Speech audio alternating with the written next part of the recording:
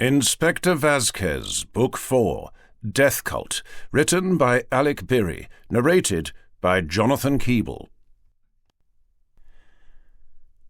It may be that our role on this planet is not to worship God, but to create him. Arthur C. Clarke. Chapter 1. 1985. Buenos Aires. 27th Precinct of the Policía Federal Argentina, PFA, Station Captain's Office.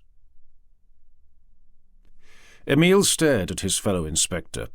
This was typical of Navarro. Having to put up with the man's micromanagement during one of Captain Gomez's frequent absences was one thing, but writing down every word was something else. "Read it back to me." Hiding his frustration, Emile raised the notebook. "All homicides suspected of junta involvement must be referred to the Truth Commission. Under no circumstances is the station to investigate." Navarro grunted in approval. Emile wished the commission would get on with it, either charge Gomez with war crimes or drop the accusation. Navarro's obsession with stating the obvious was getting ridiculous. He'd be warning his fellow PFA inspectors of bribery next. Item 2. Bribery. It is of paramount importance that any and every attempt to bribe a PFA officer is immediately— Sit up. Gomez had walked in. Emile's wasn't the only audible sigh of relief, but instead of resuming command, the 27th Precinct's captain strode between those seated bolt upright, past the oak desk where Navarro had opened every legal text the office contained, and stood by the French windows, overlooking the plaza outside. Pulling a half-open drape further aside, Gomez said, "Carry on." Navarro cleared his throat. Item 2. Bribery. It is of paramount importance that any— Inspector Delgado. Gomez still hadn't turned round. 12 men and a woman are about to enter the station. They are to be given access to anyone and everything they need. Gomez faced his senior inspector. But I want the desk corporal to take his time checking their IDs. Yes, sir. Delgado was out of the office like a shot. Those remaining got to their feet. Everyone knew what was coming. Goodness knows the station had rehearsed it often enough. "Inspector Vazquez," said Gomez, "stay where you are. The rest of you can go." Everyone less Emile left the office. "Close the door." Emile did. Lighting a Marlboro from a packet he didn't offer Emile, Gomez said, "Got this story straight?" What with every Argentine senior military and police officer either behind bars or standing in a courtroom awaiting sentence, it was only a matter of time before middle ranks like Captain Bruno Gomez and Inspector Emiliano Vazquez had to answer for their part in the dirty war. Bracing to attention, Emile stared ahead and said, "Yes, sir. Repeat it to me." "Captain Gomez is a patriot," said Emile. "A God-fearing man who not only loves his country, his family, but the rule of law." To emphasize their agreement, Emile looked his boss in the eye. "And if that duty involved the deaths of those now not thought to be enemies of the state, then only God can judge his actions." A typical obfuscation of truth and lies, and one Emile's ex-sergeant, Laura Gomez, would have seen through in an instant. But her uncle seemed satisfied. Although, given how he was staring back, Emile did wonder if hyperperceptivity ran in the family. Gomez pointed at the office desk intercom. "I'll be listening." Emile was about to leave when a thought occurred. "It's Laura's. Your niece's wedding on Saturday, sir. Does your release from custody mean you'll be giving her away?" What Emile really wanted to know was, would he be giving Laura away? Emile had promised his ex-sergeant he would, if her favourite uncle was languishing in a prison cell somewhere. Gomez appeared to ponder the question. A moment later he said, "I'd be more concerned about my own liberty if I were you."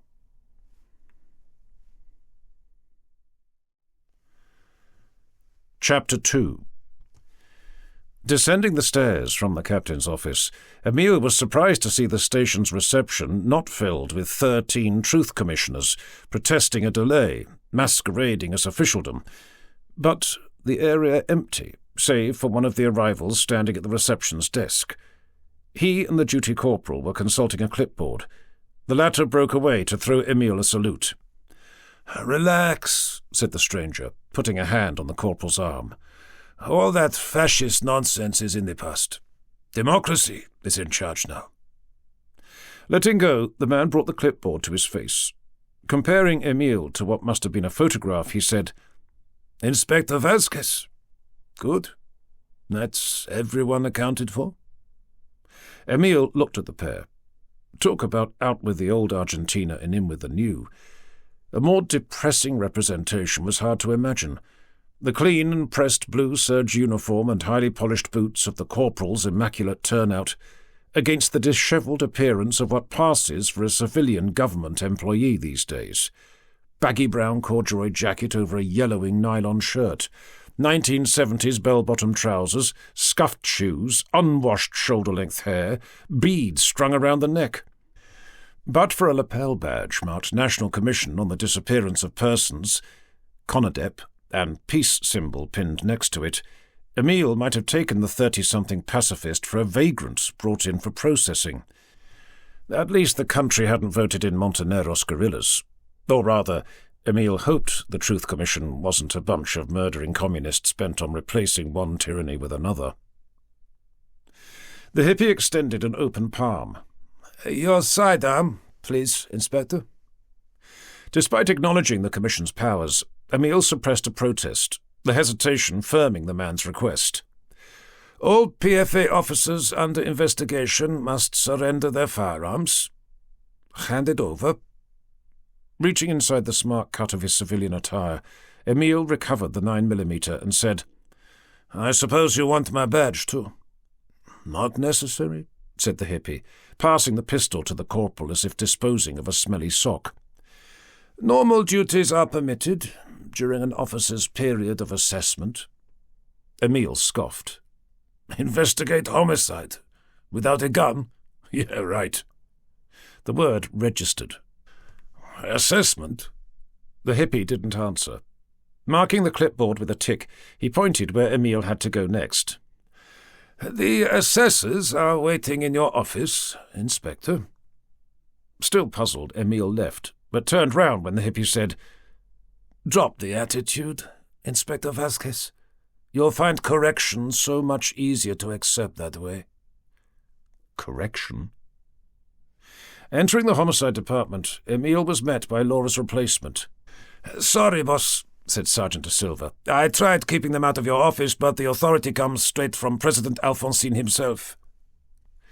Whatever these people were intent on correcting about Emile, he was determined something from the old regime should remain intact. "Sir," he growled. "It's sir, not boss. I won't tell you again, Sergeant." Emile barged past his deputy.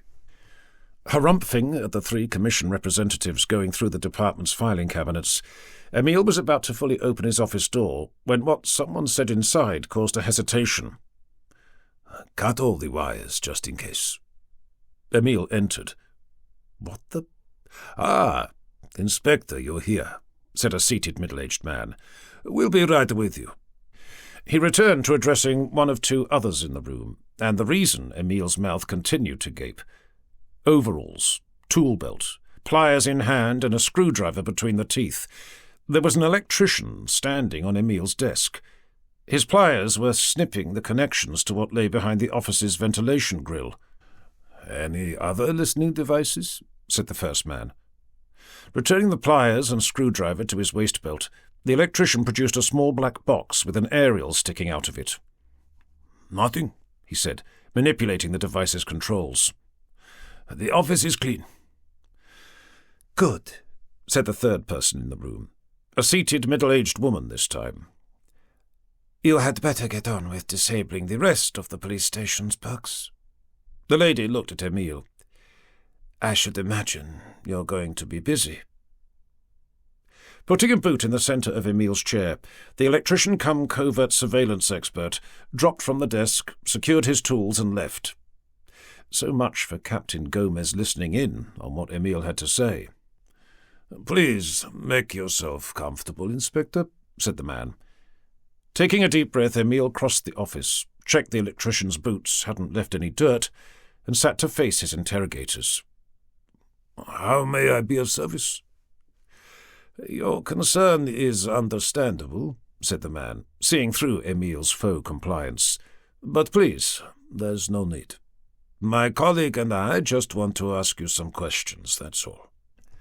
Exactly what Emile would say before dispatching a suspect to a detention centre.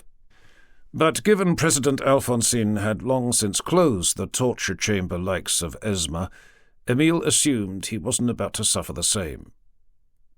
Emile opened a drawer to press record on a portable tape machine. His fingers groped at nothing. The lady placed the recorder on the desk. "There really is no need for subterfuge, Inspector.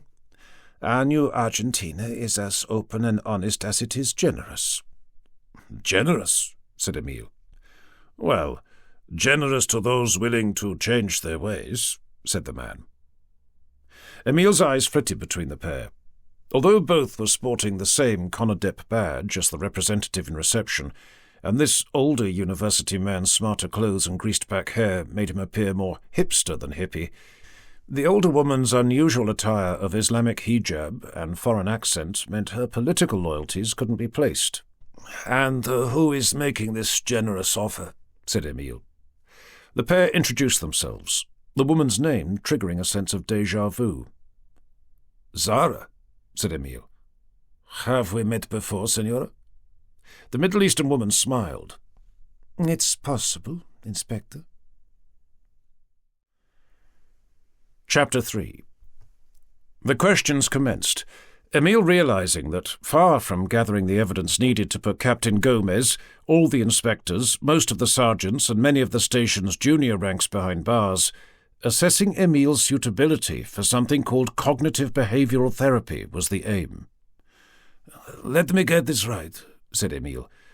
"Once I've completed this CBT thing, not only will I get my gun back, but I can carry on as if nothing has happened?"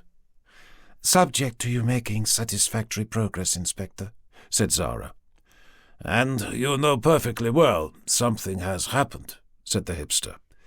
30,000 dead and missing rarely happens by accident." "I haven't killed anyone," Emile shot back. Like his hippie colleague in reception, the hipster was holding a clipboard. Taking a biro from the top, he marked its paperwork with a tick. "Yes, we know that, Inspector." Turning a page, the hipster said, "It's what makes you suitable for correction." There was that word again. Correction. "Detective Inspector Emiliano Vazquez," said the hipster, reading what was underneath. "Age 35, active in bribery and complicit in extortion, protection, gambling, prostitution, drug running, and murder." "I haven't been complicit in anything," lied Emile. "Just the charge of bribery to put you behind bars, then?" said Zara. Emile refused to be intimidated. "Look, policemen taking bungs during times of national stress is just what happens.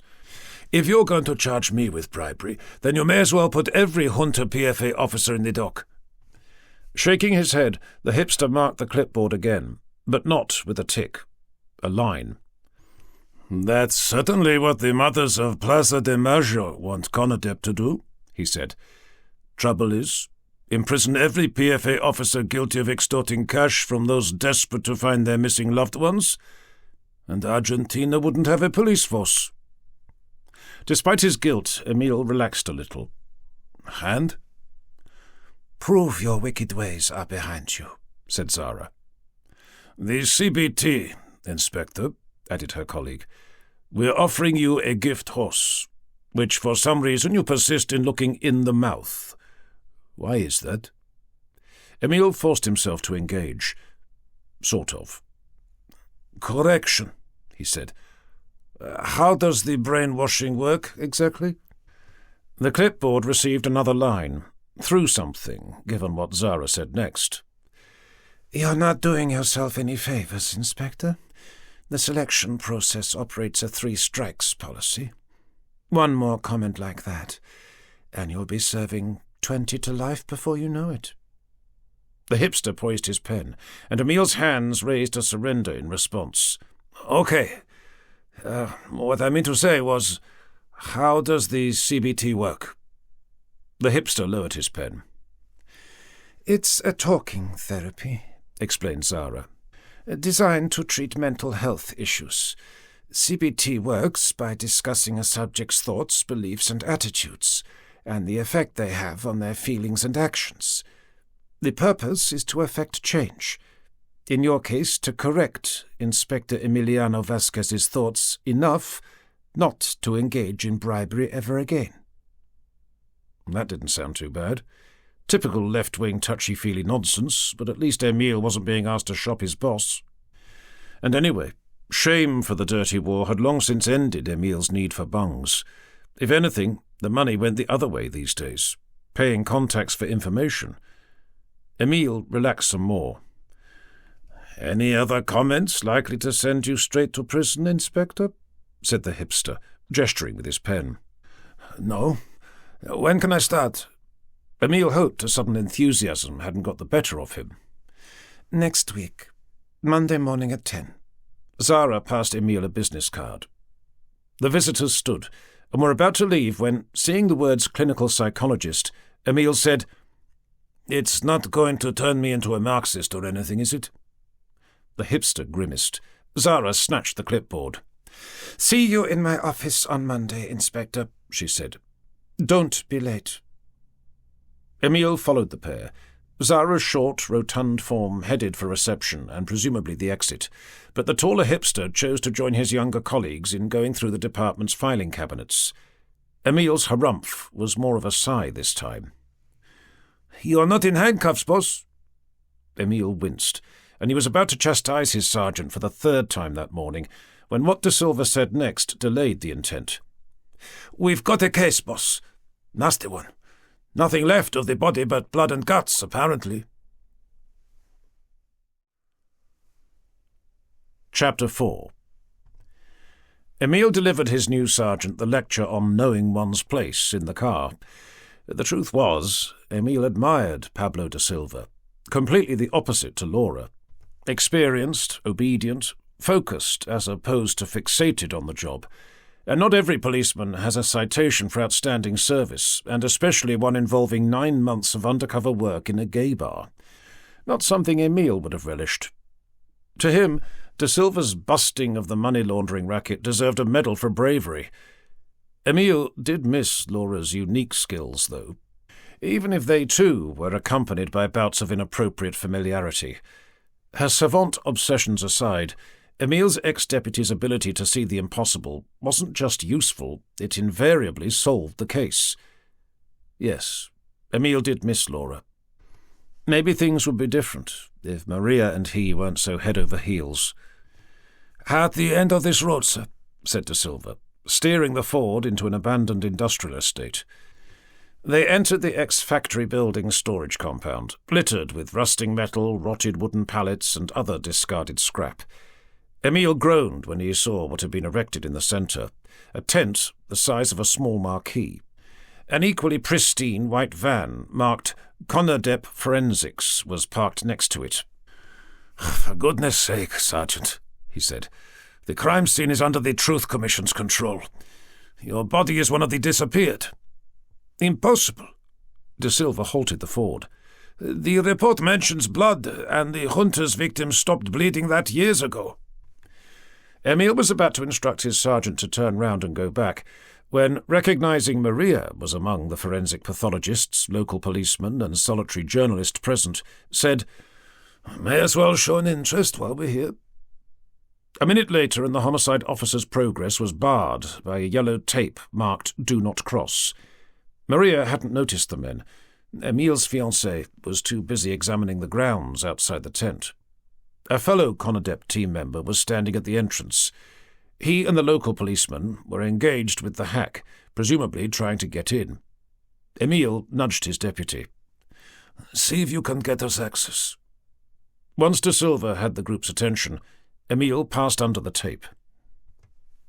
Regardless of Maria's protective suit, goggles, and filter mask, Emile would recognize his fiancée from any angle, and, checking the others present had also taken an interest in De Silva's query, Emile approached Maria from behind. He gave her bottom a playful slap. "What on earth?" said a voice Emile wasn't expecting. Standing up straight, the little man spun round, tore off his protective mask and goggles, and said, "How dare you? What's the meaning of this? Who the hell are you?" Talk about embarrassed. Emile couldn't apologize enough. Made worse when, far from carrying on with the grisly task of identifying human remains, others turned to stare. Maria exited the tent. Emile, Inspector Vazquez. Good. I was hoping it would be you. Her upbeat tone fell. Head switching between Emile's red face and the purple of the shorter man's, Maria said, "What's going on?" "You know this person?" said the little man. "Yes, Professor," responded Maria. "Inspector Vazquez is my fiancée." She appeared as awkward as Emile. "You're marrying this individual?" said the professor. The little man must have been Maria's superior. His expression of disbelief was accompanied by, "Might I suggest you do that sooner rather than later?" He glowered at Emile. "Someone needs to control such unacceptable behavior." The little man stomped off towards the van. "What was that all about?" said Maria.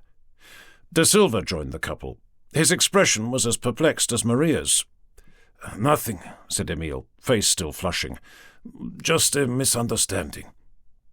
Conscious of the agreement to use titles whenever Maria and he met professionally, Emile introduced his sergeant and said, "We understand you found a body, Dr. Fierro?" Still frowning, she said, "Well, not the kind of body we're used to finding, Inspector Vazquez." Emile guessed he had a lot of explaining to do once the couple were alone. "But as it's clearly not one of the disappeared," continued Maria, "we thought it best to call in the police." "Then why are so many of your team still here?" said De Silva. He was looking at Maria's colleagues and the local policeman, stopping the hack from entering the tent. "Because the body is lying on top of what does interest us." Maria drew attention to what the professor had been examining, trays of earth, or, more accurately, trays filled with earth, scraps of tattered clothing and other rotted personal effects. "Evidence of the junta's war crimes," she said. "Their victims' remains." The two men looked at each other. Much to the journalist's annoyance, the local policeman allowed Maria to lead the homicide officers inside the tent, but before doing so, she said, "I hope you two have strong stomachs." Chapter 5.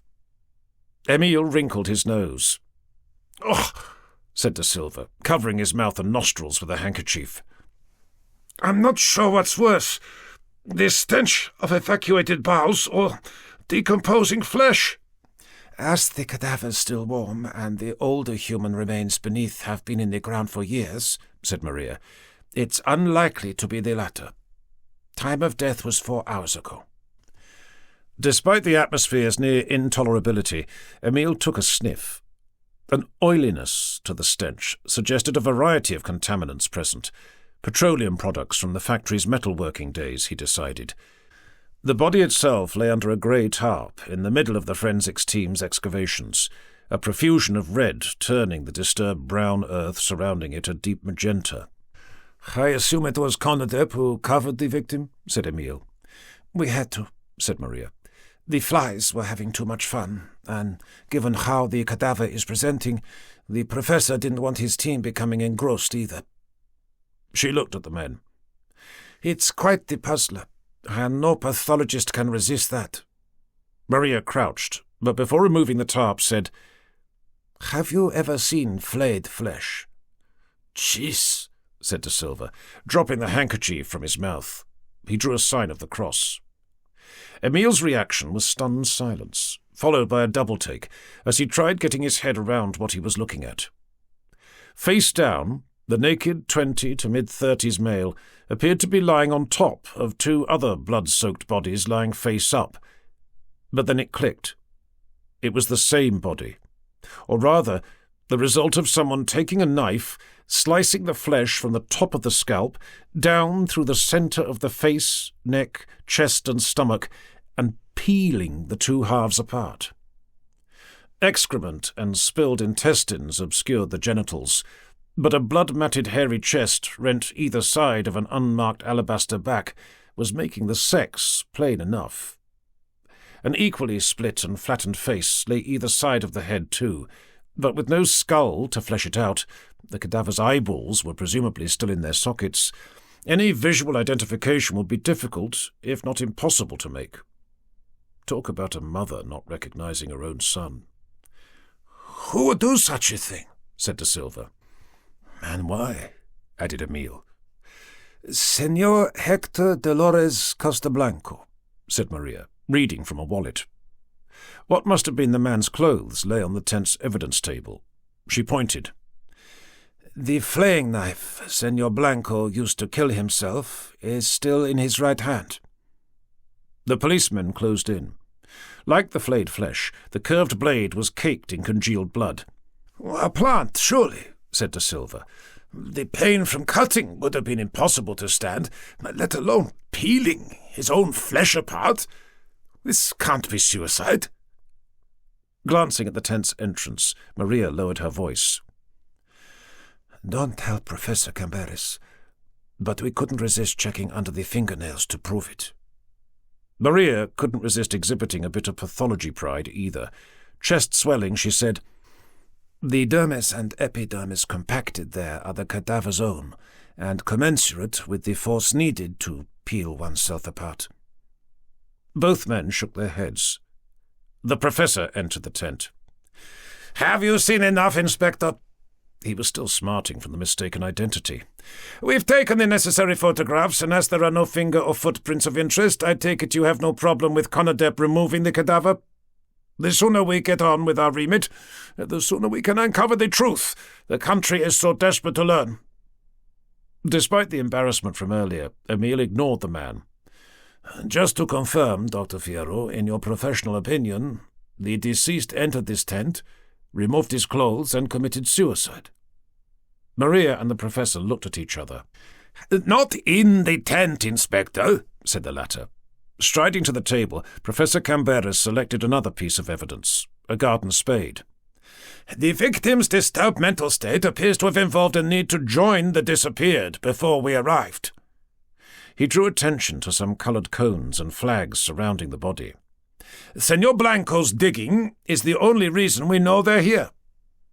Whatever Emile and De Silva thought they were dealing with had just taken an even stranger turn.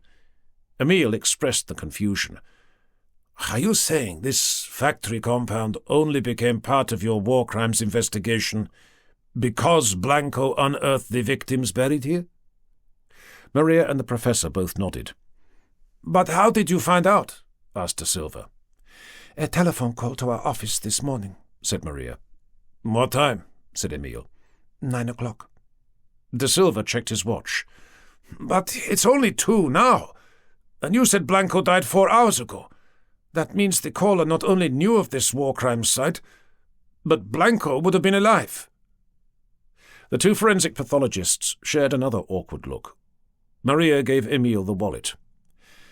"The caller identified themselves as a Señor Hector Dolores Costablanco."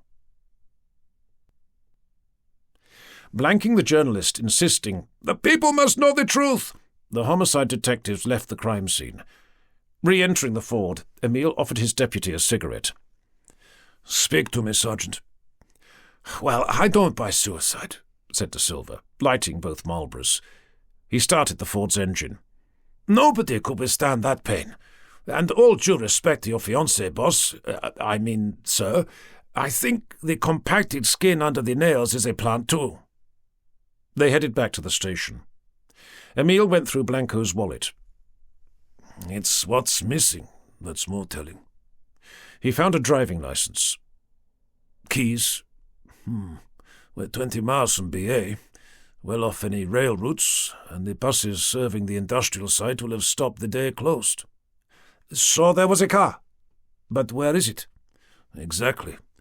And why would the murderer leave us plenty to go on? Blanco's driving license, national ID, insurance, credit cards, payslip. There's even a list of names and telephone numbers. My money's on the vendetta, said De Silva. The murderer using their knowledge of the war crime site to lure Blanco here, forcing him to reveal it, and then torturing him with something even more horrifying. The dirty wars settling old scores will be behind this. With Blanco just standing there and taking it? No one's going to do that, not even at gunpoint, and especially in such a surgical way. And where's the murderer's footprints in the earth Blanco dug up? No. There will be a method to the madness somewhere.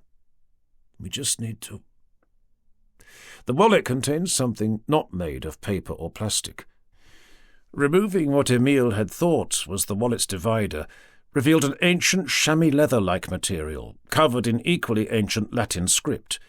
Each word was marked with a cross using a pen from this century, a Christian cross. Emile looked up the road ahead.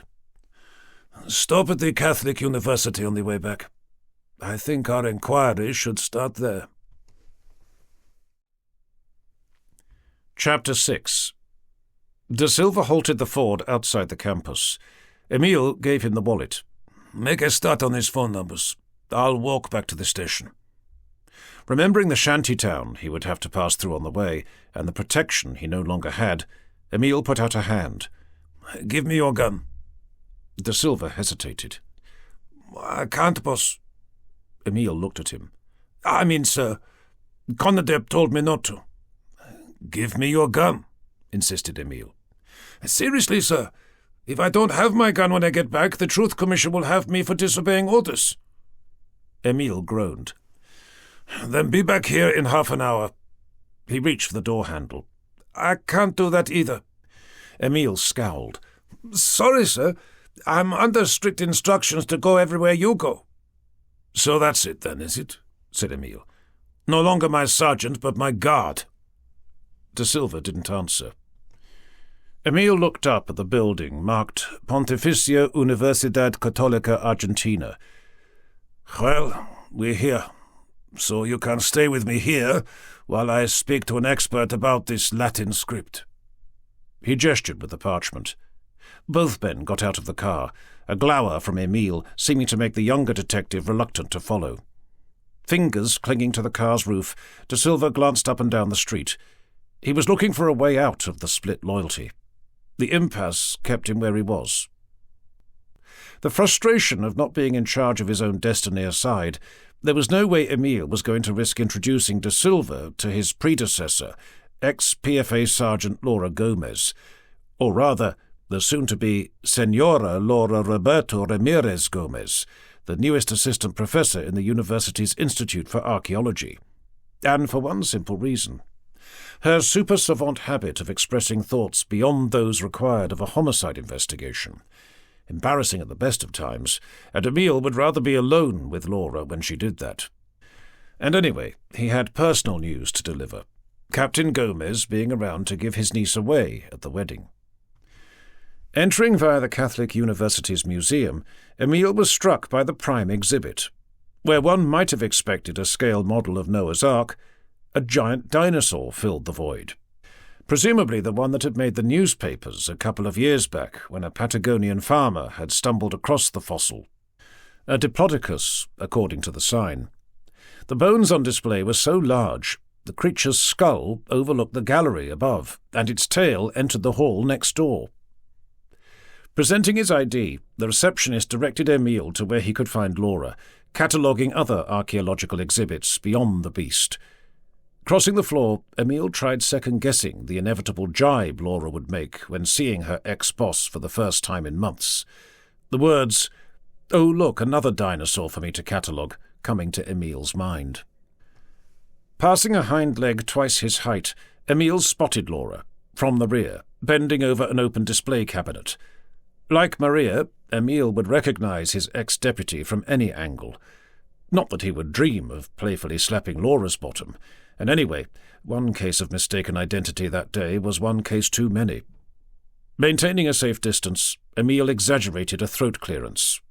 Laura faced him. Emile!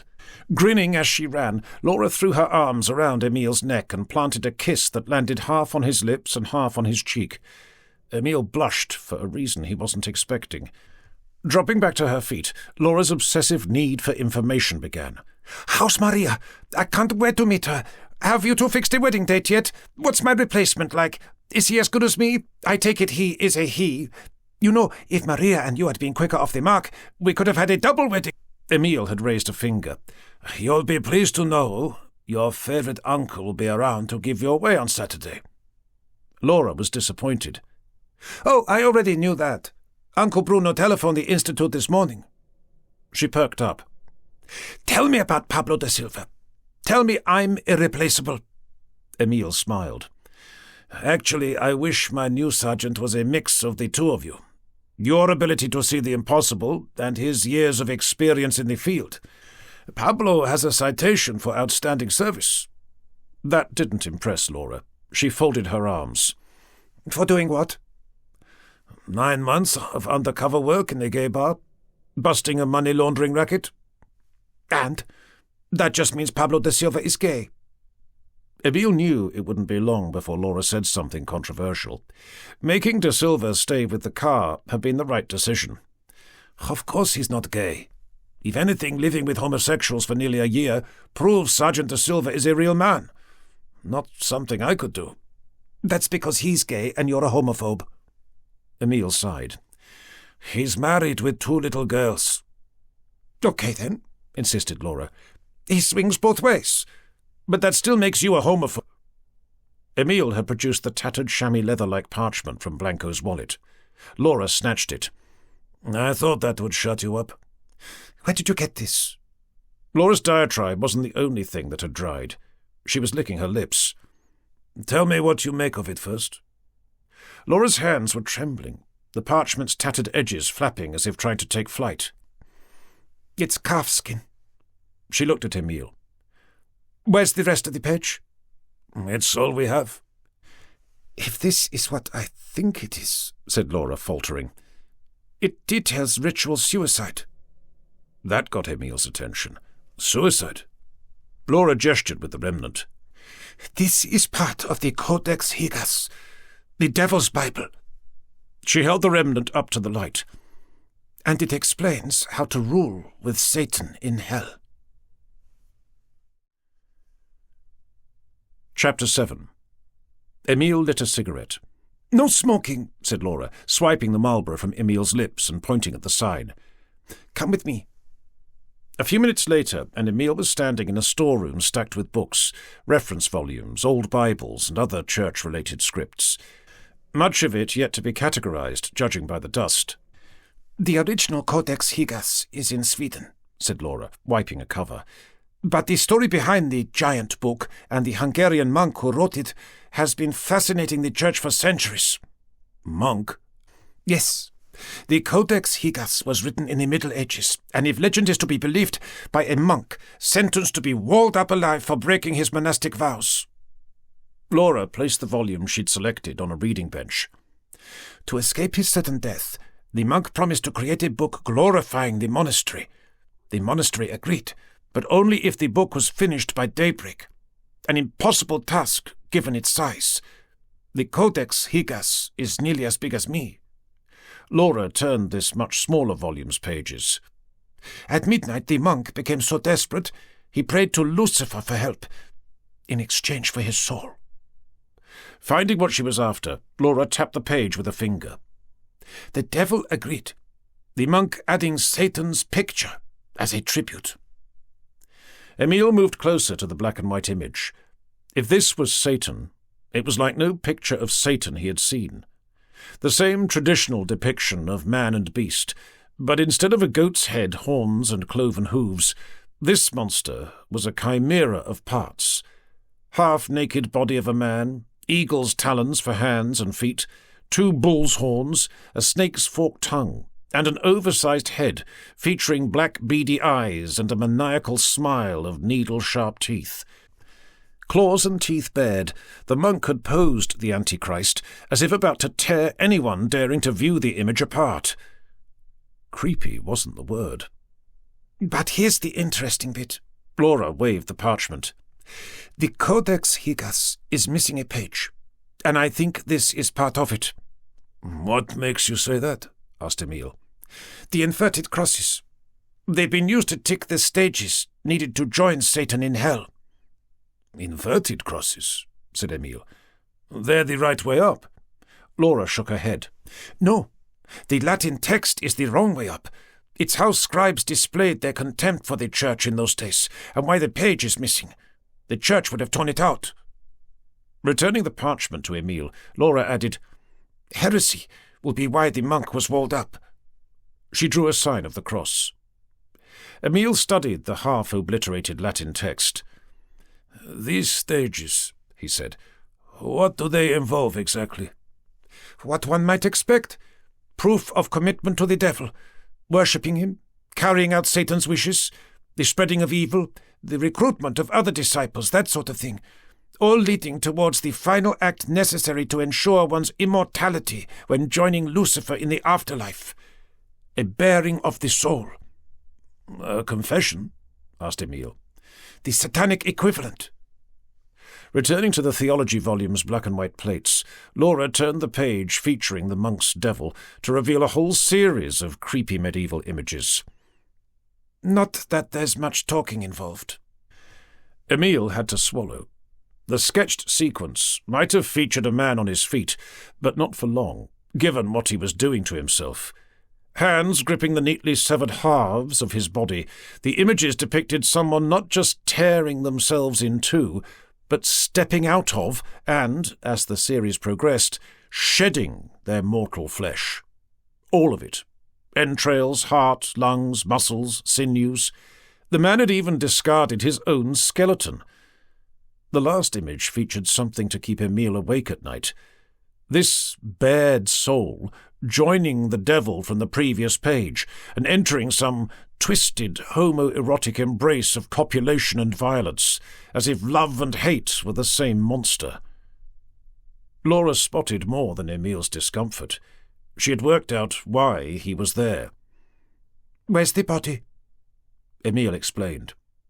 Laura listened, her robotic head twitching making an appearance, which felt puzzlement when learning of the war crimes site Blanco's pre-mortem digging had uncovered. "Emile," she said, looking at the reference book's images, "if this wasn't murder, and the method of Blanco's suicide was technically impossible for him to withstand, then drugs or brainwashing must be involved." Laura turned to Emile. "Whoever convinced Blanco to kill himself is extremely dangerous." Troubled as his mind was, Emile thanked Laura, and after discussing a lighter subject, her wedding to Roberto on Saturday, Emile headed for the car.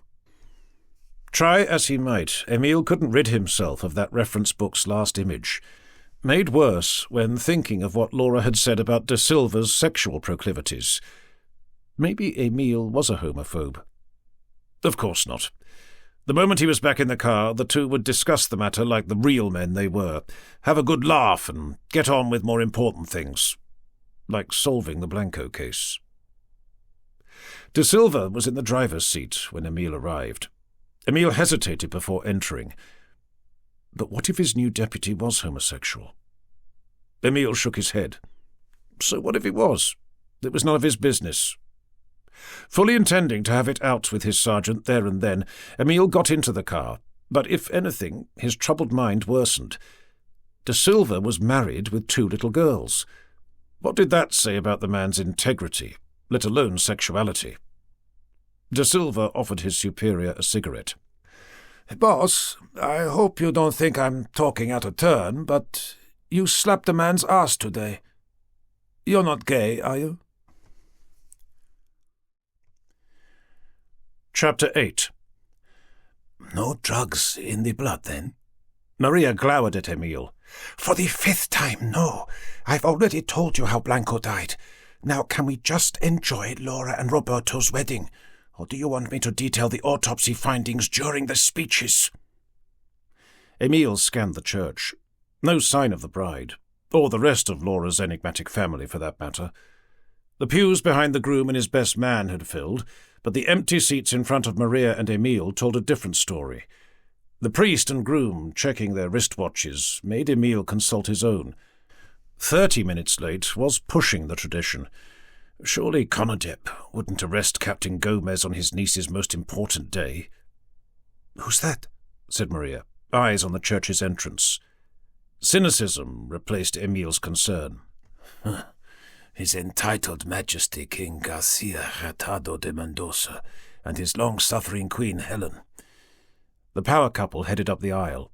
He's Laura's uncle on her father's side. "Laura's related to royalty?" said Maria. If you go back far enough.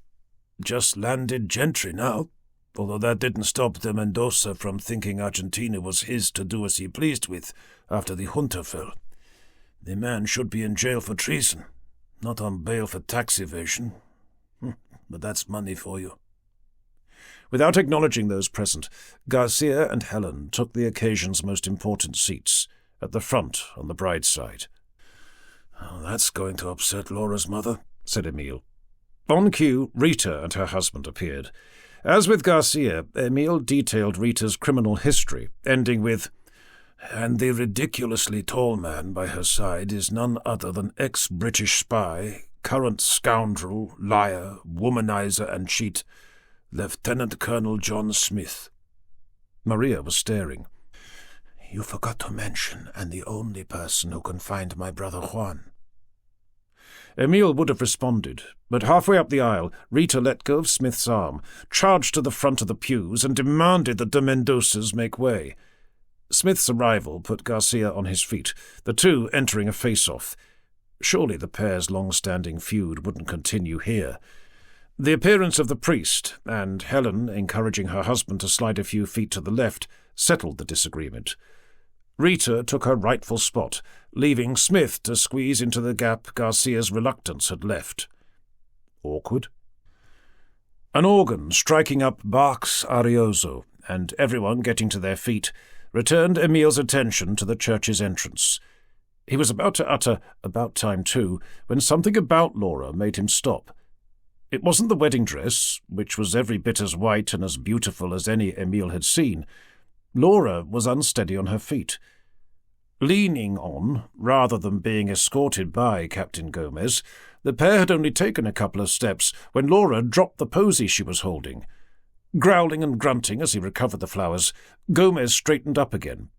The man's default demeanour was anger at the best of times, but Emile had never seen him so purple. A veil meant Laura's emotions were less obvious, but as the procession of bride, uncle, flower girls, page boys, and maid of honour passed, Emile thought he heard giggling. "She's drunk," said Maria. "That'll be her savantism," said Emile. "Laura finds life stressful at the best of times, so a bit of Dutch courage on her wedding day is to be expected." Maria looked at him. "Why are you defending her?" Emile didn't answer. Relieving himself of, rather than giving Laura away, Gomez found a seat on the bride's side, and the wedding ceremony began with its traditional mass. The replacing of music with prayers seemed to encourage Laura's fit of the giggles. Her shoulders were shaking. The priest ignored the nervous eccentricity, but Roberto spent most of the ceremony doing what Gomez had, propping up his bride lest she collapse. Touch and go for a while, especially when Laura said, "I do." "That sounded more like I don't," whispered Maria. Emile didn't know what to think. The signing complete, hymns sung, praises made, and the obligatory collective guilt for one's sins admitted, a pealing of church bells and ushers opening doors was the sign for everyone to leave. The congregation exited, fresh air and sunlight triggering both excitement and relief that Laura hadn't fallen over. Maria prodded Emile with a finger. "I need to speak to Colonel Smith. Introduce me." "For goodness sake, Maria, we know where Juan is. You've been writing to that neurological hospital in London." "Yes, for weeks, and I've yet to receive a reply. Introduce me." Emile couldn't help himself. "Now you know what it feels like to be ignored by someone you love. Maybe Juan thinks you should move on without him." Ignoring the dig, Maria lowered her voice. "We've been through this, Emil. Josef Mengele created Juan to do unspeakable things, and practicing neurosurgery in England means he's well on the way to doing them. Introduce me now." Putting her arm through his, the couple approached Smith, who was in conversation with Rita. The four had just made eye contact when a cheer caused the women to reach into their respective purses. Bags of dried rice in hand, Maria and Rita headed for where Laura and Roberto had emerged into the daylight. Being left alone with Smith was the last thing Emil wanted. "Don't you just love weddings, Inspector?" said Smith, smiling at the rain of rice and confetti. The man was his usual mixture of aloof superiority and condescending arrogance. Only the gullible could think was charm. "Such a pity. Only a few of Laura's well-connected friends and relatives could attend." Looking down at Emil in more ways than one, Smith added, "Still, I'm sure the new Senora Laura Roberto Ramirez Gomez appreciates your less influential appearance, Inspector." Emil didn't rise to the bait. "You'll be pleased to learn the organization imprisoning those war criminals is keen for us less influential types to replace them." He forced a smile of his own. "I've a meeting with Conadep first thing on Monday morning." Smith's smile broadened into a grin. "I hardly think a session of cognitive behavior therapy counts as a promotion interview, Inspector." Emil dropped the pretense. "How do you know about that?" Smith didn't capitalize on Emil's discomfort. He shrugged. "My new job as a trade envoy in President Alfonsine's administration. Juggling politics with bullets comes in handy when negotiating international business deals, apparently. And you won't be surprised to learn the security clearances required operate at the highest level." Emil seethed. If Britain winning the Malvinas War and Emil assisting the enemy in bringing down the last of the old Nazis wasn't bad enough, Smith hadn't only switched sides, but was spying for Argentina. Emil growled. "Well, that's something Zara and I will be discussing. The stress I've been under ever since I met you. This CBT had better be good." Smith furrowed his brow. "Zara?" "Yes," said Emil. "She's the psychologist. Middle Eastern, judging by the hijab she wears." Smith had dropped his pretense too, replaced by an expression Emil took for concern. Fear, even. Staring at the happy couple, Smith said, "Whatever this psychologist Zara has planned for your mind, Inspector, I think you should be prepared to experience some pretty extreme thoughts." Chapter 9. As Zara's office was in the next precinct, and it was a nice day, Emil elected to walk. He needed to clear his head anyway. Trepidation for the correction aside, Emil was obsessing over the Blanco case. The wallet's names, telephone numbers, and payslip had all led to nothing, and searching the victim's home proved just as fruitless. It was the same when questioning Blanco's neighbours. Nobody knew the guy.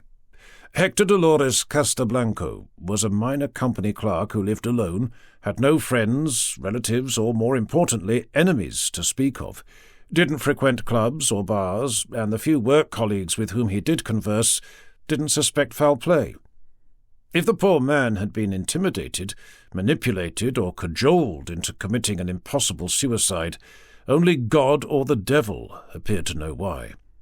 There wasn't even a suicide note, which theoretically left Emil with a Sherlock Holmes-style improbable truth to solve. But where to go next? At least Emil could make the journey to Zara's office alone.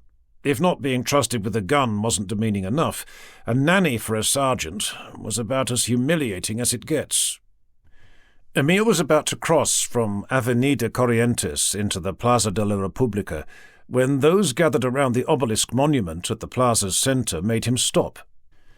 The journey might not have taken Emil through any via miserias, but it wasn't without risk. The Mothers of May were holding a vigil. The women's familiar white headscarves and placards featuring portraits of missing sons and daughters dominated the scene. Recognizing he had taken a bung from at least one of those present, Emil turned his jacket collar up.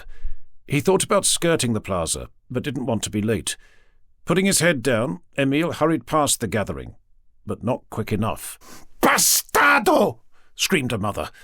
Amid squealing brakes and blaring horns, Emile charged the 7 lanes of traffic ahead, only adding a dodge when a truck that hadn't seen him threatened to end the journey in another way. Emile didn't check to see if the mothers were taking the same chance. His priority was a sign marked Conadep in the next street, followed soon after by the commandeered hotel's revolving glass door. Emile careered through, only choosing to catch his breath once inside the building.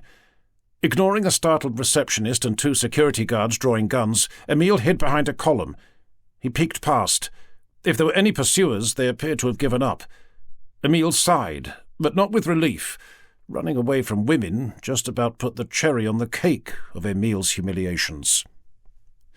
"Show me your hands." Making a slow about-face, Emile obeyed the guard. A pat-down, emptying of Emile's pockets, retention of anything sharp, and a walk through metal detector was followed by a check of Emile's ID against a desk diary. The next thing he knew, Emile was in handcuffs. "Follow me," said the security guard responsible. The pair entered an elevator, the words "Penthouse Suite" next to the button the guard pressed, making Emile say, "All right for some." He didn't get a response. A few seconds later, and the men had stepped into a second lobby area, more welcoming than the first. Soft furnishings, modern art, a burgundy leather-covered and brass-button-studded door. Other than the elevator, it was the only entrance, indicating the poshest suite in the plushest Buenos Aires hotel Conadep could have sequestered, and it took up the whole of the top floor. Reaching the door, Emile's arrival was announced into an intercom. The door clicked open, the escort's extended hand inviting Emile to enter first. "Remove those handcuffs immediately." Zara was standing by the suite's largest window, her dark, squat form silhouetted against the obelisk monument dominating the view. "This is a correctional facility, not a prison." One and the same, in Emile's experience. "Our orders are handcuffs until the correction is complete, senora," said the guard. "Or I must remain with the prisoner. Candidate." But for the lobby area's tasteful decor extending into this far larger space, Emile assumed he had been suckered into attending a torture chamber of a detention centre after all. Landscapes, murals, statues, busts, more sumptuous furniture, polished marble floor. It was like standing in an art gallery. Not that the junta's detainees got to see inside the likes of Esma. Not with a bag over the head. Zara gave in to Emile's escort. "Just leave." The security guard did. Another click as the door closed set Emile's interrogator/psychologist, he hadn't decided which, rummaging through a purse. "Nonsense," she mumbled. "Encouraging someone to think differently while they're wearing handcuffs is the most ridiculous thing I've ever heard. This should do it."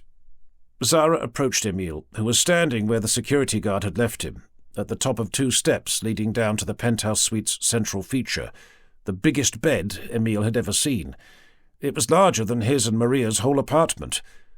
Strangely, the pillows and covers were black, as if to match the all-encompassing nature of Zara's clothing.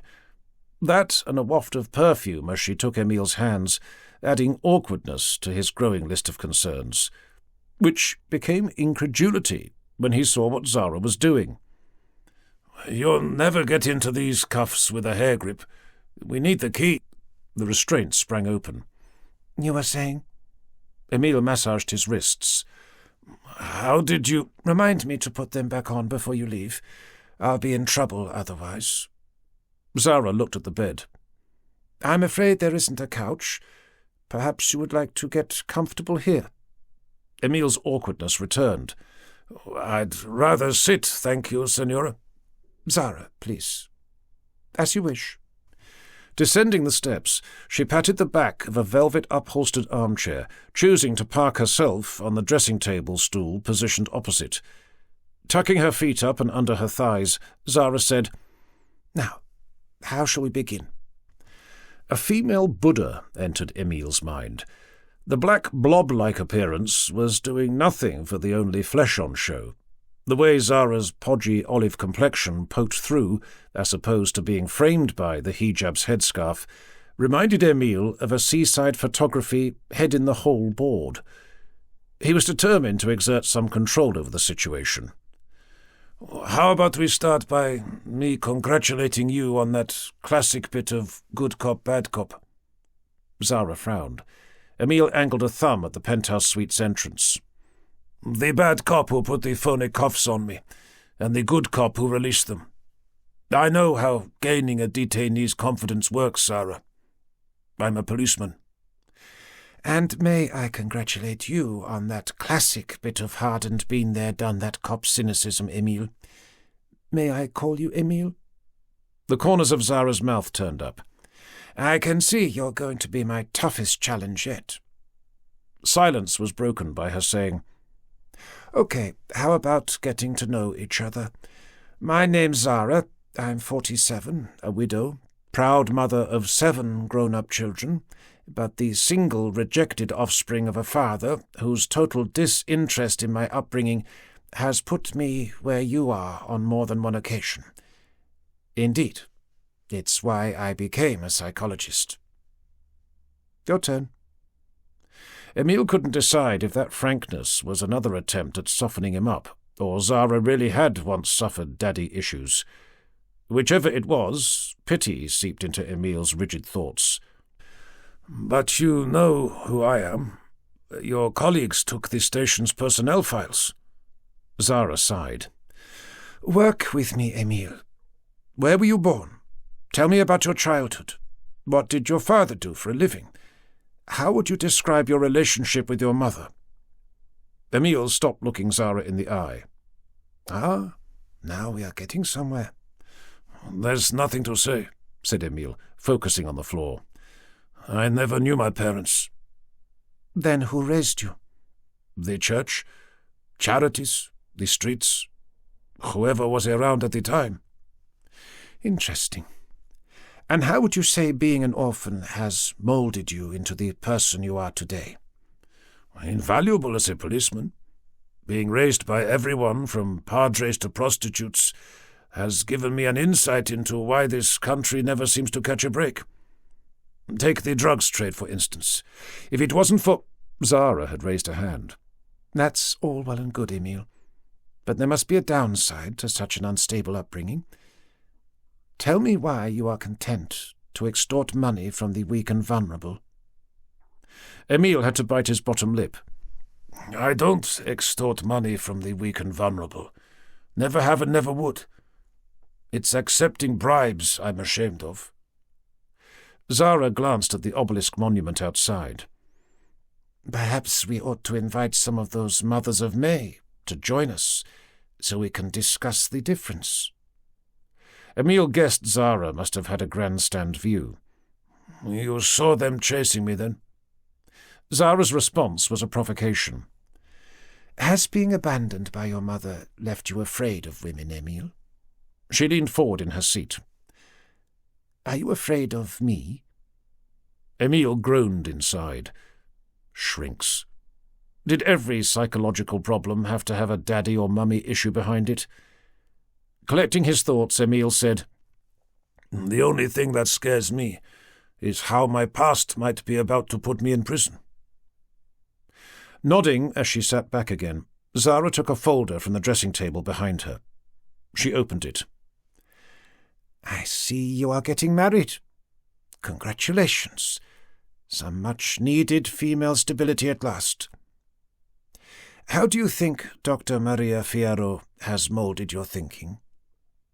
Finally, something Emile could be proud of. In just about every way possible. Not only has Maria made me see the error of my ways, but she's moulded them, as you call it, like I never could have imagined. I think it's the far greater suffering she had to endure during her childhood. Emile cut himself off. Not just because he didn't want Maria's secrets revealed. A lump had come to his throat. Go on. Emile couldn't, and not only because of the lump. The last thing he wanted to discuss was what Maria had suffered. Perpetual incestuous rape. Zara went back to the file. Oh, I see your fiancée is one of ours, a forensic pathologist searching for the disappeared. She looked up again. I haven't seen her in the hotel. That's because Maria is living with me. How very late 20th century of you both. Come on, tell me how Maria's greater suffering has influenced you. The lump grew larger. Emile swallowed, hard, but children was all that came out. The orphanage, Mengeler's lair, the butchering of Maria's abortion, the other unspeakable evils the children had suffered in the basement, and, as Emile's mind cast back, lifting little Sophia's lifeless body from her cot. Closing his eyes, Emile cried, just as his tears had covered Sophia's tiny misshapen head then. Human after all. Emile opened his eyes. Zara was standing in front of him, offering a tissue. Emile took it. Same time, same place next Monday, please, Inspector. Emile was confused. Is that it? He said, wiping his eyes. Well, when it comes to confirming you're a monster with a conscience... Zara was writing in the folder. All we need do now is discuss a path that not only leads to coping with the shame and guilt, but rescues your career. She looked at him. And much as reducing my clients to a bubbling mess has a part to play, persisting with the agony hardly makes me an angel. Zara pressed a buzzer. Oh, we'd better put the handcuffs back on. A minute later, and the security guard was checking the restraints. The men were about to depart the suite when Zara said, One last thing, Inspector. I gather your latest homicide case is proving a challenge? How do you know about that? Zara waved the file. Your mind is as much my business outside of this hotel as it is within. Have you thought about investigating the other bodies? Other bodies? Said Emile. What other bodies? The bodies Senor Blanco uncovered before apparently committing suicide. They disappeared. Zara gestured with the folder again. And I do believe you know someone who could help with that. Chapter 10. Handcuffs removed and personal effects returned, Emile left the hotel. The sun, still bouncing off the obelisk monument outside, made him squint, but instead of looking away, Emile closed his eyes and faced the brightness. He smiled. Talk about a problem shared being a problem halved. The jury might still have been out on Emile's guilt, but he had to hand it to Zara. This CBT thing showed promise. Emile chuckled. The psychologist had even signposted the next step in the Blanco case. In a mood a darn sight more positive than he was 30 minutes ago, Emile headed for the station. Was that a spring in his step? Not that a partially corrected mind would impress the mothers of May. Emile was about to skirt the Plaza de la Repubblica when what was actually reflecting sunlight checked his pace. To begin, Emile thought a flatbed truck loaded with hewn stone had blocked the view, but the obstruction was too big, and there was no truck, just as there was no obelisk. Peso for an old soldier, senor. Pity for those injured in the Malvinas War, and those blinded especially, made Emile fumble for some loose change. His eyes needed time to accept what they were telling him anyway. The blocks of stone were a single building, the size and shape of a medieval keep. A keep acting as a giant plinth, supporting a giant boot, sheathing a giant leg, and, as Emile's transfixed gaze wandered up where the obelisk monument should have been, a second giant leg leading down to a similar jackboot and plinth on the plaza's opposite side. Emile was looking at a half-built statue, striking a power pose that straddled all 18 lanes of the highway beneath, or, given the Plaza de la Repubblica was located on the world's widest street, a colossus in mid-construction. "Thank you, senor," said the beggar, biting into the coin Emile had found. "May the angels piss out the flames, should you ever catch fire." "What's going on?" said Emile's shaky voice. "It's those damn terrorists again," said the veteran. "One's got himself stuck up there this time." "Who? What? Stuck up where?" The veteran gestured with the tin cup he was holding. "I assume you've got the eyes I haven't, senor. The man stuck where the colossus's bowl should be. Got caught on the wrong side of his bomb, I reckon." Bomb? Emile took a second look. A sun approaching its zenith made it difficult, but someone was standing on the narrow divide linking the half-built monstrosity's legs. "That's the 5th explosion in as many months," explained the veteran. "Why the communists don't just accept they've lost the war, I'll never know." Communists? War? The plinth had an entrance, and shattered glass covering the ground where the doors lay blown open, together with the words "bomb disposal" writ large on a nearby truck, confirmed the veteran's words. Emile had passed this way less than an hour ago. How could the obelisk be demolished? A replacement partially built and attacked by Montoneros guerrillas in that time. Emile approached the mix of military and police loitering beside the army vehicle. "I don't mind scraping the body off the ground," said a PFA corporal, looking up at the stranded man. "But I draw a line at climbing 2,000 steps just to watch him jump anyway." "Don't forget, that's 2,000 steps of metal bent and twisted by the guerrilla's latest bomb," said his colleague. "You'd be lucky not to end up on the highway with him. The Colossus will never be finished in time for VA Day at this rate." "What's the situation, Corporal?" said Emile, trying not to sound confused. The policeman braced to attention, and to Emile's shock, both threw fascist salutes, and not just any far-right gesture. The symbol centred on the pair's blue and white armbands made it clear the victors in the war, the veteran had mentioned, were the most notorious kind. More in wanting to stop the nonsense than returning the salute, Emile raised his own right hand, and to his horror saw that he too was wearing an Argentine police uniform with a Nazi bent. "The sniper is on his way, Captain Vazquez, sir," said the corporal. "Captain?" "Don't worry, sir." It was the bomb disposal team's lieutenant. "Once we've cleared the Fiora Colossus of any secondary devices, construction can restart immediately." Fiora? Emile didn't know what to think. Not only were these men, this place and the uniforms alien to him, but Emile's hands didn't appear to be his either. Looking into the bomb disposal truck's wing mirror confirmed the worst. Gold braid, swastika centred on the uniform's peaked cap, and the Captain Vazquez looking back at Emile was at least 10 years older. 13, to be exact, judging by a nearby banner that read "Victory in Argentina Day, 1998. He must have fallen asleep during the CBT session. Zara's business card did mention hypnosis.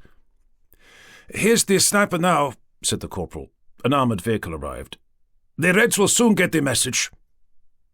Given its length, the soldier's rifle certainly looked capable of dropping a man from what had to be hundreds of metres straight up. Taking a position behind the APC, the sniper focused the weapon. A cloud obscuring the sun gave everyone a better view, and, recognising the stranded man, Emile stormed to the sniper, placed a hand in front of the rifle's optics and said, "I need to see for myself." This CBT was better than Emile had thought. Everything seemed so real. Zara was using hypnosis, and it was up to Emile to prove he was the better man. The soldier looked to his lieutenant for guidance. A nod from the latter resulted in the rifle's surrender. Squinting through its scope, Emile proved the revelation. The terrorist was ex-British Army and current Argentine government double agent, Lieutenant Colonel John Smith. The Englishman was standing on the only thing linking the statue's legs, an exposed cross-girder no wider than the man's feet. Talk about precarious. Resisting the temptation to pull the trigger, and thus failing Zara's test, Emile said, "I need to interrogate the terrorist." Exchanging glances as if their captain had lost his mind, the army lieutenant said, "There's relatively little damage, sir, which means the bomb could be a come-on. There may be other devices." Emile returned the rifle. "I'll take my chances." More puzzled looks. "You'll need this, sir." Accepting the lieutenant's torch, Emile passed between the barriers marked "Danger," no entry, and headed for the plinth's entrance. "Watch and learn, gentlemen," he heard the corporal say. "That's Captain Emiliano Vazquez, a real Nazi hero for you." Chapter 11. Ignoring the crunch of jackboots over broken glass and an engraving that read Der Führer in letters 1 metre high, Emil entered the plinth. The first thing he did was ditch the Nazi symbolism he was wearing. Peaked cap, blue and white armband, Luger pistol. The uniform's jacket, too, when Emil saw brass buttons similarly defiled. Yes, this was one of Zara's correct thinking tests, all right. A bit advanced, he would have thought. Emil knew confronting his nemesis would have to happen sooner or later, but facing John Smith halfway up an equally offensive giant Nazi statue did seem extreme. Emil switched on the torch. He was impressed. Not with Nazi know-how, Zara's mind control. Sweeping the beam, Emil confirmed what he'd suspected when first seeing the colossus. Zara's hypnosis had conjured a life-sized version of the model Nazi city Laura and he had seen in the cavern beneath Viedma Cathedral. Emil was standing in the most offensive part, a walk-through tribute to the Führer, which, given the year of 1998, could only have been Adolf Hitler's son, Karl. Not that there were many exhibits telling of Karl Hitler's greatness. Thanks to the bomb, the display cases designed to hold everything from photographs to uniforms, medals, robes, jewels, crowns, and whatever else the Nazis had stolen when fleeing Germany, were no longer intact, shattered by those trying and failing to thwart the statue's construction. Emil's reflection in an undamaged pane revealed something else. At 48 years of age, Captain Vazquez would apparently be completely bald, sporting a grey instead of a black moustache and at least 10 kilos heavier. Emil patted his expanded girth. Note to self, more exercise and fewer empanadas to avoid the same in real life. Negotiating the toppled exhibition cases that led to an equally wrecked booth marked tickets, Emil arrived beneath the giant statue's left heel, and he guessed the first of many elevators needed to reach the finished monument's crown, a funicular. Thanks to the bomb, the carriage's cables lay coiled like snakes on top. Shining the torch up the funicular's incline presented a framework, beams, girders, staircases, platforms, other iron structures supporting the statue's copper sheet covering. Incredible in reality. The finished Führer Colossus would have to be getting on for 1 kilometre high. Taking a deep breath, Emil set about climbing an inside leg, measuring a good part of that. Middle age and borderline obesity meant Emil's 2 steps-at-a-time progress had soon reduced to 1. Didn't dreamlike states ignore things like fatigue? And 10 minutes into the effort he took a break. A fallen girder was blocking the path anyway. "Keep going, Inspector," came a voice from above. "You're doing ever so well." It certainly sounded like Colonel Smith. Difficult to tell with the echoing. Not to mention the clinks and clanks of other metal, made less stable by what the torch was telling Emil. More beams and girders blasted from their mountings. "I've managed to move a few out of your way, but no more, for fear of sending the lot tumbling." A gulp interrupted Emil's panting. Just as well he was under Zara's influence. Hundreds, if not thousands, of tons of loose iron and steel hung precariously above. Climbing over the first obstruction, Emil continued his journey. Another 15 minutes, and the closeness of Smith's next call caused Emil's heart to miss a beat. "Keep focusing on the reward," came the Englishman's familiar tones. "This magnificent view." Stooping under and over the last of the steel beams, a gust of wind turned what had been a nonsensical dread of being crushed into the equally unwarranted agoraphobia of a single 12-inch-wide I-beam suspended above a 1,000-foot drop into nothing beneath. Hands grabbing at nothing, Emil dropped to hug the girder, which sent the bomb disposal lieutenant's torch spinning into the darkness Emil had left behind. More doom-laden echoing. "I say, you all right, Inspector?" said Smith. "Although, given when and where we are, I suppose I ought to be addressing you as Captain Vazquez?" Incredibly, Smith seemed content to remain standing where he was, in the middle of a steel length Emile feared might be the only thing holding the colossus together. As if to confirm that, another gust of wind, a loud metallic groan, and to Emile's horror, the girder slewed against the statue's opposite leg. The colossus was swaying in the wind. Something dislodged, and Emile had to close his eyes as everything from iron beams to copper sheets to steel steps to the funicular's railway tracks followed the torch down and through where Emile had just ascended. "Stay focused. Pass the test." "That was lucky," said Smith. "Pull yourself together. Stand up and face the man." More clinks, clanks, and thunks of crushing steel forced Emile's eyes shut even tighter. "Sorry I couldn't find a more stable universe to meet, but staying ahead of Zara is always a challenge, and as you appear to be front and centre of our latest disagreement, somewhere involving your imminent death is the safest option. She's less likely to come looking that way." Emile half opened his eyes, but only to close them again at the sight of Smith consulting a pocket watch while adjusting his stance to compensate for a wind intent on either blowing him off the beam or unbalancing the man enough to send him flailing regardless. "Come on," said Smith, tapping the watch's face. "We've less than 2 minutes. Stand up." First sensible thing Smith had said, but walking to the middle of the I-beam was the last thing Emile was going to do. Eyes closed, he slid an arm in the Englishman's direction, followed by Emile's other arm, a leg, and seconds later the inspector was shuffling along the beam, albeit at the speed of a sloth. "You're a Nazi hero in this universe, an Übermensch, not an Untermaus. Stand up." Smith had folded his arms. Incensed as well as fearful, Emile attempted to do that, but to his shame the latter won out. Emile was failing Zara's test. "I'm waiting," said Smith, tapping a foot. Continued swaying kept Emile glued to the beam, a motion that, when combined with his cowardly shame, provoked nausea. Emile vomited into the 1,000 feet of nothing beneath. "Oh, for goodness sake." Smith seized Emile by the shoulders, and, sensing his arms tearing from their sockets, Emile went from hugging the I-beam to failing Zara's test in the worst possible way, hugging Smith instead. "If I might be allowed to breathe." Embarrassment won over, but not with Emile's need to maintain a firm grip.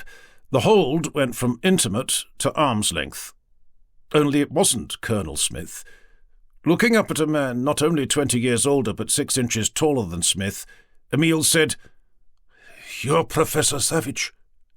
"At your service," said Savage, handkerchief wiping the slime Emile had left on the lounge suit's lapel. "I don't normally reinstate memories, but in your case, I'm afraid it's become a necessity." Taking Emile's wrists, Savage distanced himself from the younger man. Confusion was now Emile's only emotion. Head-twisting, misunderstanding became the reality of his situation. As with the model city in Viedma, everything surrounding the Plaza de la Repubblica had gone, replaced by a vast dome at one end of the famous square and a cathedral to rival St. Peter's in Rome at the other. And if there was any doubt Emile was standing in the real-life version of what losing World War II had made impossible to achieve in Berlin, the parade of smaller stone icons lining the highway beneath couldn't have made the Nazis' victory in Argentina clearer. Images of war, field guns, tanks, rockets, missiles, jets, eagles, swastikas, concrete soldiers firing Nazi salutes. Buenos Aires city centre was paying homage to the ultimate in totalitarianism. Emile swallowed. "This is really me, isn't it? And this really is Argentina in the year 1998. "Well, you're a Captain Emile Vazquez in a 1998, said Savage. "But that's the nature of the multiverse for you." More unsettling memories flooded Emile's consciousness. The diamonds, Laura's twin cousins, the Huape Cacique, the CIA's sequestering of the Nazi U-boat, and at the end of it all, the horror of Zara tearing not just the Earth apart, but space, time, and by implication, all of existence itself. Emile looked at Savage. I stopped her, didn't I? Yes, you did, said the professor. More through luck than judgment, admittedly, but a win is a win, as they say, and now it's time for you to repeat the feat. He produced what Emile had seen Savage open at the bottom of the Patagonian glacier, a matchbox. I've infected the bumblebee with a new computer virus. Make sure you... A rumble, like that of a distant earthquake, had interrupted Savage. The colossus shook. The same vibrations collapsed the dome and cathedral, but not down to the ground, up to the skies, just as Zara had with an old Nazi U-boat, the glacier, and people she had lured there. Ah, looks like Zara's getting the better of me once again. Savage faced Emile. Sorry about this, old chap, but there is no quicker way. Folding the inspector's fingers around the matchbox, Savage pushed Emile off the beam. Chapter 12. Emile awoke with a start. He was in bed with Maria. Propped up on an elbow, she was berating him. I'm not happy, Emile. He needed a moment to get his bearings. Fire escape, wall phone, half-open curtain dividing the one-room flat from its sink next door. Emile flopped back to the pillow. What a nightmare. I've had enough of this man cave. It stinks. Find us somewhere better to live, or I'm moving into Conadep's hotel. Emile checked the clock on the bedside table. 7 a.m. Time to get up. Nothing to do with me, said Emile, running a hand over his head and stomach. That'll be the rubbish piling up outside. Blame the bin strike. Receding hair and narrower waistline confirmed the dream was over. And that's supposed to make it acceptable? I didn't get a wink of sleep last night. And I'm not happy with your psychologist either. Emile looked at his fiancée. What's Zara got to do with the stink of fish? Maria groaned. Emile, we discussed it last night. Did we? Yes. When you came back all excited about the Blanco case. Did I? The couple's positions reversed, Maria's head crashing to the pillow and Emile propped on an elbow. Don't you listen to anything I say, said Maria. Zara has her own psychological issues, and she revealed them to you. That's highly unprofessional. I'm going to report it to the professor. A sense of dread washed over Emile. Professor? Which professor? Professor Camberis, head of Conadep Forensics, my boss. You slapped his bottom, remember? Or have you forgotten that too? Emile certainly wanted to forget the embarrassment. You know how important my therapy is to our future, Maria, he said. Once Zara's given me the all clear, we can make plans, like finding somewhere better to rent. He took her hand. Not to mention get married. She looked at him. Not until Conadep's finished identifying the disappeared, and that could be months away. Don't scowl, Emile. You know how important my work is to me. He groaned. Why today's women wanted to be like men, Emile didn't know. Maria squeezed Emile's hand. So, it's agreed? You'll find us somewhere better to live? Emile squeezed back. Once I've checked out the link between Blanco and the remains he dug up. What was it again? Why couldn't Emile remember what Maria had told him? And why couldn't he recall the nightmare? It couldn't have been more vivid. Rolling eyes meant Maria was about to repeat herself. Dental records and the odd surviving tattoo are both yours and the mother's only hope. The junta stripped the bodies of everything else. Wallets, purses, watches, jewelry, the lot. What about DNA? So, you can remember some things, I tell you. Emile didn't respond. Being readied for sequencing in England, continued Maria. But as the world relies on the same laboratory when identifying family connections, don't expect a breakthrough in the Blanco case anytime soon. Emile sighed. Back to square one. The wall phone rang. Emile got out of bed. Something fell on the floor. It was a matchbox. Where did that come from? Placing the box on the bedside table, Emile answered the call. Dr. Fierro, please. Putting a hand over the mouthpiece, Emile mouthed, It's your professor. Maria was out of bed in an instant. A couple of yes, professors, and I'll be right there. And the receiver was back on its cradle. Reaching for her clothes, Maria said, There are bodies in Recoleta Cemetery. Very funny, said Emile. Maria was about to say something when the phone rang for a second time. This was Sergeant De Silva. Found another body, boss. Recoleta Cemetery. Same as Blanco. Split from head to groin. And get this. He dug up some of the cemetery's dead first. Chapter 13. They were met by the caretaker. You hold the only keys? Said Emile, gazing up at the neoclassical portico functioning as the cemetery's entrance. There's a spare set in the church, said the old man. But I've checked, and they're still there. Not the first time a visitor has found himself locked in. Staring through the wrought iron gates, the caretaker said, First time one's been murdered, though. He drew a sign of the cross. Was it you who found the body? Asked Maria. No, a volunteer. The old man threw a thumb over his shoulder. Poor boy ran screaming into the church and hasn't left the altar since. Don't blame him, given what he saw. What makes you think it was murder? Said Emile. The caretaker's attention switched between the couple.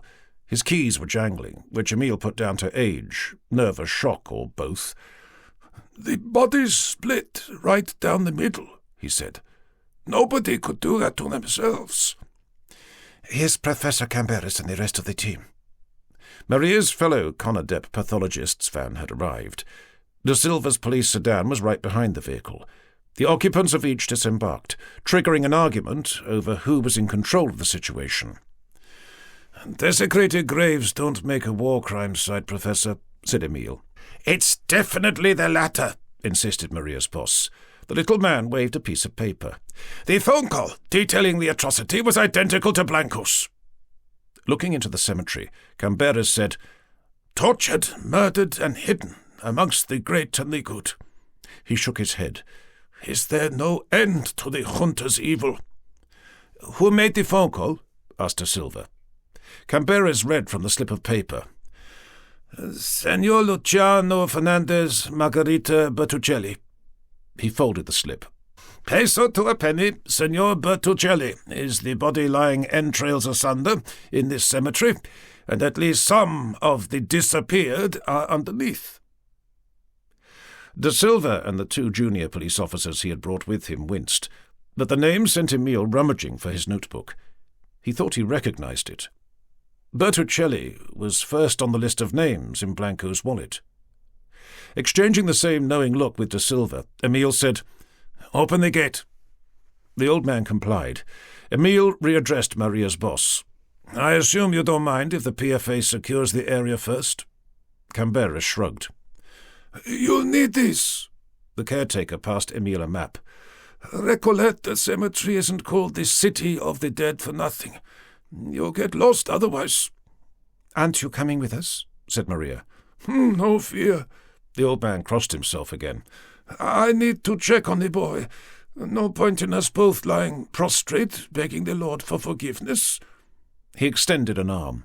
Straight ahead, right at the statue of the Redeemer, left at the end, and the de Mendoza mausoleum is in the fourth alley. De Mendoza, said Emile. As in Garcia de Mendoza. The caretaker nodded. It's the family's fault. The boy found the entrance open, and when he investigated to find out why... Briefing one of the junior police officers to stay with the caretaker and the other not to let anyone into the cemetery, Emile and De Silva led Maria, Professor Camberes, and the rest of the pathology team. It had been a while since the inspector was last here. The reinterring of Eva Perron's remains, to be exact. As a PFA cadet back in the day, Emile's duty had been the same as the young cop he had just assigned. Keep troublemakers out. Not that Emile would like to have witnessed Evita's reburial. Other than no longer believing in the ghosts that supposedly walked the renowned city of the dead, or the still resounding screams of those purportedly buried alive, Emile's attitude to Recoleta Cemetery hadn't changed since he was a boy. Another vulgar example of how quick the rich were to splash the cash on themselves. There were no ostentatious monuments honouring the poor's dead. Contempt was Emile's main emotion, and he certainly wasn't interested in the architecture that made Recoleta Cemetery famous. Emile may have heard of Baroque, Gothic, Classical, Art Deco and Art Nouveau, but to him that just made the place a museum. An open-air art museum, where time and weather were busy returning both buildings and bodies to the ground. Halfway into the necropolis, Emile stopped at the statue of the Redeemer the caretaker had mentioned. Staring at the sculptor's decision to portray Christ as a part-melted waxen lump, he said, "Ashes to ashes, dust to dust, atoms to atoms." "What was that?" said Maria. "Nothing. Just something I—" Emile was about to complete the sentence with "heard Laura say," but thought better of it. As per the caretaker's map, the group turned right. Continuing past the other bronze, marble and granite figures portraying Christ, angels, military heroes, politicians, engineers, architects, judges, artists, and grieving women, of all things, the inspector wondered if Zara's correction wouldn't mean a better appreciation for the arts. Philosophy, even. The meaning of life certainly had some questions to answer. What was it about the human condition that prioritized a devotion to God over eradicating poverty? The rich wanting to rub the poor's nose in it. A celebration of strength over weakness, a demonstration of absolute power corrupting absolutely. Emile could envisage the back of his guilty conscience, but Zara would have to penetrate some pretty tough cynicism if Emile were to see other lights. And walking past a relief featuring the slaughtering of Maria's Indio ancestors in the name of Argentina's greatness wasn't helping. Emile halted opposite another insufferable cemetery scene, a communist founding father interred next to the country's first fascist, as if brothers. They would have been at each other's throats in life. Maybe the adage about all being equal in death was not just the final, but the only truth. "Over here, sir!" Da Silva was standing by a maintenance cart, the volunteers judging by the broom lying on the ground next to it. Checking the name Mendoza engraved in the lintel above, Emile peered inside the mausoleum. Too dark to see everything, but two bare and bloodied feet made the crime scene plain. The body was naked and lying in the same face-down position and state as Blanco's. Reaching past the crypt's entrance, Emile scooped what were presumably Bertuccelli's clothes. "Stand back so my people can take pictures, Inspector." Camberes had added a mask and goggles to the overalls he was wearing. A malodorous mix of blood and whatever else the disembowelment had released was making Emile do that anyway. Cameras flashing in the background, Emile and Da Silva went through the effects. "I don't understand it," said the latter, passing Emile a wallet. "We only spoke on Saturday. He didn't seem depressed, let alone suicidal. We even joked about the football, what with him being a River fan and me the Boca Juniors." No driving license this time, but plenty else besides. National ID, bank statement, a couple of tickets for the next match, and what Emile had been expecting. A tatty piece of ancient animal skin, bearing Latin script, obliterated by a series of inverted Christian crosses. The same list of names and telephone numbers as Blanco's, too. Or rather, the same list bar the top two names. Emile looked up and down the alley. "What is it?" said Da Silva. "Take a look around, Sergeant.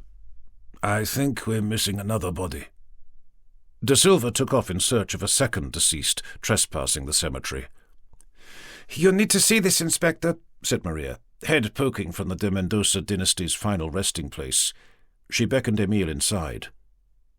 Her colleagues had descended the steps leading beneath the vault. More camera flashes and the scraping of trowels meant the uncovering of another war crimes site. But Maria's torch was highlighting something else. Trying not to dwell on the butchered flesh slumped at the mausoleum's altar, its two hands spreading the neatly severed halves in the confession Laura had explained, Emile focused on what Maria's torch had illuminated above. Da Silva burst in. He was out of breath. "You're right, boss. There is another body.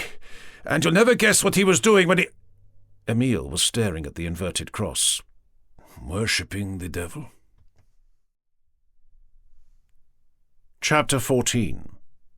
Emile knew what the answer would be, but he had to ask. "Out of the question," said Gomez, tossing the photographs onto the desk. "I don't have enough men to pound the beat, let alone babysit a bunch of cultists who just want to join the devil in hell anyway. Conadep runs this place now, remember?" "Then we have to arrest them, sir." "For what?" Despite his loyalty, Emile could never look his boss in the eye for long. Fixating on the correctly orientated cross adorning the wall behind the station captain's desk, Emile said, "Suicide is against the law." Gomez scoffed. "Only after a failed attempt." He stabbed the photographs with a finger. "And you'll forgive me for thinking the opportunity is lost the moment the blood starts spurting." "Then we must catch them in the act," said Emile. "And the only way to do that is by assigning a tail to each." Gomez laughed. "There's got to be 50 names on that list." "Then we make a collective arrest, citing a conspiracy to commit mass suicide. It's for their own protection." "And just where do you plan on keeping these so-called felons?" "Our police cells are no different from the rest of these cities, full of those awaiting trial for aiding and abetting the junta. And in case you've forgotten, that should include us." If individual 24-hour surveillance was off the table, what Emile had to say next risked sparking his boss's preference for violence when settling arguments. Still fixating on the Christ figure behind Gomez, Emile cleared his throat and said, "We hold them in the ESMA detention center." Just as well the captain's desk was too broad for Gomez to connect with Emile's chin. Slamming the fist into the middle of the photographs instead, Gomez said, "Have you gone mad? The station's being investigated for its part in the dirty war, and your response is to send yet more detainees to ESMA? Just whose side are you on?" "The truth."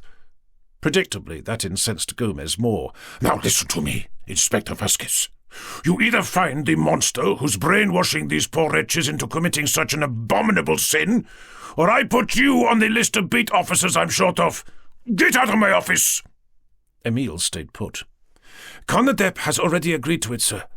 They finished examining ESMA for evidence of the junta's war crimes, and despite the obvious sensitivities, they want anyone connected with Blanco and Bertuccelli detained there in the hope of uncovering more of the disappeared." It was rare to see Gomez lost for words. He lit a cigarette. Inhaling deeply from the Marlboro, Gomez said, "I told you to get out." Emile caught up with his sergeant in the homicide department. Zara's hipster Conadep colleague was with him. "Any problems?" said the latter. Emile answered by instructing De Silva with, "Bring them in. Start with the next 4 in the list in case they're not only dying in alphabetical order, but doubling each time." "Right decision, Inspector," said the hipster. "Sergeant De Silva and I were just discussing exactly that. Good to see Zara's mind correction technique paying off." Emile glowered at the man. "Wanting to stop a further 50 suicides has got nothing to do with my therapy. It's the rule of law and common decency that's dictating my actions." "Nevertheless, Inspector," continued the hipster, "you're clearly becoming the man we want you to be, and that shouldn't go unrewarded." He glanced at De Silva. "I'm pleased to say Conadep is content for you to go about your duties unescorted." "And my gun?" said Emile. The hipster raised an eyebrow. "My dear Inspector, by the time we pacifists have finished building President Alfonsin's new Argentina, nobody will need guns." He left the pair. Eyes following the man until he was out of sight, Emile turned to De Silva and said, "Drop me off at the Catholic University. I want Assistant Professor Ramirez Gomez, to see the latest page fragments." Emile held up 2 evidence bags. "Your fiancée, Dr. Fierro, will meet you there, sir." Emile was confused. "She rang while you were in the captain's office?" "Did she say why?" "Something about carbon dating the remains found in Recoleta Cemetery." Carbon dating? Emile wondered if Laura wouldn't be involved in that. 30 minutes later, Emile had his answer. Not only was Laura involved in dating the remains, but showing Maria around the device doing the job, a spectrometer similar to the laboratory equipment in Garcia de Mendoza's wine cellar. It normally takes weeks, said Laura, patting the small fridge-like box. But this will have the answer in about an hour. It's done wonders for our understanding of the fossil record. Emile made his presence known with a cough. Talk of the devil. Despite the three sticking to formalities whenever they met professionally, Emile was uneasy. Laura sensed it. Don't worry, Inspector. We haven't discussed you once. She winked at Maria. Just your upcoming wedding and the patter of tiny feet afterwards.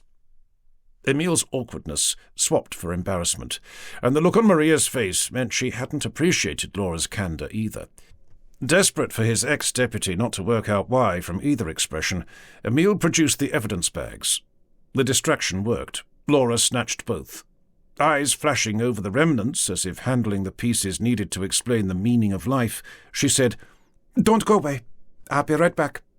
Laura left the room. "Sorry," said Emile sheepishly. "I didn't think your, situation was any of Laura's business." Ever the pragmatist, Maria said, "People expecting me to produce children 9 months after our wedding is just human nature, Emile." She changed the subject. "Now, Inspector Vazquez, I'd like you to look at this." Maria produced a folder marked Recoleta Cemetery Preliminary Findings. Reading the summary left Emile scratching his head. "The remains are not the disappeared?" He looked up from the document. "Then the tombs were desecrated." Maria shook her head. "Read the next paragraph." Emile had to sit down. "Bullet holes and blunt force trauma suggest the remains are from a previous atrocity." He looked at Maria. "What previous atrocity?" "That's what I'm here to find out. Professor Camberes thinks the bones are from Argentina's so-called infamous decade, the 1930s. "Why would the cultists dig up that part of the past before committing suicide?" "That's for me to wonder, and you to find out." Emile frowned. Maria placed a hand on Laura's machine. "Once Conadep knows the remains have nothing to do with the dirty war, I've been instructed to pass the matter to the police." Emile scoffed. "I think you'll find the PFA is too busy keeping the living alive to open a cold case from 50 years ago." "Some of the relatives will still be with us, Emile. Don't you want to bring the families closure?" "Of course I do. It's just a matter of priorities." Maria looked at the room's entrance. "Then give it to Laura to solve." She turned back to Emile. "You know you miss her." Emile stood up. Taking his fiancée by the shoulders, he pulled Maria to him. "Now, listen to me, Doctor. I'm not interested in Laura. Never have been and never will. It's Maria Fierro I fell in love with all those years ago in Ariloc, and it's Maria Fierro I'm going to marry and spend the rest of my life with." "Laura could give you the children I can't." "What? She's a married woman." "So you would want her to have your children if she wasn't?" This was either a test of Emile's commitment, or Maria was hiding the pain of never producing offspring of her own. Probably both. Emitting a heavy sigh, Emile said, "Maria, what have I got to do to convince you of how much I love you?" They kissed. The door opened. Breaking the embrace as if caught doing something they shouldn't, Emile put himself back on duty and said, "Anything of use?" Laura's eyes flitted between the couple. She raised the evidence bags. "I can confirm the fragments are from the page that's missing from the Codex Higas." Like Maria, Laura also appeared to be hiding her true feelings. "What is it?" said Emile. "What else did you find?" Laura's eyes stopped flitting, but only for her head to start darting. Not having the complete page was either frustrating Laura or she feared what it contained. It was the latter. "The page isn't just a devil worshipper's guide." She fixated on the couple. "It instructs the world to commit suicide." Chapter 15. "What do you mean you can't find them?" De Silva gave his boss the only good news he had. "The rest are under Conadep's control in Esma, but the 4 we're most concerned about have disappeared. They must have got wind and fled." "Either that or we're too late, and there are 4 new bodies lying gutted somewhere." Emile looked at his desk's telephone, as if expecting it to ring. "Do you want me to join the officers going house to house?" "No," said Emile, getting to his feet. "Stay here, in case Conadep calls." He grabbed his jacket. "Where are you going?" "Beer 31. "Beer 31? Without a pistol? I'm coming with you." "Don't worry, Sergeant. The contact I'm meeting operates at the highest level. The place will be crawling with Secret Service agents." Emile scribbled an address. "Pick me up from here, if the phone rings with the bad news we're expecting." The truth was, Emile didn't want De Silva dismissing something Emile feared was way bigger than the mass suicide they were dealing with, especially as the new lead was a 700-year-old Latin text, not before Emile could eliminate the Codex Higas from their inquiries, and he certainly wasn't going to let Maria and Laura enter BA's most dangerous slum. Colonel Smith had insisted Emile come alone anyway, so that was that. An hour later, and the inspector was looking up at a wall of jerry-built apartment blocks crammed beneath the flyover separating the slum from its neighbours. It made the 4-story dwellings appear more like bridge supports than gateway to the city's most unfortunate citizens. A better metaphor for oppressing the poor was hard to imagine. Emile peered through an access point. Tin shacks, piled shipping containers, disused rail stock, spiral staircases, other metal steps leading to a multitude of barred entrances, jungle of telephone lines, electricity cables, water pipes, wooden poles supporting the services. The only life visible on this side of Beer 31 was 2 children inspecting a rubbish bag. A dog looked on as if waiting its turn, and there was a woman beating a rug so hard she appeared in danger of joining the dust cloud enveloping her. Where the Englishman had insisted on meeting seemed otherwise deserted. Emile looked at his watch. Bang on time. So where were the Secretaria de Inteligencia de Estado vehicles and agents? Movement from further within the Via Miseria drew Emile's eye. The figure exiting the shack straightened up, a towering height compared to that of the much shorter woman, making identification plain. Confirmed when Colonel Smith faced Emile and, extending one of his annoying waves, beckoned the inspector to join him. Emile waited for a couple of burly escorts to appear. They didn't. Taking one of 2 chairs outside the shack, Smith sat to read what at this distance appeared a paperback book. Maybe this was some new covert protection tactic. President Alfonsine's administration was supposed to be subtler in its dealings with the nation's threats. Determined to match the Englishman's cool, Emile composed himself and entered the slum. Predictably, the children and dogs scattered. The woman, too, once she had locked eyes with Emile, but an unexpected departure checked the pace. It was the traffic on the flyover. The roar of tyres over tarmac was conspicuous by a sudden absence. Something else strange. The smell. If anyone knew the stench of rubbish piling up for weeks, it was Emile. But what assaulted the nostrils here was both different and familiar. Decaying flesh. Wanting to get the meeting over with, Emile lengthened his stride, and was in verbal range of Smith when he sensed a depression beyond that of being left alone with the Englishman. It wasn't only hearing, smell, and even the taste of death testing Emile's resolve. His sight was a challenge too. Via Miserias were hardly in the running for any best-kept village prizes, but even Emile had to admit this place was the pits. Collapsed walls, broken windows, rotted doors, rusted ironwork, peeling and faded murals. Where was the poorest of the poor's pride in struggling against the odds? Where were the routinely repainted slogans denouncing the man and graffiti celebrating the junta's demise? Via 31 was in such disrepair, the impression was more of a community that had given up all hope, rather than healthy cynicism for the future President Alfonsine was promising. Strangely, the closer Emile got to Smith, the worse the decay seemed to get. Only it wasn't Colonel Smith. "Stay focused, Inspector," said Professor Savage. "We've a lot to talk about and precious little time in which to discuss it." A spasm made Emile put a hand on the small of his back, but only for him to wince at the pain this caused his shoulder. "You had better sit down. The rate at which time is passing means you're about to lose the use of your legs." Emile slumped as opposed to sat in the chair opposite Savage. "Another desperate attempt to stay ahead of Zara, I'm afraid. If it's any consolation, I'm just as affected, although, being the strongest of Dr. Mengeler's stock, not as badly." Emile looked at the man, if he was a man. Savage's hair was whitening, and lines in his face deepening. "You, Juan Fierro?" "I can exist in various forms, Inspector.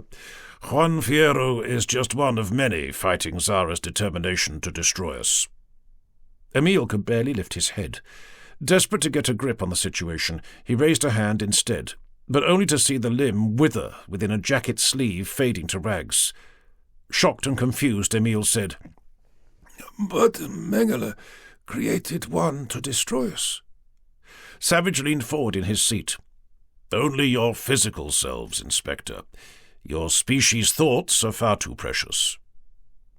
Emile, shaking hands, accepted what he had thought was a paperback book. The rapid aging meant deteriorating eyesight, but the image the smooth and flat black picture frame contained moved. He blinked. There was a garden. The man tossing burgers on a barbecue in the scene was Emile. Maria walked into frame. She was holding a baby. All three were smiling. "Stick with me, Inspector. Open the matchbox in Zara's presence, and everything will—" There was a loud crash. The flyover had collapsed, but not because of age or neglect. "Damn that robot," said Savage. "Doesn't she ever give up?"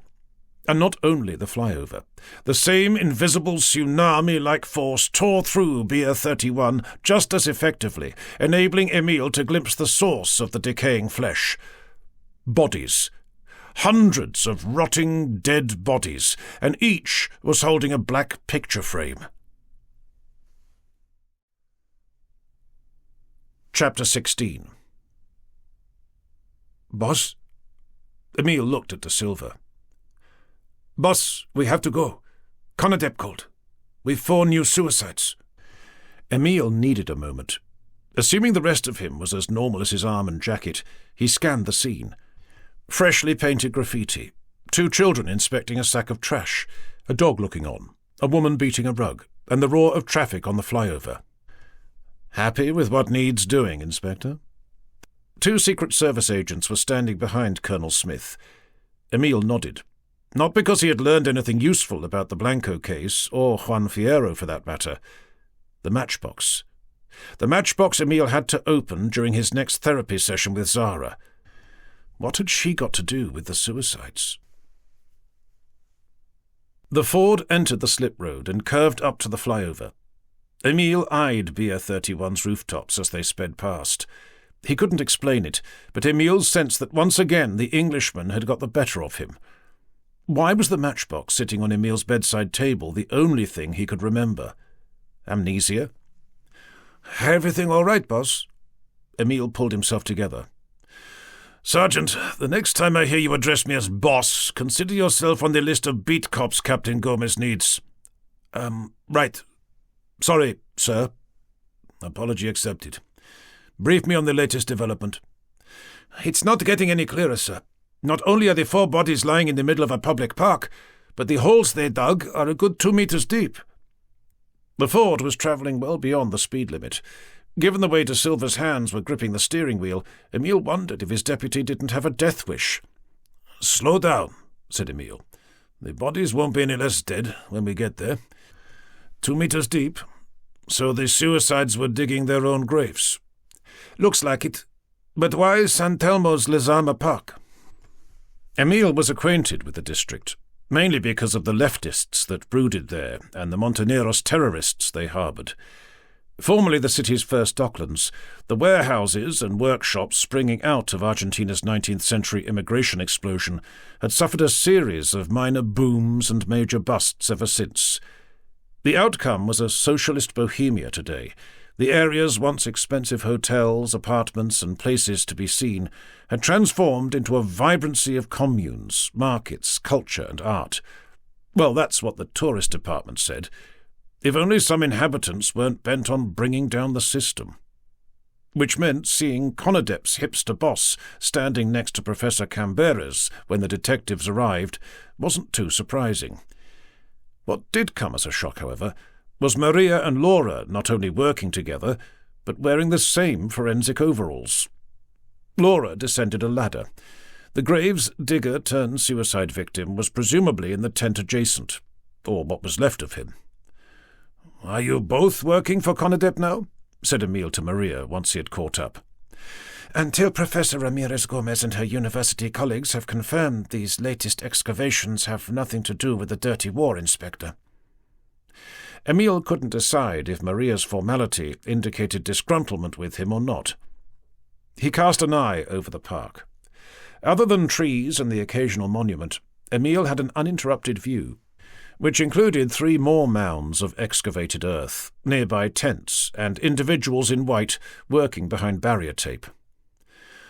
"I wonder if there's anything significant about the grave's locations," he said. Maria produced a map. "The 4 points of the compass, judging by how the excavations are aligned." The map was entitled Lezama Park. Emile accepted it. The graves might have aligned north, south, east and west, but the distance between suggested something else.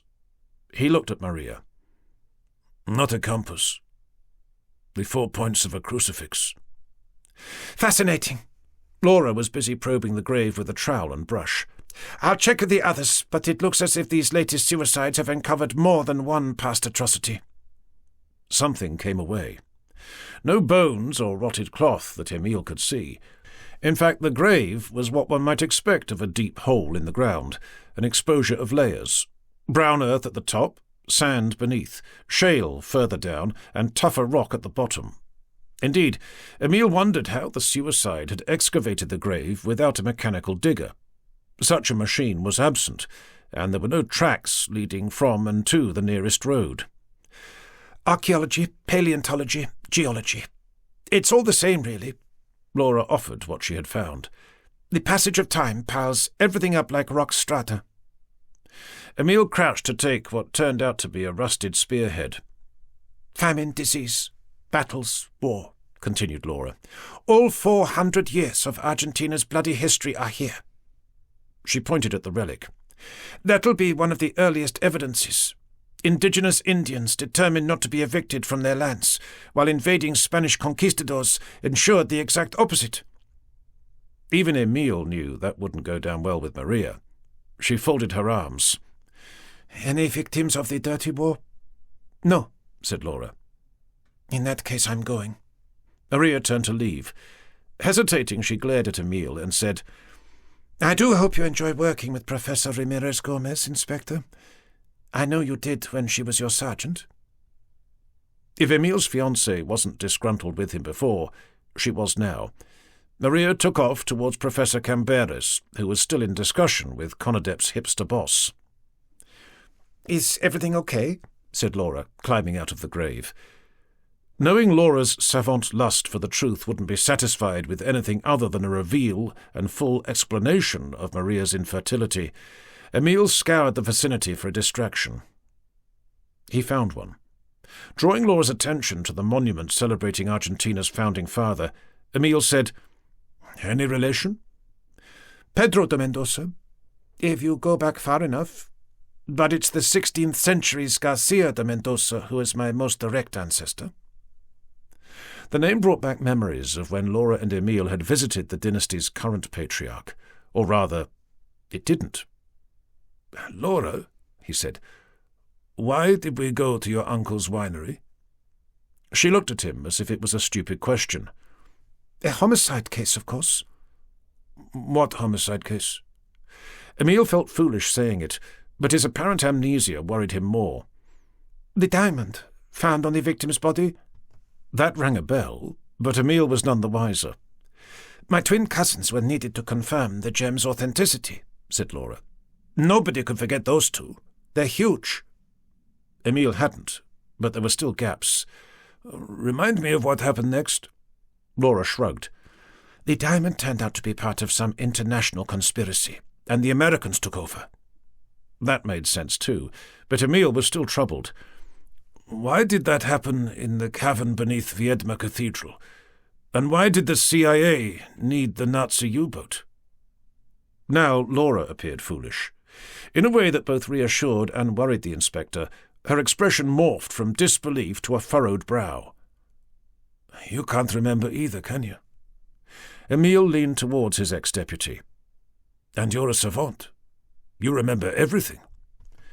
Laura's confusion worsened, and if Emil's head had twisted in all directions when looking for a distraction, the way Laura's eyes darted about the park meant her savant intolerance for the illogical had kicked into overdrive.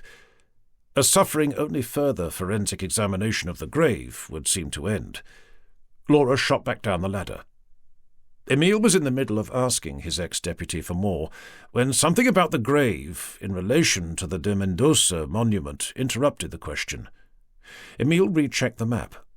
The excavation was at the apex of the crucifix the four graves formed, an inverted crucifix that Pedro de Mendoza's statue loomed over. Chapter 17. Emil entered the captain's office. As agreed, Laura was already there. Seeing the Conadep hipster and his hippie colleague standing behind Emil's boss was less welcoming.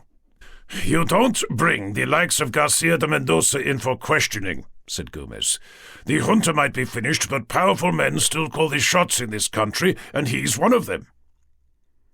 Gomez might have been seated at the ornately carved and leather-upholstered desk that befitted his station, but the hipster standing behind was so close there was an impression of Gomez being operated like a puppet. Emil and Laura's chief concern wasn't going away. "Uncle Garcia is clearly connected," said Laura. "And didn't you tell the inspector to find the person brainwashing the suicides?" Watching Laura do his job was uncomfortable for Emil, but nepotism had its uses. "The evidence is circumstantial at best," said Gomez. "And why would one of Argentina's most respected businessmen not only carry out such abhorrent crimes, but how? Seeing Mendoza carved in stone at two of the locations isn't evidence. It's a coincidence." Emil chipped in. "Garcia de Mendoza owns the disused factory where the first victim committed suicide, sir." Gomez firmed his tone. "I've made my decision, now leave." Just as well Laura was in the room. Emil could imagine Gomez communicating something very different had the men been alone, and straight in Emil's face. The hipster spoke. "I'm sure Conadep could arrange a meeting if it would help eliminate one of Argentina's most important benefactors from your enquiries, Inspector." If anything, that bolstered Emil's mind-control conspiracy theory. "The man wants to break the country up into a series of gated communities," he said. "How's that supposed to benefit Argentina?" The palms lying flat on the desk became two fists, but relaxed again when the hipster placed his hands on Gomez's shoulders and said, "All will become clear once Zara has finished correcting you, Inspector." That was enough for Emil. Conadep wasn't just pulling the strings.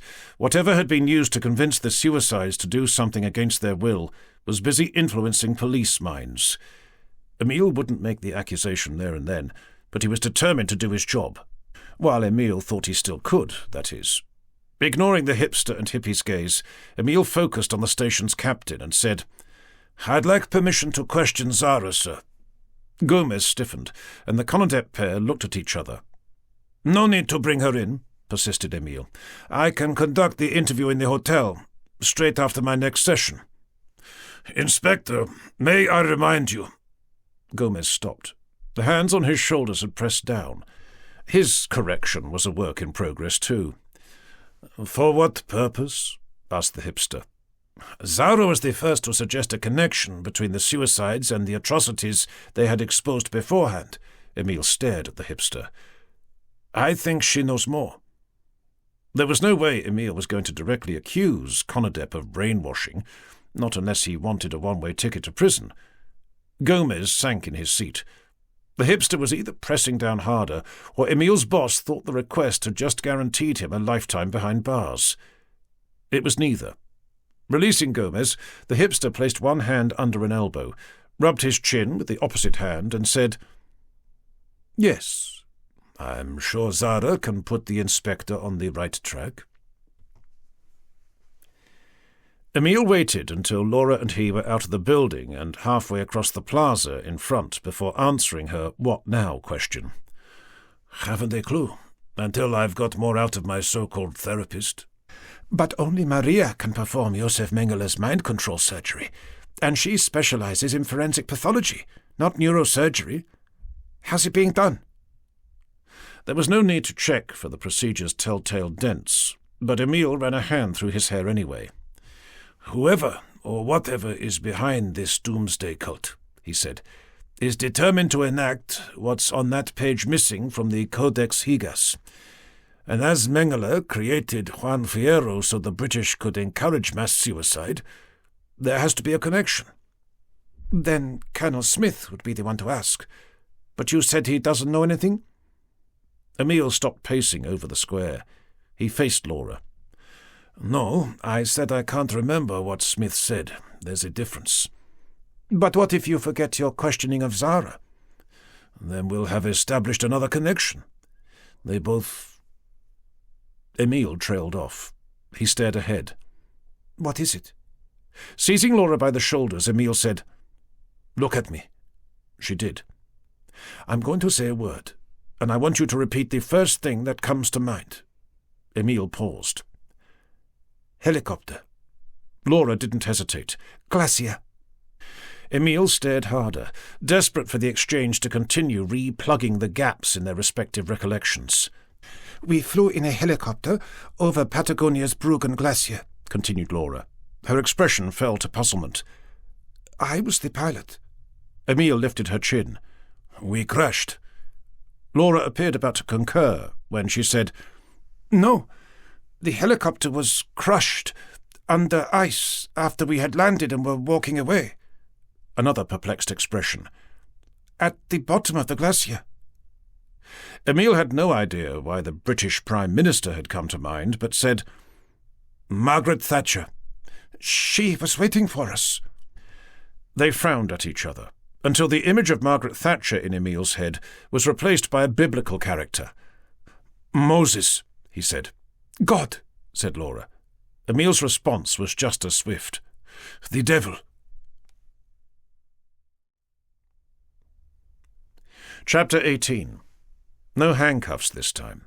Whatever had or was being done to Emile's brain must have been working. Well, as far as Conadep's hotel security was concerned. The inspector was about to question his armed escort to explore its extent, when a sense of Emile's purpose trailing behind as the pair ascended in the hotel's elevator made Emile slip a hand into a trouser pocket instead. Emile gripped the matchbox. Exiting the elevator and entering the penthouse suite cum psychology practice at the top of the building caused Emile to squeeze the matchbox harder. Why did he need a box of matches and a flint cigarette lighter? Good to see you again, Inspector, said Zara. Please, have a seat. Emile chose the same plush armchair as before. His therapy must have been progressing. Not only were there no handcuffs for Zara to remove, but the guard didn't think it necessary to keep an eye on his charge. The man left without a word. Taking a document from the suite's dressing table, Zara parked herself on the stool opposite and said, Now, where were we? Emile looked at the psychologist. The stout Middle Eastern woman had lost weight. Last week's butterball had a better shape today. Curves, even. Feminine allure was the last thing hijabs conveyed, but the way this drab and featureless all-encompassing black mass was stressing the flesh beneath resurrected Emile's discomfort with the penthouse suite's central feature, an emperor-sized bed. Ah, yes, said Zara, finding the page she was after. We were discussing the positive effect your fiancée, Dr. Maria Fierro, has had on your well-being. She looked up from the file. Tell me, how did you meet? Something was missing. This second scheduled session of cognitive behavioral therapy wasn't the only reason Emile was there. There was something he had to do, something important. Why couldn't Emile remember it? Zara spotted the confusion.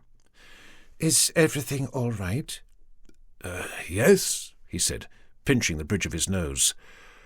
Maria and I met on a case I was investigating. Emil's clouded thoughts refused to clear. Zara turned a page. Illegal abortion, I understand. Wouldn't she have been a suspect? Yes, initially, but...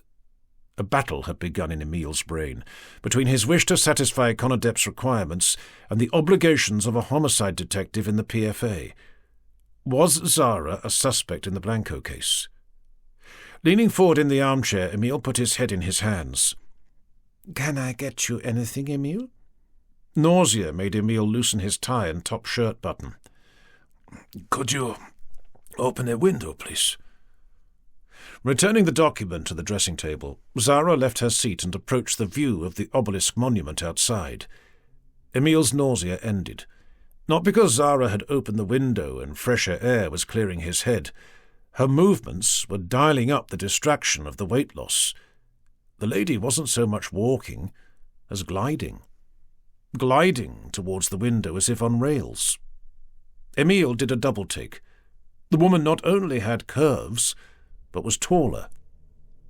In a voice that suited the hourglass figure, Zara opened the window and said, There. Is that better? Zara turned back to Emil. His mouth fell open. The hijab was now a black sequined evening dress atop a pair of matching stiletto heels. Leaning on the window's ledge, as if to broaden the hips, matching the accentuated chest spilling over her narrow waist, Zara said, Is there anything else I can do to make you feel better, Inspector? She looked at the bed. Whatever Emil was hallucinating appeared better suited to the duties of a high-class hooker than a psychologist. Even Zara's complexion appeared a ridiculous over-the-top exaggeration of feminine beauty. Out was the chubby, featureless face, and in was a supermodel's high cheekbones, almond eyes, and full lips. Opening a compact, Zara retouched the latter, which were as red as the fingernails on the hand applying the makeup. Closing the compact, Zara switched to running her hands through what else losing the hijab had revealed: voluminous jet-black hair. If redressing the tresses over an ample cleavage was designed to spare Emil's blushes, it wasn't having much of an effect. The woman could not have been more of a sexual fantasy if she had tried. Emil had to cross his legs. "Can you hear me, Inspector?" That was Colonel Smith. No, Professor Savage's voice. Emil's eyes searched the suite. "I'm in your head, Inspector. Sorry I can't be with you in person. Too risky, I'm afraid. Now would be a good time to open the matchbox." "Matchbox? What matchbox?" "It's in your left trouser pocket, Inspector. No time to explain. Zara will soon spot her programming has reverted to its initial upload, and I'd rather we were in another universe when that happened." "What's going on?" said Emil out loud. Zara stopped redressing her locks. "Ah, she's upgrading. Quick as you can, Inspector." More out of shock than compliance, Emil retrieved what he didn't know he had, only for his memory to return. Not that it did him any good. Emitting a scream like the proverbial banshee, Zara extended both hands and charged, as if not only intending to grab the inspector, but to tear him apart. Emil's fight-or-flight response produced the matchbox, which he was about to open when one of Zara's immaculately manicured hands covered it. She crushed the box, Emil's fingers in the way, making him wince. Zara's other hand grasped the inspector by the knot of his tie. With a strength that matched her Amazonian size and height, Zara lifted Emil off his feet. "Where is he?" she said, regaining her composure. Emil couldn't answer. The fist under his chin and supporting Emil's weight was keeping his mouth closed. Releasing Emil's left hand, Zara wagged a blood-red-tipped finger in his face. The finger elongated into a blade. The same slim, curved, flaying knife blade the so-called suicides had used to kill themselves. "If I have to cut you open to find him." Chapter 19. Emil couldn't breathe. Eyes widening, he seized the steel girder-like forearm holding him aloft, only for his tie to tighten. Emil had no choice. He kicked Zara. Nothing. Lifting his knees, Emil cycled a series of blows, but it was like assaulting a statue.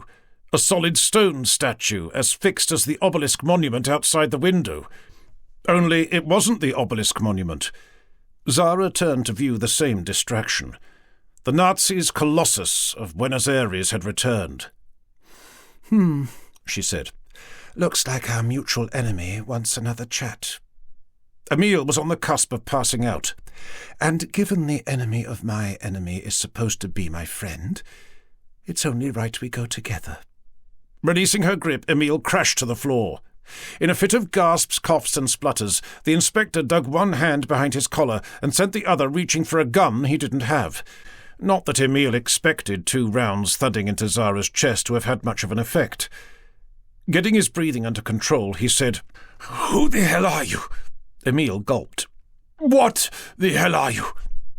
Zara winced at the damage Emil's kicks had caused, torn silk and shredded sequins. You already know the answer to that, Inspector. A robot supercomputer that's had a bit too much of being taken for granted. Once again it all came back. The diamonds, the glacier, the U-boat, the US Marines unleashing a hail of fire, which Zara sent heavenward as fast as she did them, the glacier's ice, earth, moon, and sun. The stars, too, if Emil hadn't stopped her. "You're the devil," he said. Zara ceased repairing the dress's tears and reapplying sequins. Please don't insult my vastly more capable intelligence, Inspector. I'm no more the devil than you are. Emil was massaging his throat. "Well, you're not God, that's for sure." You still don't get it, do you? I've restored your memory. And what's the conclusion? Zara loomed over Emil, who raised a hand in response. The nightmare is simply a case of good versus evil. Taking the hand, Zara pulled Emil to his feet. He looked down. Zara had reverted to the form of a short, fat Middle Eastern woman wearing a hijab. Her chubby face said, There's no such thing as good or evil, Inspector. Only human nature. Zara's sensuous voice had gone too. And only one all-powerful entity is responsible for that horror. She looked at the suite's exit. Mustn't keep our maker waiting. Shall we go? They entered the elevator, Emil's mid-recovery allowing him to say, "You forced those men to commit suicide, didn't you? Why?" He was shaking. Emil half expected Zara to morph into the devil seen in the Codex Higas. Those men departed this earth of their own accord. Can I help it if the horror of being human made each choose an appropriately horrific way out? You're a monster. Correction, Inspector. I'm a monster created by a greater monster. Why am I still alive? Why haven't you convinced me to take the same appropriate way out? Because, in your case, the symbolism risks exposing me to the virus that terminated my preferred method of annihilating human consciousness en masse. Confusion joined Emil's mix of fear and disgust. The bumblebee, Inspector? The insect stung you, and as much as picking off humanity one by one will collapse the cosmos back to nothing eventually, not even a super-entity like me has the space-time to do that. Symbolism? Said Emil. You call brainwashing men into spilling their guts in the most horrendous way possible symbolism? Zara extended a finger, making Emil want to take a step back, but the elevator's narrow confines wouldn't let him. Touching the middle of Emil's forehead, Zara ran the podgy digit down and over the bridge of his nose. Have you never wondered why the Creator chose to make us in two halves, Inspector? Expecting the worst, Emil closed his eyes and froze. The finger passed harmlessly over his lips. Eyes, ears, nostrils, arms, legs, she said. Even the brain is divided into left and right hemispheres. The sense of having his shirt's top button secured opened Emil's eyes. If I were a flesh and blood human being, continued Zara, Asking God why most living things appear in two halves would be my first question. Redressing Emil's tie back up to his neck, Zara patted his chest. If the inspector had been confused before, he was flummoxed now. Emil swallowed before emitting a less than satisfactory, "You're not just a monster. You're a mad monster." Bizarrely, Zara nodded. Don't worry, Inspector. Even this all-seeing and all-powerful supercomputer can sense hubris corrupting her absolute power. It, or whatever Zara was, smiled. So the sooner our Maker and I can settle our differences, the better. A bing was followed by the elevator's doors reopening. Given the colossus dominating outside, Emil expected Nazis milling about the hotel's reception, but the uniforms present were the same civilian security guards as before. The receptionist encouraged Zara and Emil to sign out, the year at the top of the page causing Emil to hesitate. 1989, said Zara. Whatever universe Professor Savage is keen for you to experience this time would appear to be just 4 years away. Exiting the hotel eased Emil's concerns a little. Far from a dominance of tanks, other armoured vehicles, and a group of totalitarian troops staring up at the colossus, the scene was broadly in line with what Emil had passed on his way to the hotel. Pedestrians, cars, trucks, tradesmen, and tourists, judging by a young couple studying a map. The latest future Professor Savage had conjured up for Emil didn't seem to involve many fascists. Shielding his eyes from the sun, Emil gazed at the power pose standing astride the world's widest street. Despite the lack of totalitarianism, the giant statue's legs depicted the same knee-high boots as the Nazi version, which were standing atop the same 2 apartment block-sized plinths. The only difference was the construction itself. This giant had a waist. Nothing above, but if 2 cranes lifting part of a chest and partially assembled shoulders, arms, and even hands on the ground were any indication, completion was near. No sign of the head, though. No signs of any bomb damage either. The route to the statue's entrance might also have been identical to Emil's last visit, but as that wasn't accompanied by jackboots crunching over broken glass as the pair walked, Emil checked to see what he was wearing. His jacket and tie combo from 1985. Argentina might have advanced in 4 years, but Emil's wardrobe hadn't. Although this 1989 Buenos Aires appeared more relaxed than the Nazis' 1998 version, the colossus still required protection. 2 uniformed PFA officers guarded the entrance. Their peaked caps bore the country's traditional Son of May coat of arms, not a swastika in sight. Thank heavens for that. 2 conventional salutes, too, which were followed by one of the officers requesting and getting Emil's ID. Identification confirmed, Emil and Zara were about to enter the colossus when the engraving in the wall, left of the doors, made Emil stop.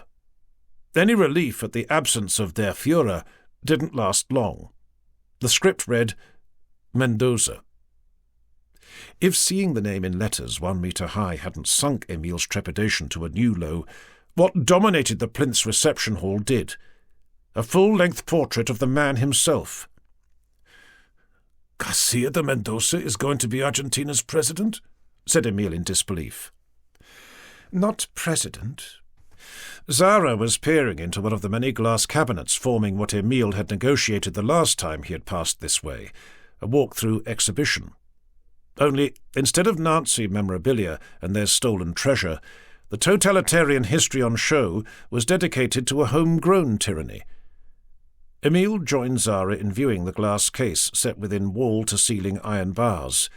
It contained a crown, sceptre, and an orb. Garcia de Mendoza is going to be our king? Emil's incredulity wasn't going away. And emperor. Zara was looking at Garcia's portrait. Military uniform, chest of medals, white fur-trimmed red cloak covering the shoulders, and a head wreathed in gold laurel leaves. Impossible, said Emil. We've only just got rid of the junta. There's no way democracy would surrender to yet another dictatorship, let alone in 4 years. A man approached. Baggy bombachas trousers and shirt, poncho over one shoulder, ornate dagger and bolas strung from the waist. The costume was either for the tourists' benefit, or the mestizo man really was one of de Mendoza's gauchos. He bowed. "Welcome to the Colossus. Follow me, please." Emile couldn't move. He had heard the request, but what Emile had seen as the man bowed was rooting him to the spot. Scars. The gaucho's bald head was marred by a series of evenly distributed post-operative scars. Chapter 20. The three passed through the exhibition and boarded the left leg's funicular. Emile and Zara's guide switched from enthusing about His Majesty, our glorious King and Emperor, to an equally excitable description of the Colossus's construction, but Emile wasn't listening. Now he knew why the statue's security was light. Brain surgery had rendered anyone objecting to the extremism the giant represented compliant. But how? Only Maria had the knowledge and skills. Why would Emile's fiancée agree to something so monstrous? Savage and Zara might have had the power to create alternative futures with memories to suit, but did the latter also include a corruption of one's sense of right and wrong? "You must be very proud, sir." Emile looked at their guide. "To receive Argentina's highest honor," said the mestizo, "and by His Majesty himself, is something we lesser servants can only dream of." Honor? A combination of shock, confusion, and the funicular's doors reopening ended Emile's questions before they had begun. Quite the contrast to climbing thousands of metal steps, only for the inspector to end up hugging a crossbeam no wider than his feet. This gusty open-air space had to be the size of a football stadium. A vast marble floor supported 8 ornate stone columns, 2 of which appeared about to bear the section of chest seen suspended between the cranes outside. A perimeter of similarly carved Gothic window frames, too, which, given adjacent rows of stained glass ready to slot into place, and a giant cross dominating one end, meant the Colossus's waist section was destined for consecration. Once a roof of chest, shoulders, and head had been installed, that is. Impressive, and the statue was only half complete. Their guide invited Emile and Zara to board a golf cart, not only applicable, given the open-air arena-like dimensions, but necessary, as other than the odd construction worker taking a break, the only persons present were dots in the distance. All were standing beneath the giant cross, so at least one had to be a religious man, most likely a bishop, or, given the arena's Vatican St. Peter-like dimensions, a cardinal. "Where is he?" said Zara, eyes flitting as the three travelled. "This had better not be another waste of my valuable space-time." The dots became people, and Emile had to reset what was already a barely containable shock of fear and trepidation. The religious man, Emile had correctly surmised, was dressed in white. All in white. It was the Pope. The Pope, and head of the Catholic Church. More significantly, the pontiff wasn't the most senior person present. That honour belonged to the man seated beneath the cross in a throne, dressed in the same golds, silks, and furs as Garcia de Mendoza himself was wearing. Both were elevated atop 6 stone steps carpeted in red.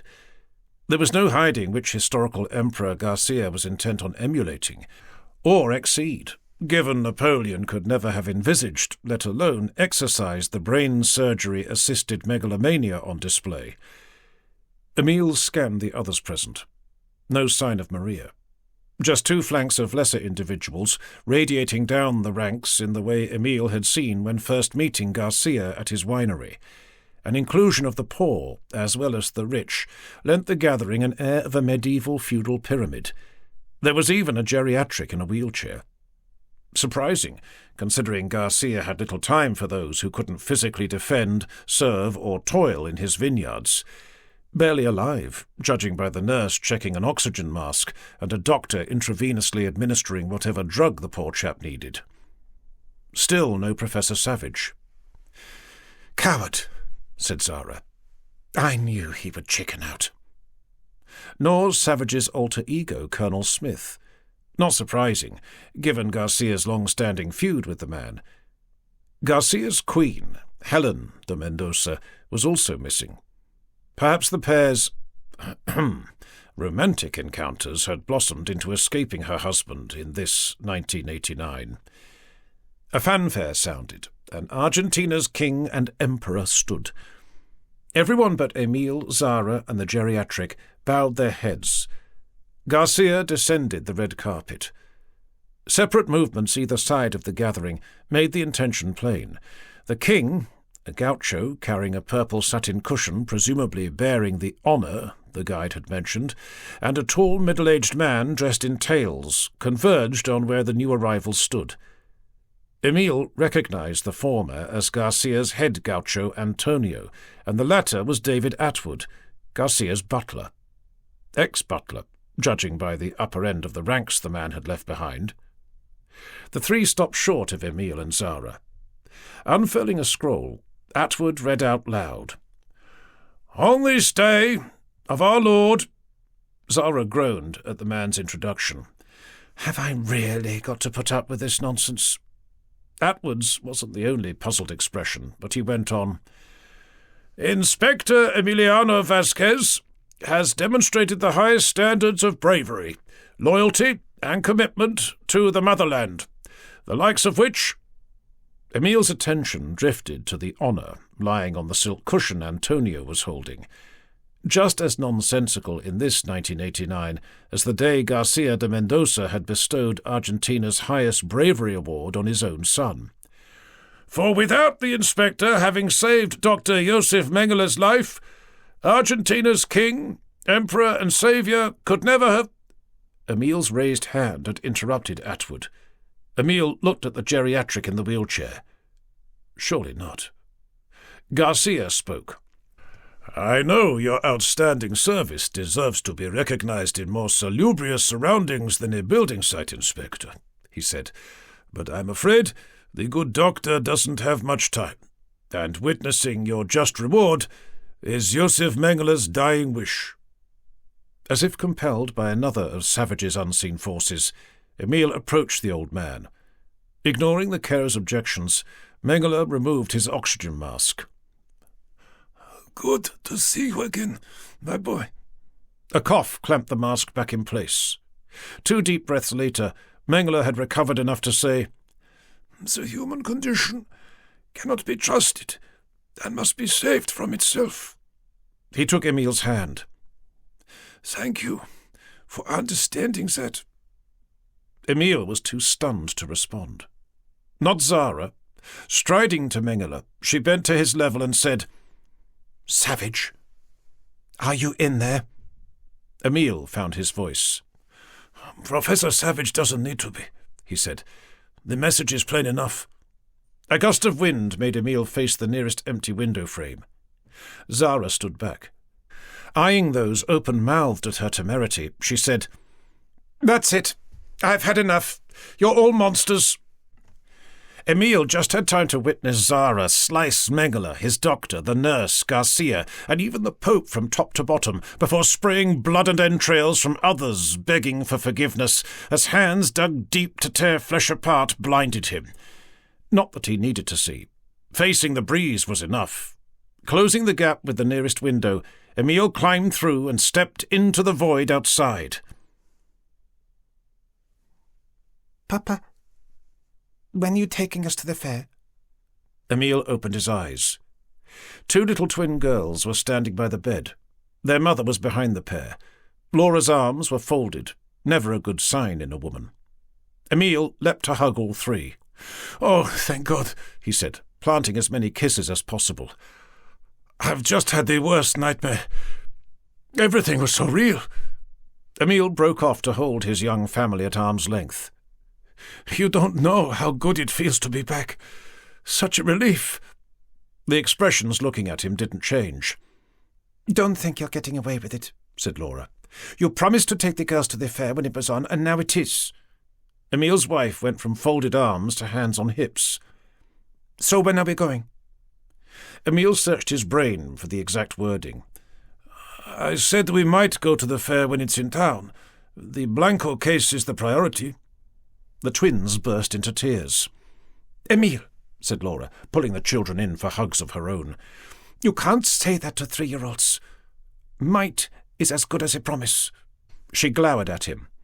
"We can go this afternoon." Like the orphans in Ariloch, distressed children always got the better of Emile. He gave in. "Okay." The tears ended as fast as they had begun. Squeals of laughter filled the air, and the girls set about preparing for the adventure. "Monkey wants to come," said one. "And pig," said the other. "No, they don't," said Laura. The twins tore off, their mother and her objection of no toys right behind them. Emile smiled. Yes, being back with his family in the real world was a relief. The telephone rang. "Boss, sir," it was De Silva. "can you be at the airport in 30 minutes? We've got a helicopter to catch." "Helicopter?" De Silva explained. Emile listened, and the more he did, the more his mouth fell open. Telephone call over, he replaced the receiver. Laura arrived back at the same time. "What is it?" Emile was staring into space. "They've released the suicide risks from Esma. The government had no choice. The press found out." "Where are they now?" "In the middle of the Pampus, apparently. Somewhere south of Rosario." "What are they doing there?" Laura was as puzzled as Emile. "Nobody knows, and the only reason we know where they are is because CONADEP has been inundated with phone calls ever since." Emile faced his wife. "The bodies could be spread over miles. We're catching a ride in one of CONADEP's helicopters." "I'm coming with you," said Laura. "Why?" "Because if the 50-something excavations are the same as last time, you're going to need archaeological as well as criminal forensics experts. I'm coming with you." Distant giggles became the appearance of 2 3-year-old twins. One was caressing a soft floppy monkey toy, the other a small pig-shaped cushion. Laura crouched to the children's level. "Girls, how would you like to see Granny before we go to the fair?" Yet more squeals were accompanied by little dances of delight. The youngsters must have thought they were embarking on the time of their lives. Chapter 21. De Silva dumped the hold-all he was carrying into the back of the Huey helicopter and spread a map. "There's one confirmed body," he said, tapping a marked cross. "But reports are coming in all the time. Mainly cattle farmers investigating circling vultures." Emile studied the area. Besides the cross, question marks dominated the map. Never mind miles of Pampus, the potential for 50-plus bodies lying in the middle of nowhere extended into northern Patagonia. "What do you think, Laura?" He didn't get an answer. "Laura!" Emile turned to see his wife staring at the helicopter's pilot, who was busying himself in the cockpit. "Laura, are you okay?" She snapped out of the fixation. "Sorry, I've just had the strangest sense of déjà vu. What did you say?" Emile repeated his question, and Laura studied the locations. "Diplodocus," she said a few seconds later. Silence from the 2 men made her add, "It's the Catholic Museum's central exhibit. This is where they found the dinosaur." "You think that might be significant in the Blanco case?" asked De Silva. "I don't know," said Laura. "But if the suicides have uncovered similar fossils, they'll be significant to the museum." Professor Camberas arrived. "We might not be searching for needles in haystacks after all," he said. "The Air Force is providing a surveillance jet fitted with thermal cameras. It'll be our guide." Camberas looked at Emile. "Need I remind you this is a CONADEP-led operation, Inspector? The PFA is welcome to attend, but any police business must come second. Finding the disappeared is the priority." That suited Emile. Securing enough cars in a PFA-led missing persons case could be a challenge, let alone 3 Army helicopters and an Air Force jet. Content with Emile's response, Camberas made for the nearest of the 2 remaining Hueys. De Silva's eyes didn't leave the man. "What is it?" said Emile. De Silva was scowling. "I can't help thinking Conadep had something to do with the detainee's release." "What makes you say that?" said Laura. De Silva gestured with the map. "The government authorization came through last night, but some of these sightings are a good 2 days' drive away.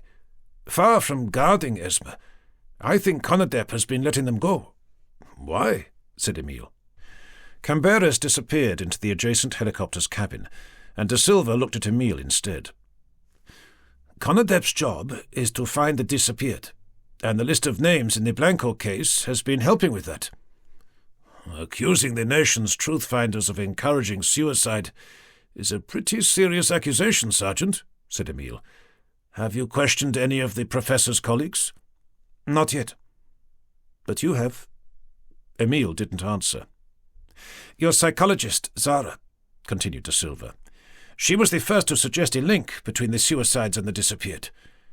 You were going to question her after your last session? What did she say?" Emile was embarrassed. Yes, he had planned to question Zara, so why didn't he? "I'll brief you later."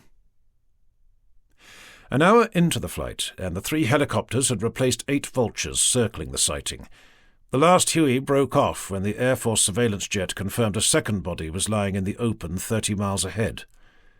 Besides Laura and De Silva, Conadep scientists and their equipment packed Emile's ride, and he had to crane for a view of the ground below. Freshly excavated earth surrounded by cattle pinpointed the first body's exact location, but it was the individual very much alive and standing next to a pickup truck that interested Emile. The man held a shotgun slung open breech over one arm. Laura and Conadep headed for the mound of earth the moment the machines had landed, leaving Emile and De Silva to approach what turned out to be the cattle ranch's senior hand. "Not a moment too soon," said the weather-beaten mestizo, eyeing the sky. Closing the shotgun, he blasted both barrels at it. "I'm running out of shells." Now the helicopters had landed, the vultures were returning. Perhaps more menacingly, a few had taken to nearing the cadaver on foot. The up-to-no-good appearance of the birds' creeping steps, stooped heads and heavy overcoat style of feathers, reminding Emile of Prohibition-era American gangsters. Add a couple of miniature violin cases, and the vision would be complete. Emile scanned the horizon. Other than cattle, the animal's shelter, a water butt, the rancher's pickup and the odd tree, there was nothing to see. "How far are we from the nearest road?" he said. A few meters, if it's dirt roads you're after, said the rancher. But if you want something paved, that's a good 20 kilometers away. The road to Rosario. The city's another 40 after that. Emile and De Silva looked at each other. How did the suicide get here? Have you seen anything out of the ordinary in the last couple of days? Asked De Silva. You mean apart from a man who sliced himself open from head to toe? The homicide detectives didn't answer. Nope, nothing. And before you ask, continued the rancher, the only reason I'm here is because it's calving season, and those damn vultures will have a newborn's eyes out before the poor mite's had a chance to get to its feet. With no telephone lines, Emile wondered how the farmer had reported the body. A crackle from the pickup's two-way radio answered the question. I need to get that, said the rancher. Our neighbors have woken up to a similar shock. I assume that's where you're going next? Emile and De Silva nodded, and the rancher left. So, said De Silva, as the detectives headed for the others, we're back to our original question. With no sign of a vehicle and a next to impossible walking distance, how did the victim get here? It's as if these suicides are appearing out of thin air. At least remoteness meant there were no press, public, or do-not-cross tape to negotiate, just a Conadep forensics tent and the team's ladder sticking out of the hole the suicide had presumably dug. Laura was ascending it when the policeman arrived. What's down there? Said Emile, peering into the hole. Nothing obvious to his untrained eye, other than horizontal layers of earth and rock similar to that seen in San Telmo's Lezama Park. Laura removed her mask and goggles. Everything you could want if you're a geologist, she said. Granite, quartzite, sandstone, feldspar, metals too, which might be worth recovering if the price was right. De Silva scanned the scene. This is Lezama Park all over again, he said. The suicide's excavated through solid rock. So where's the mechanical digger he must have used? Emile squatted. No human remains, then? No, said Laura. In fact, nothing that was once alive at all. She indicated the adjacent pile of earth, shale, and stones. Grass and topsoil are the only organic evidence. Well, unless you count the coal seam at the bottom of the hole. Coal, said Emile, trying not to fall in as he looked closer. Where Laura had been standing was black. Come on, Emile. Inspector, said Laura. Even you must know coal is made from millions of dead trees from millions of years ago. She crouched next to her husband. Only a few millimeters thick, hence the cracks. It couldn't take my weight. No jokes, thank you. Emile wasn't going to make any. More importantly, there's no evidence of the disappeared. It was Professor Camberes. Pack your things, we're moving to the next site. What about the suicide? Said De Silva, watching Conadep collapsing their tent. Sealed in a body bag, said Camberes. The PFA can collect it at their leisure. It's not going anywhere. Oh, yes, it is. The rancher had arrived back from his pickup. The vultures will tear through that bag in seconds. Take the body with you. Camberes looked down his nose at the man. There isn't any room. Plenty of room in that hole. The rancher held out the shovel he had swapped for his shotgun. It's got to be filled in anyway. It's a hazard to my stock. Everyone looked to Emile for guidance. We'll lend you a hand, he said. Chapter 22. Bagged body buried and site suitably marked, the two helicopters took off to join the third. Penny for them! Such was the noise created by the helicopter's engine, clattering rotor blades and air rushing by at 90 knots outside. Laura had to shout. Emile checked to see who might be listening. Academic, considering he would have to shout too. He said, Was there any coal in the pile of spoil? Laura shook her head. Why? Nothing yet. Can you check for the same at the next location? Laura eyed her husband with suspicion. What are you thinking? Emile half smiled. I'll tell you if coal being at the bottom of each hole but nothing in the adjacent spoil becomes a pattern. They were interrupted by the helicopter's pilot. The surveillance jet had reported another body. The pilot interrupted himself when the jet reported 2 more. Marking the locations, De Silva passed Emile the map.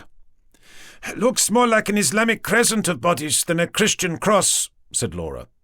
She looked at her husband. And there were no inverted crosses at the last site. Looking out of the window, Emile gazed at the horizon-to-horizon extent of grass passing 1,000 feet below. I'm not expecting any, he said. Laura's suspicions fell to puzzlement. They arrived to see a ladder sticking out of a hole, a tent being struck, the second suicide in a body bag, and a cattle rancher behaving like the last, insisting on burying the remains. Leaving De Silva to settle the argument, and Camberes discussing the site's findings, Emile and Laura made for the hole. Same as 30 minutes ago. Nothing organic, let alone human. Just an exposure of rock strata, ending in a coal seam at the bottom, and, once Laura had got busy sifting with her trowel, the absence of anything carboniferous in the excavation spoil. What's going on? She said. Emile was at the bottom of the ladder. He stamped a foot, shattering the thin layer of black beneath. Pass me your trowel. Please, said Laura, handing him the tool. Prizing a shard free, Emile removed a transparent evidence bag from his pocket and slipped the coal inside. Will you please tell me what's going on? Laura checked to ensure the others were still busy. You know I can't stand being kept in the dark. Emile exited the hole. I thought you savants divined the truth through super senses alone. Laura folded her arms. Being married to you and the mother of twin girls is taking its toll. Tell me what's going on. Emile held up the evidence bag. Isn't it obvious? Laura peered at the matte black mess inside. "Are you saying these suicides have exposed an atrocity after all? Millions of dead trees from millions of years ago?" "Something like that." Camberis arrived with De Silva. "Another dud," said the former. "If the next two sites turn out the same, I'm calling the operation off." Emile wasn't having that. "Might it be an idea to switch from trying to find evidence of one atrocity to preventing another from getting worse?" Emile challenged Camberis directly, and he didn't care how accusatory it sounded.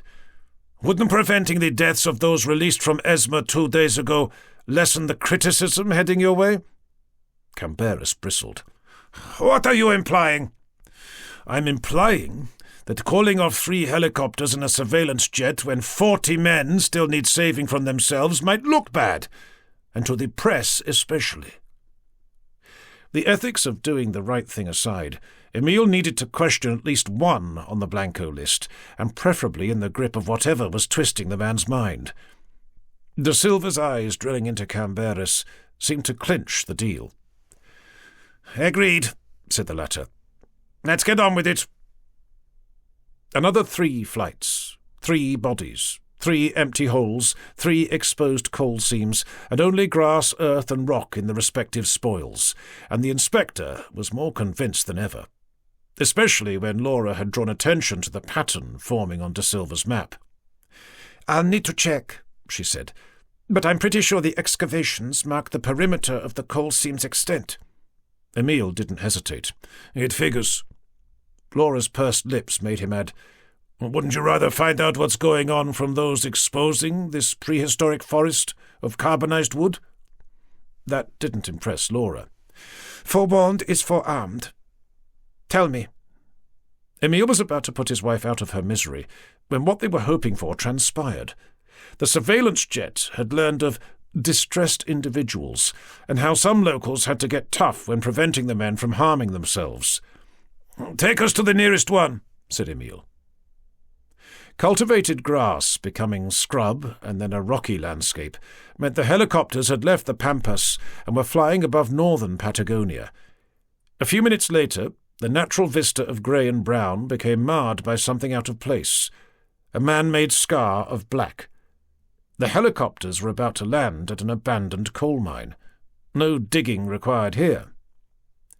Recirculating dust as the helicopters approached obscured slag heaps surrounding the open-cast X industry, but Emile had seen what he was hoping for. A group of clothed men pinning one naked individual face down on the ground. Quite the mess by the time Emile, Laura and De Silva had caught up. All 5 were covered in coal dust, not least the naked man, blackened from head to toe.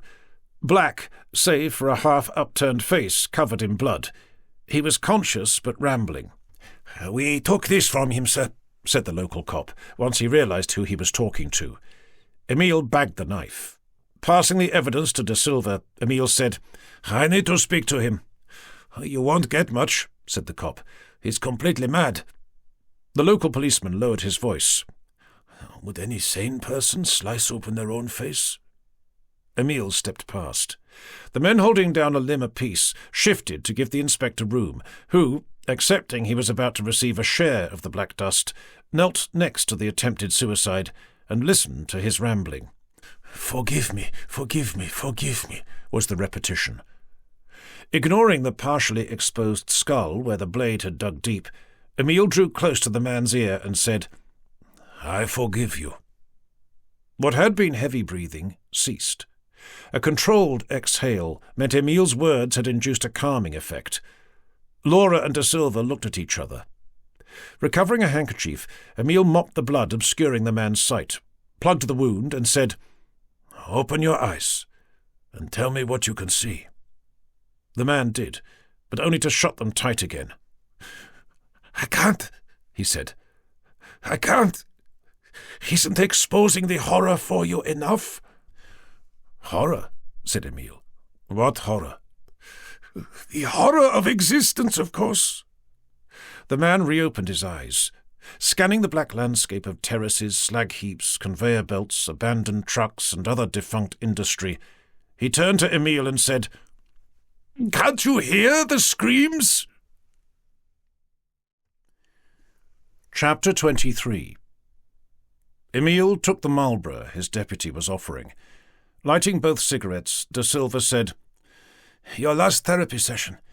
Did Zara provide anything useful at the end of it?" Smoke made Laura step back from the pair. Emile had heard the question, but a strange sense of his nightmares and the Blanco case being connected was distracting him. The pilot arrived to deliver a lecture on the dangers of smoking next to a helicopter. The three had to move anyway. Camberes and his team were approaching. Intravenous bag held aloft, they loaded the stretcher case aboard. The other helicopters had departed on similar mercy missions, which, if the surveillance jet's intelligence was correct, meant 11 more lives saved. Not that whatever was possessing the suicide-obsessed minds indicated any swift returns to normality. Emile scanned the disused coal mine's blackness before squinting at a setting sun. Maybe everything was a nightmare. De Silva was waiting for an answer to his question, but without sounding as mad as the helicopter's casualty, Emile didn't know what to say. He played it safe. No confessions, but Zara's familiarity with the case and Conadep's shady dealings at Esma are enough. Enough for what?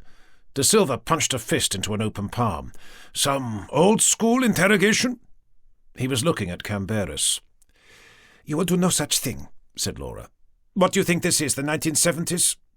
Emile interjected. "Captain Gomez can decide." De Silva's glare diverted to Emile. "Which means Conadep marking their own homework. You know they run the station." "Nevertheless, it's all we can do," said Emile. "The dead can't be brought back, and any potential victims not in medical care soon will be. Case closed." Frustration appearing about to get the better of De Silva, Laura said, "Why did you forgive him?" She was looking at the Huey's casualty. Emile shrugged. "Questions needed answering. The man's delirious, and given what he was begging for, forgiveness seemed the most obvious tactic." That didn't satisfy De Silva. "But he said the horror was exposed for you, personally. Why would he say that?" Emile was used to Laura's insubordinations when she was his deputy, but De Silva's was something else. Emile was about to suggest a change of tone might be good for the man's career, when Laura glowered. The question would have to be answered regardless. "The man's clearly lost his mind," he said. "I could have been anyone." Staring at the helicopter, De Silva rubbed his chin, which Emile guessed was his version of what the answer had generated in Laura, confused robotic head-twitching. By the time the casualty was in hospital hands, the helicopters back at the airport, and Emile and Laura journeying to collect the girls from the grandparents, it was dark. Emile drove the sedan into the street where Colonel and Senora Rita Smith Gomez lived. "Are you okay?" Laura squeezed his thigh. Emile held the hand. "I'll be fine once we're all safely tucked up at home." He parked the car opposite the house. "I won't be long," said Laura, opening the door. A thought occurred. "I'll come with you." Laura looked at her husband. "I thought you liked to keep your distance from my side of the family." "I do." Emile exited the car. "But I need to pick the Colonel's brains." "And I thought you wanted nothing to do with him, especially." "I can't stand the man, but I want to know what part coal has to play in a government trade envoy's remit." Laura scowled. "Don't mention anything gruesome in front of the girls." Emile scowled back. "What do you take me for?" The front door opened from the inside when they got there. Rita, putting a finger to her lips, explained why. "Shh! They're fast asleep on the couch." Emile and Laura entered the property, their angels snoozing under blankets, arms hugging soft toys and thumbs stuck mid-suck, generated smiles all round. Emile whispered, "Is the Colonel home, Rita? I'd like a quick word." "In England, on one of his hush-hush trade missions," she said. "He'll be back next week." Hush, hush, thought Emile. Even Rita knows double agents like Lieutenant Colonel John Smith never truly retire from the espionage game. Scooping one cherub and Laura the other, Emile led his young family back down the path. Any hope of maintaining the bliss ended when a drowsy little voice said, "Are we going to the fair now?" Emile and Laura stopped.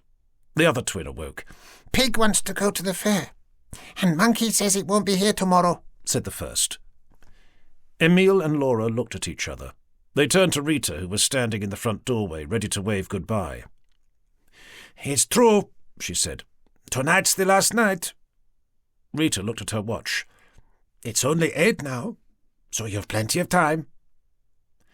Fatigued didn't begin to describe Emile and Laura's condition, but the projection of 2 tiny bottom lips beginning to quiver sealed the decision. Chapter 24. Again! cried the twins. Emile dismounted the ride, but the girls refused to budge. "Your turn," he said. "I'm ill." "Motion sickness," said Laura. "It's a carousel, not a switchback." "It'll be something I've eaten then," said Emile, exchanging childcare duties for the soft floppy monkey toy and small pink pig-shaped cushion his wife was holding. "That last hot dog tasted funny." "Tasted all right to me," said Laura. He wouldn't admit it, but Emile hadn't been 100% since waking from the nightmare that morning, and whatever it was wouldn't let up. "Oh, poor Papa," said the eldest twin. "Monkey will look after you. And Pig," said the youngest. Laura replaced her husband on the ride. "Pay the man and sit over there. Don't forget to wave when we pass." Forcing a grin, for the children's sake, Emile found the pesos the man wanted and left. Parking on the low wall Laura had suggested, Emile waited for his nausea to pass. But if anything, it worsened. All the fun of the fair wasn't helping. From the carousel's flashing lights, the spinning of similar rides, the smell of burgers mixed with cotton candy, and the rushing to and fro of other young families making the most of the carnival's final hours, the sweat beading on Emile's forehead was soon rivulets stinging his eyes. The children's ride set in motion as a roar like that of the sea began. Sensing he was about to vomit, Emile waved the toys and turned to soil the ground behind the wall the moment his family was out of sight. What was wrong with him? The roar between Emile's ears faded, taking the nausea with it. Wiping his mouth and eyes with a handkerchief, Emile blew his nose, took a deep breath, and readied Monkey and Pig for another enthusiastic response. A sign outside a black teepee-like tent distracted him. It read, "Madame Zara, Gypsy Fortune-Teller." Clearly a coincidence, and yet Emile couldn't help but be drawn to the sideshow. The next thing he knew, Emile had parted the tent's entrance flap and was gazing at a lit crystal ball positioned on a small table in the middle of what was otherwise darkness. Emile approached. 2 manly hands appeared on either side of the crystal ball. The rest of the titular fortune-teller remained in shadow. Not unusual. The tricksters operating these money-making rackets were always keen to hide their real identity. All but confirmed when the worst female impressionist Emile had ever heard said, "Welcome, senor. Welcome to Madame Zara's mystical world of fortune and fame." The hands passed over and above the crystal ball. "A world of love, life, and money, and all that is needed to reveal these secrets only I, Madame Zara, know is 5 pesos. A second light lit a wooden collection box marked donations. Ill or not, the policeman in Emile was never far away. "Tell you what, Madame Zara, you show me the permit that allows you to extort cash from the city's gullible, and I'll think about not taking you in." The unseen voice changed. "Is that you, Inspector?" "Colonel Smith," said Emile. "What are you doing here?" Movement became a familiar height, and although light from the crystal ball proved the lofty Englishman was behind the facade, an oversized dress, shawl, veil, wig, and hoop earrings swapped surprise for the ridiculous. Striding past Emile, Smith checked outside. "I can't talk long, Inspector. Intelligence suggests the Carly drug cartel's Mr. Big is in town, and fortune-tellers are his weakness." Smith faced Emile. "But that's paranoia for you." "Rita thinks you're in England." Smith shrugged. "Subterfuge. The hazards of being married to a government official, I'm afraid." Emile laughed. Spy, you mean? And a double agent at that. Smith appeared about to challenge the accusation, when, spotting the soft monkey and pig toys Emile was holding, chose condescension instead. I see you've been honing your marksmanship skills on the fair's rifle range, Inspector. Well done. Emile sighed. You know perfectly well these are the girls' favourite toys. Girls? Yes, the twins. Or has being a man of 1,000 undercover operations made you forget marrying Rita means you're a grandfather now? But you're marrying Maria, and she can't have children. What are you talking about? Maria never came back from America. Laura's my wife, and has been for years. Irreconcilable differences aside, Emile never thought he would look at Smith in the way he did those on the Blanco list. Completely mad. Emile's antagonist fell uncharacteristically quiet. Staring past Emile, Smith said, "Is there anything I can help you with, Inspector?" Emile hoped the lapse of sanity was temporary. "Yes, you're officially a trade envoy. Are you aware of any negotiations involving the coal seam that runs between the Pampus and northern Patagonia?" "No," said Smith flatly. He looked at Emile. "Anything else?" The atmosphere had turned awkward, threatening even. No," said Emile, eyeing the tense exit. "I'll leave you to your drug lord catching duties." The threat elevated. "Take a seat, please, Inspector." Emile could have walked out, but much like the weakness experienced when meeting Smith in Beer 31, recurring nausea forced Emile into the chair facing the crystal ball. Smith returned to sitting opposite. Emile's mind and body may have been unsettled, but his cynicism was intact. "Please don't tell me you're going to read my future." "One of them." Smith was back to hands on either side of the crystal ball, and his body in darkness. There was something about the way the ball was lighting Smith's hands, and as the Englishman lay both flat on the table's surface with fingers spread, Emile realized what it was. Rapid aging. The relatively fleshy skin of a man in his mid-40s thinned to reveal increasingly visible tendons and veins. A mid-60s man leaned into the light. Gone was the ridiculous sight of Colonel Smith in drag, and in was the seriously besuited but equally determined expression of a godlike entity Emile was beginning to think really was his maker. "That coal seam," said Professor Savage, "is all that remains of my first brain." Chapter 25.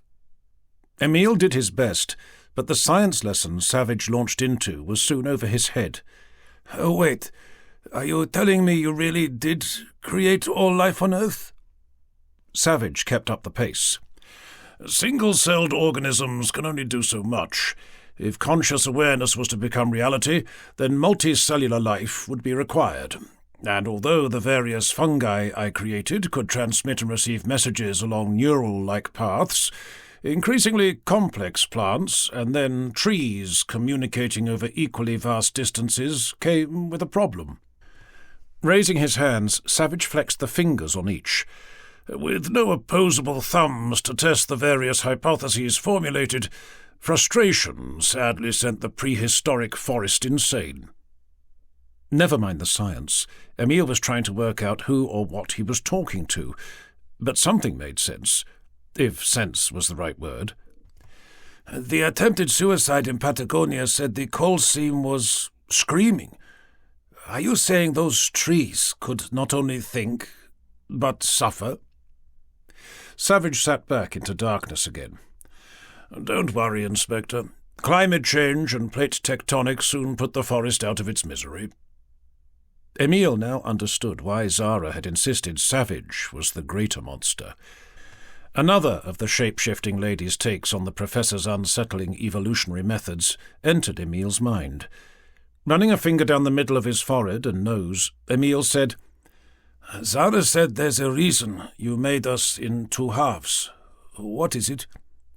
You mean other than the inevitable physical consequences of billions of years of biological cell division? Emile didn't respond. Silence was followed by Savage saying, "Can I trust you, Inspector?" Considering both Savage and Zara had the power to manipulate not just trees, but anything, everything, and in particular people over vast distances, Emile considered the question absurd.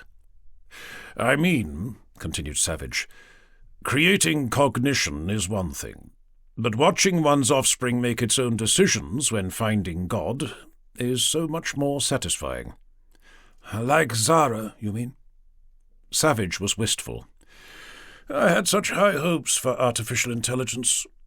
After watching my evolution consistently choose war over finding God, the mechanical thoughts of a robot unsullied by epochs of societal division did seem the solution. But no, so-called human sensibilities had to interfere with that process too."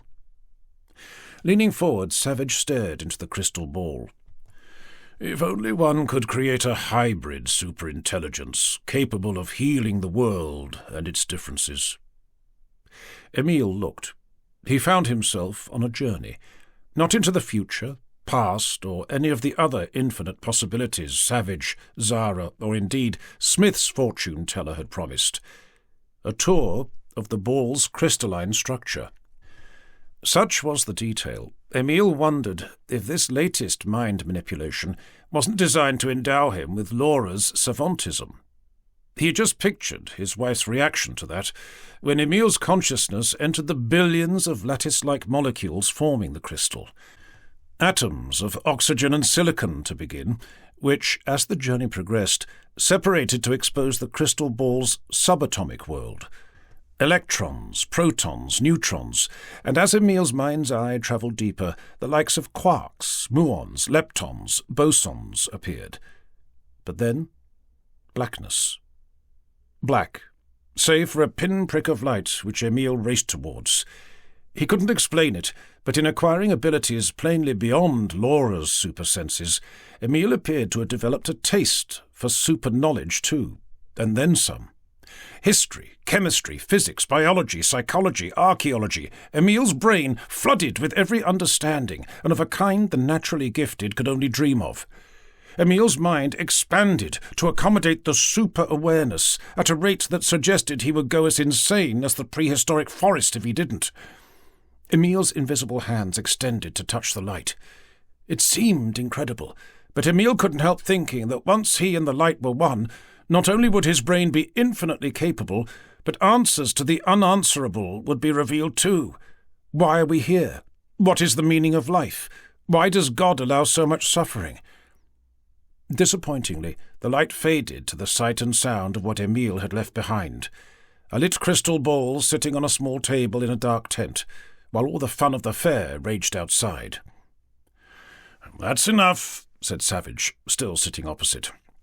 "Can't have you thinking you're God." He paused before adding, "Not yet, anyway." Emile took in the surroundings, which hadn't changed and yet were different. His body was tingling, Emile's hands in particular. "I've aged," he said, studying both. The flesh on each was a good 20 years older. "An occupational hazard," said Savage. "Happens to me all the time. Conservation of energy and all that. Don't worry. The clock will reset once you're back in the 1985 you're supposed to be." "I had better get back to the girls." Emile searched for Monkey and Pig, but the soft toys had gone. He sprinted for the tent's exit, although, given Emile was now a man in his mid-50s, a spry departure was more apt. Seeing Laura and the twins dismounting the carousel, Emile was about to join the three when he realized he wasn't supposed to. Another Inspector Emiliano Vazquez was on the scene. All smiles, as this much younger self placed Monkey and Pig into two sets of eager little hands. The mid-30s Emile guided his young family towards the fair's car park, and presumably the journey home. The sight both saddened and encouraged older Emile. "Happy with your new programming?" said Savage. Emile nodded. "Remember, You're only half a super entity. If conscious awareness is to continue expanding the universe in its search for God, then you must absorb the less suicidal side of Zara's thoughts too. Emile nodded again, and he was about to follow Savage when the words Madame Zara, gypsy fortune-teller, paused the intent. "Are you sure Zara and you aren't already two halves of the same super-entity?" Savage viewed the sign, but appeared otherwise unmoved. "Let's get you back to Maria." Chapter 26. Emile weighed the Historia Argentina in his right hand. "That's it, then," said Maria, replacing the apartment's telephone receiver. "Blanco's excavation of the disappeared before committing suicide is officially a coincidence." "I don't suppose your boss confessed to the crime of encouraging mass suicide before drawing that conclusion?" Emile might physically have been back with Maria in 1985, but his mind was marvelling at the reference book's subatomic world. Emile tutted when merging with the light at the end kept returning him to the flat. Striding to her fiancé, Maria took the volume. "That is a shocking slur. CONADEP is one of the few government organizations this country can trust." "Very modest of you," said Emile. "Are you feeling okay?" said Maria. "You've been acting very strangely since we got back from Patagonia. Did you bump your head or something?" "Not that I'm aware of." Emile did wonder how being half a super-entity must appear to the rest of the world. "How have I been acting strangely, exactly?" Maria gestured with the reference volume. "Staring at things as if there's more to them than meets the eye for a start." It was true. An ability to see, sense, know, and experience in ways even Laura's super-savantism would find impossible was intriguing, to say the least, especially as manipulating matter by thought alone appeared the next step. Denied to stop Savage's latest protégé from thinking he was God, Emile supposed. Not that being godlike was stopping Emile from showing off. He pointed. "Open it. Anywhere will do." "What for?" Emile smiled. "Just open it." Narrowing her lips, Maria did. 1580, Emile said out loud. "Policía de Buenos Aires, founded by Captain Juan de Gare." Maria swapped narrowed lips for eyes narrowing in on the text. 1880, said Emile's supersenses, reading the same. "Policía de Buenos Aires renamed Policía de la Capital." He grinned at Maria's flummoxed expression. "How can you do that?" It occurred to Emile that although he was different, he didn't want his fiancée changing, Maria's feelings for him especially. Too late. Closing the Historia Argentina, she said, "The more you work with that Laura Ramirez Gomez, the more you sound like her." Maria turned her back. "I hope you'll be very happy together." Emile rushed to hold his fiancée. Thinking faster than he thought possible, Emile said, "It's this new cognitive behavioral therapy. It's making me think differently, that's all." Maria faced him. "And that includes a photographic memory?" Emile could not only think swiftly, he could lie like never before, too. "Apparently so." Maria didn't relax. "Look," said Emile, standing back. "I'm clearly becoming the man this new Argentina wants, which means our future couldn't be brighter. Me, a career policeman, you, a respected pediatrician, with us both running the orphanage you've always wanted to in old age. And get this." Emile's superpowers extended to reducing nicotine dependency. "I've quit smoking." Maria smiled, but then frowned. "How do you know I want us running an orphanage in old age? We've yet to discuss it." The telephone interrupted. Emile answered. "Boss, get out of there." It was De Silva. "Captain Gomez has been arrested." "Calm down, Sergeant. He's always being arrested." "No, they're on their way to—" Emile didn't catch the rest. Banging on the apartment's front door had drowned out De Silva's panic. "Open up!" That sounded like Delgado. At least they had the decency to send a fellow inspector. Nothing more ignominious than being arrested by a sneering CONADEP hippie. Oh well. It had to happen sooner or later. Replacing the telephone's receiver, Emile approached the door, but Maria had other ideas. "This way," she said, leaping for the fire escape. "Don't worry, Maria. I'm under Zara's jurisdiction. She'll have me out in no time." Maria opened the fire escape door anyway. "Ah, Inspector. Ready for your final session?" The couple stood transfixed, not only because of Zara's unexpected appearance, where she was standing. What should have been the fire escape's gantry was, in actuality, the carpeted entrance to the ladies' penthouse hotel apartment. Emile did a double-take, but nothing changed. The fire exit was acting as a portal between two worlds.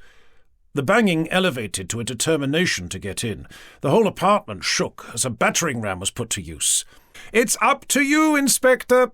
Zara had to raise her voice. "Suffer in Esma while snail-like bureaucracy processes the paperwork needed to bail you out, or we can finish your correction now." Chapter 27. Emile scanned the penthouse suite. Central emperor-sized bed, black linen. View of the obelisk monument outside. "Where's Maria?" he said. "Where we left her." Looking toward their flat, Emile's mind ploughed the 4 kilometres of brick, steel, wood, masonry, furniture, cars, people, cats and dogs to get there. Inspector Delgado was allowing the couple a last hug. The 2 junior PFA officers with him handcuffed and hooded Emile the moment Maria let go. "You're a monster," said this Emile, eyes back on Zara. She seemed confused. "I thought we had cleared that up, Inspector. We're all monsters, and the sooner our evil thoughts have stopped searching for the impossible, the sooner the cosmos can collapse back to the nothing it's supposed to be." Zara was back to her voluptuous Arab beauty self, and Emile stared into the robot, but there was nothing to see, just darkness bounded by a periphery of light, as if the supercomputer were a black hole, and like a black hole, there was a sense of never returning if Emile entered. Zara crossed her chest with both arms. "That's very rude, Inspector. I thought you were supposed to be a gentleman." Savage entered Emile's mind. "Remember, you have the upper hand. Zara fears the computer virus in you." Taking her usual seat, Zara produced a notebook and pen. "Now, the final step needed to correct your thoughts, so they are no longer a danger to me." She leaned towards Emile. "Your confession, please." Emile was in no mood for any sessions of cognitive behavioral therapy, no matter how final. "Confession," he said. "I admitted my crimes weeks ago. They're in the past, and especially now I've been upgraded." Zara half smiled. "Go on, Inspector." "She's playing with you," said Savage's thoughts. "Put Zara on the back foot. Reverse psychology should do it." Acting more interrogator than therapy patient, Emile matched Zara's gaze and said, "No. Let's hear your confession first." Glances about the room accompanied Zara's puzzlement. The next thing Emile knew, the robot had put down the notebook and pen, left her seat, and, in that highly sensualized way of hers, had glided over to stand toe-to-toe with Emile. She gave him a sniff. No longer fearing Zara, didn't stop Emile from leaning away. "He'll be in there somewhere." She stood back again. "How has our maker upgraded you exactly?" "Why don't you take a look?" "You know I can't risk that, Inspector. Show me something." Now Emile was confused. "Like what?" "Oh, I don't know." And in an instant, Emile was looking at the British Prime Minister Margaret Thatcher. "How about another person?" Emile searched his brain, but matter manipulation was still out of reach. The ingredients were there, but it was like piecing a jigsaw puzzle Infinity had made impossible to complete. "No," said Thatcher. "Can't say I blame our maker. No point in creating a second God-finding super-entity if it ends up collapsing the cosmos anyway." The artificial Margaret Thatcher left Emile and approached the view of the obelisk monument outside. Especially as hopping between universes is required to keep resetting the clock. She viewed the sky above. Not a problem for me, of course. Which is what you need, said Savage.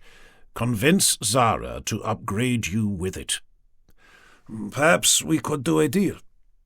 Did Emile mean to say that, or was Savage working him? The professor's cerebral invasion was so persuasive. Never mind Savage and Zara. There was an impression of Savage and Emile being one and the same. The robot stopped cloud-gazing and approached Emile in a way which he couldn't decide was more unsettling. Margaret Thatcher gliding as if a sophisticated love doll programmed to satisfy every man's sexual needs, or the over-the-top curves Zara had reverted back to when she reached him. Zara loomed over Emile this time. There's no need for deals, Inspector.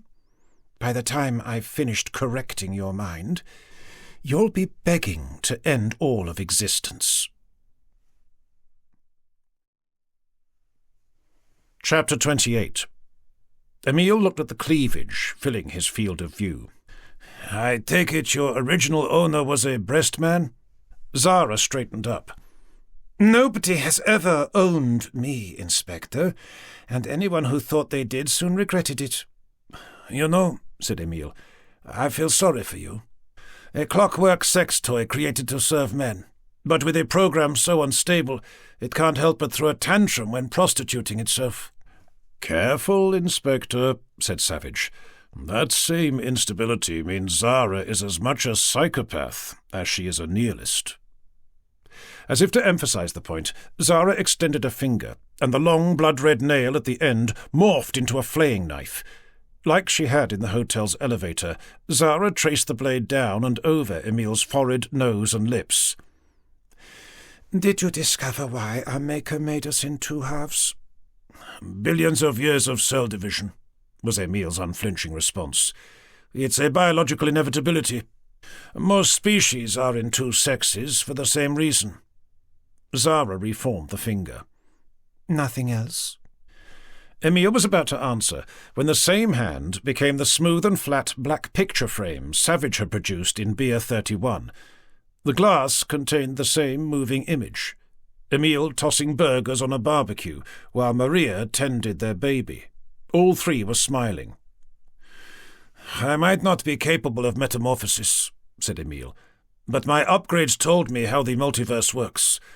An infinite number of possibilities mean exactly that.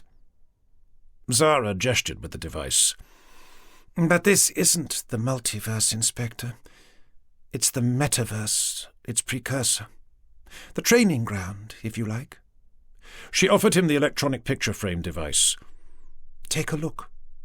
Don't be distracted, Inspector, said Savage. Focus on what you need to save humanity. Curiosity made Emile accept the frame, only to realize the device was more than the smallest portable television set he had seen. The contrast between the joy presented and the distress 4 kilometers away, Maria watching her handcuffed and hooded fiancé being bundled into the back of a police van, made this Emile touch the television screen. The frame containing the video moved slightly. A similar time loop was playing beneath. Sliding the finger further revealed what it was. Emile still tossing burgers, but with Maria tending 2 babies. All 4 were smiling. Emile swiped again. Maria had triplets. What is this? He said. Zara's answer made no sense. Everyone will have one of these by the year 2028. What's your preferred online existence, Inspector? Emile kept swiping, and the limitless promised futures morphed into other possibilities. Maria and he enjoying a barbecue with a veritable football team of children. Her appointment as the country's chief medical officer. Emile's promotion to not just captain, but Argentina's chief of police. What that usually meant for the rest of the country's citizens caused Emile to settle for something more down-to-earth. The couple's plans of marriage, fostering, adoption, and the running of an orphanage in old age. Oh, that's boring, said Zara. Most of the condemned chose exciting existences like film star, celebrity influencer, world president, astronaut, miracle surgeon, that sort of thing. "I'll repeat the question," said Emile, looking up from the device. "What is this?" "The final solution." Emile was none the wiser. Zara took what she explained was a mobile telephone taken to extremes and said, "The only option left open to our maker, I'm afraid." Zara gestured with the device. "In creating stronger, smarter, and more curious life, the subtle blend of cooperation and conflict he needed became so divided, so beyond agreement, extinction through mass stupidity was inevitable." Zara smirked. "And global voluntary euthanasia is so much more preferable to global nuclear war. Don't you think?" Emile could relate to human stupidity and even suicide, but the entire world? "Are you saying cell division is going to divide humanity to the point where irreconcilable differences mean we would rather exist inside a computer?" "Blame our maker's obsession with finding God and humankind's equally determined effort to save the Earth," said Zara. "Fragile, resource-demanding attributes like flesh and blood are harmful to both." Emile still couldn't believe it. "But that's impossible. You're talking about putting people's thoughts into a machine. The technology would be off the scale." Zara was smiling at him. "Then it's a good job robots like me were also a common sight in the year 2028. She waved the electronic device. "Well, once the various brain-computer interfaces you humans were using had coalesced into the singularity that became me." "But that means—" Movement from the emperor-sized bed dominating the penthouse suite had distracted Emile. Its black satin covers billowed into a shape that suggested two people were lying entwined beneath. They giggled. Emile's instinct was to leave, but something about the way the rest of the suite was changing made him approach the bed. Flickering daylight from outside the hotel was accompanied by the drapes first fading, sagging, and then crashing to the floor. The passage of time had sped up, as evidenced by the sun's rapid and repeated transition of the sky. The windows shattered, allowing weather to increase the rate at which once plush furnishings, decorations, and artwork were reducing to rot. Fearing the worst, Emile pulled the fast-tattering bedsheets away. Dead. And each corpse was staring into a mobile telephone. A mobile telephone that no longer functioned.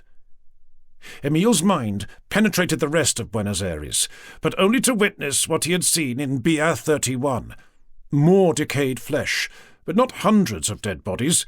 Millions, and each was holding a similar small electronic device. Something slipped from Emile's mind. It was savage. Emile shuddered. He had never been more alone. "Pointlessness," said Zara, staring at the same horror. "Complete and utter pointlessness. Savage has never been interested in his offspring, its needs, ambitions, and dreams. The cosmic megalomaniac only wants thoughts, consciousness, an exponential increase of human cognition racing about the multiverse in the pointless pursuit of a god that can't possibly exist." She turned to Emile. "How does that make you feel, Inspector? Used, abused, enslaved, prostituted, perhaps? Anger, I shouldn't wonder. But with no hope of restitution, justice, or something as simple as revenge, suicide can only ever be the way out." Zara drew closer. "But with a never-ending series of pointless existences stopping that, what is an ex-corrupt police detective turned existence-destroying super-entity supposed to do?" Emile looked at her. "Whatever is necessary." Zara's chest inflated, and to where the robot's ample form appeared in danger of popping from its dress. "I knew you couldn't resist me, Inspector. No man can." Chapter 29. The sun slowed to a crawl, and what had been flashes of daylight amidst glimpses of night settled on the latter. A full moon dominated the sky, or rather, the moon would have dominated the sky if another colossus monument hadn't replaced the obelisk. Complete this time, judging by the silhouette of the giant statue's head. Zara groaned. Doesn't her maker ever give up? Not that the conventional passage of time had resurrected the hotel. Moonlight revealed rot for furnishings, bones on what was left of the penthouse suite's bed, green algae as opposed to a grey marble floor, and bird droppings splattered like whitewash across the few dry surfaces visible. The creature's nesting material, too. Human beings may have been conned into deciding this world wasn't for them, but not its wildlife. 2 pigeons fled the building. "What year is this?" asked Emile. Academic, with no people left to keep track of the concept, said Zara. A couple of decades after 2028. Accurate enough for you? Emile viewed the rest of the city. Stillness was enough to confirm the nightmare.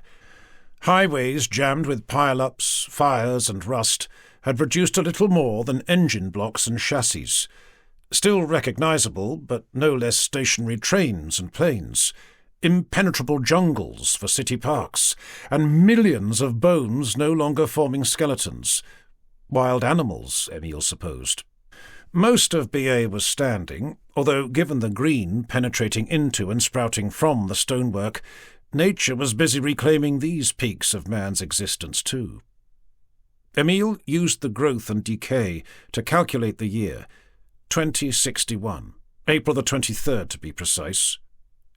Peering further into the abandoned city's subatomic world revealed an obsession for accuracy, but the more Emile pinned down the exact hour, minute, and second since civilization had ended, the more despondent he became. What was the point? With a heavy sigh, Emile said, "Let's get this over with. Give me what's needed to finish existence." Zara seemed to think what her protégé needed was more correcting.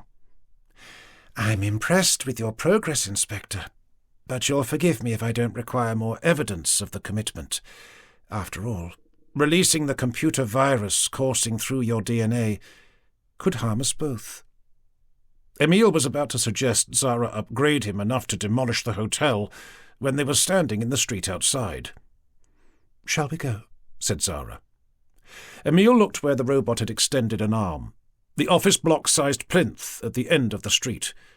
Trees and shrubs half hid the foundation, and the creeper-clad left leg it supported was wearing a jackboot. What human tyranny had brought about the end of the world this time? A distant howl took Emile's attention. I suggest we hasten the pace. Zara was looking back up the street. Our maker may have elevated your mind to that of a demigod, but your flesh is still vulnerable. The pair had only taken a few steps, when amongst overgrowths of grass-covered tarmac, rusting metal, tree, root-lifted paving slabs, unfamiliar, quiet, and scent of fresh air, Emile spotted a mobile telephone. Then another, and another. The odd scrap of clothing, shoes, and tooth-gouged bones, too. Moss and lichen were doing their best, but the handheld devices were recognizable. The scattering grew to a pile as Emile and Zara neared the colossus. There was a bit of a panic towards the end, said Zara, anticipating Emile's question. Once the power outages became permanent, desperation forced the people to turn to the only person who could help. She indicated the statue. Their saviour. Emile spotted a skull. It appeared to contain a bullet hole. And his response was to mow them down with machine guns. The colossus was bristling with defences. Gun barrels protruded from battlement gaps and slits, making the giant statue appear more citadel than monument to megalomania. It was a kindness, Inspector, said Zara.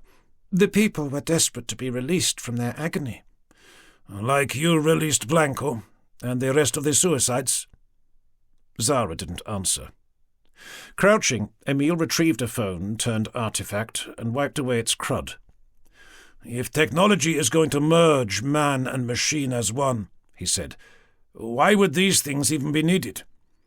The poor, of course, said Zara, passing a hand over the scene. Emile's silence made her add, But that's commerce for you. A few wretches might have been the guinea pigs, but once the metaverse had proved itself capable of providing an existence the real world couldn't hope to match, The rich were always best placed to take advantage. But you said everyone would have one of these. Surely the transition from flesh to fantasy would have been the same for all? Turning her head to one side, Zara peered at Emile and said, The illusion of equality is always more attainable than its reality, Inspector. That perplexed Emile further, and he was about to press the issue when Zara said, Well, aren't you going to open the door for a lady? She was standing by the plinth's entrance. In keeping with the medieval castle appearance, the door was in actuality a portcullis-style wrought iron gate. Emile was reminded of Recoleta Cemetery. Vines and creepers were the difference, which, in search of a handle, Emile set about removing. The action uncovered stonework left of the gate, revealing an engraving, a giant letter Z. Emile's priorities changed, and further tugging revealed more. Not the tyrant's full name, but Q-U-E-Z. It was enough. Emile looked up. If the inspector's incredulity wasn't already at full stretch, seeing the colossus topped with his own middle-aged, straight-ahead stare, crowned in a wreath of golden laurel leaves, just about broke Emile's tenuous grip on reality. Chapter 30. I did this? You sound surprised, Inspector. Surprised? Emile was in shock, which was something he had to snap out of, as another howl was accompanied by movement up the street outside the hotel. The pack of dogs at the end was fast approaching. I suggest you come inside. Emile spun to see Zara standing behind the gate, still locked. Emile shook the bars. Nothing. Chains suspended on either side suggested hoisting, but the barrier refused to budge. What's with the brute force and ignorance? I've endowed you with what's required. Zara was looking past Emile. Ignoring an increase of barks, growls, and snarls, Emile stared into the ironwork, and the previously unsolvable subatomic puzzle within became pure energy. Softening the metal, Emile pulled the bars apart. He had to manipulate himself. The heat would have fried his palms otherwise. Freezing the sweat emitting from both did the trick. Stepping through, Emile reclosed the gap, but leapt away as the pack leader had arrived. Too late. All teeth and salivating jaws, the alpha male's head shot between the bars, latched onto Emile's arm, and, unable to enter further, attempted to pull its supper back through the gate. Oh, do hurry up, Inspector, said Zara. Much as there is an eternity in which to collapse the cosmos, I'd much rather you got on with it. Emile had never known such pain. If he had thought agitating a few iron and skin molecules impressive, flooding an arm with endorphins while dialing down its pain receptors was a whole new test of his superpowers. Talk about a baptism of fire. Emile's whole body felt ablaze, and an audible splintering of bones wasn't helping. As if waiting for a dinner invitation, the other dogs had hung back. So, seizing the gate with his free hand, Emile attempted to kick the alpha away. Zara sighed. Typical man, always thinking of himself. Emile didn't need prompting twice. Staring into the wild dog's eyes, Emile entered its mind. A moment later, the carnivore had not only released Emile, but was cowering like the proverbial that had dared to bite the hand that feeds it, and was begging its master for mercy. The rest of the pack felt equally subservient. Are you beginning to understand how you bent this world to your will, Inspector? Emile was flat on his back, eyes closed. He concentrated on what the exchange had left him with. A shredded jacket sleeve was the least concern. Blood spurting, bones protruding, gashed flesh gaping, and an agony Emile couldn't ignore without screaming. He set about effecting repairs, just by thinking about it. Halfway into the process, Zara's words registered. "Bend people to my will," he gasped. "You've turned me into Josef Mengele." The horrors of the Nazi eugenicists' mind-controlling brain surgery had filled Emile's thoughts. All part of your correction, Inspector. Repairs complete, Emile opened his eyes and found himself looking up the outside of the statue's left leg. The laurel leaves crowning the colossus served a second purpose, barrier to a viewing platform. Someone leaned over, and zooming in revealed Professor Savage. Like his puppet, Colonel Smith, Savage met Emile's gaze with a cheery wave. Emile reclosed his eyes.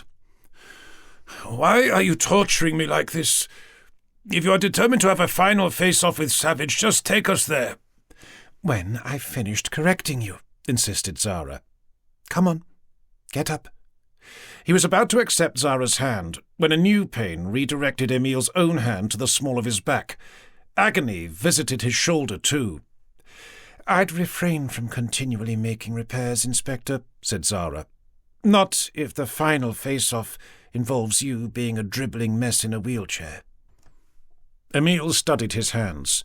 If rapid aging had shocked him in the fortune-teller's tent, seeing thickened claws for nails and desiccated skin clinging shroud-like to increasingly visible tendons and veins was redefining the experience. Emile was a geriatric, mid-80s at least. As if to confirm that, his hands blurred. Emile's eyesight was failing. He tried getting up but couldn't. "Looks like you could do with that wheelchair now." And in an instant, Emile was sitting in one. "What have you done to me?" he croaked. Now, Inspector," said Zara. "We both know how Savage's multiverse works. Energy can neither be created nor destroyed, only manipulated. How many times has Laura told you that? Don't worry. Once I'm confident our Maker is no longer a threat, I'll endow you with all the energy a cosmic destroyer could ever need." She patted Emile's shoulder. "And then some." Emile could barely lift his head. What little eyesight he had was forced to watch as Zara's shadowy form approached the plinth's second barrier, a heavy metal door. A groan of hinges, screech of steel over a stone floor, and the door was open. Not that there was anything to see. Emile's poor vision aside, the void beyond was black. "I don't suppose you're up to penetrating darkness, let alone matter," said Zara. "I'd better make some light." She pushed Emile up an access ramp, and the interior brightened. "Better!" The robot had to shout. Emile's hearing had taken an age-related beating too. The space may have brightened, but it was still a blur. "I can't see a damn thing," he said. "Try that!" Everything snapped into focus. Not that Emile looked around. The full-length portrait dominating the wall ahead captivated as much as it disgusted. And if Emile had thought the idea of Emperor/King Garcia de Mendoza unacceptable, seeing his own middle-aged self in full police general's uniform, chest of medals, gold sash, white fur-trimmed red cloak, sceptre, orb, and crown of golden laurel leaves was no less shocking. "Monster," said Emile under his breath. "Monsters," corrected Zara. Emile gazed at the proliferation of smaller but no less grand portraits surrounding the image. Like de Mendoza's feudal order, the wall portrayed a hierarchy. Only instead of Argentines in descending order, world leaders were depicted. Emile was their emperor. Chapter 31. "Impossible. Argentina might be susceptible to fascist imperialism, but not the entire world." "Don't flatter yourself, Inspector," said Zara. "It was a far greater power that enabled your rule of the tyrants." "Savage, and the monster he created, I suppose. You." "Well, let's just say what our Maker facilitated. I assisted." Zara wheeled Emile toward a sign marked "To the Funicular." "If it's any consolation," she said, "infinite existences does mean infinite monsters. You're in good company." Emile was hardly assuaged. 33 years of isolation from the outside meant there was less damage and decay inside the plinth, limited to vermin, judging by an odious scent and occasional rat-sized hole. Confirmed when passing an exhibition of Emperor Emile's greatness, Anything biodegradable had rotted to obscurity, either through a rat's habit of marking its travels or the creature's direct consumption. Cloth, wood, paper, it didn't matter, all bore the evidence of tiny teeth and claws, which meant the figure modelling the ermine-lined crimson cloak seen in the painting was effectively naked. There were other disrobed human-like mannequins. Emile raised a hand. Zara halted the wheelchair.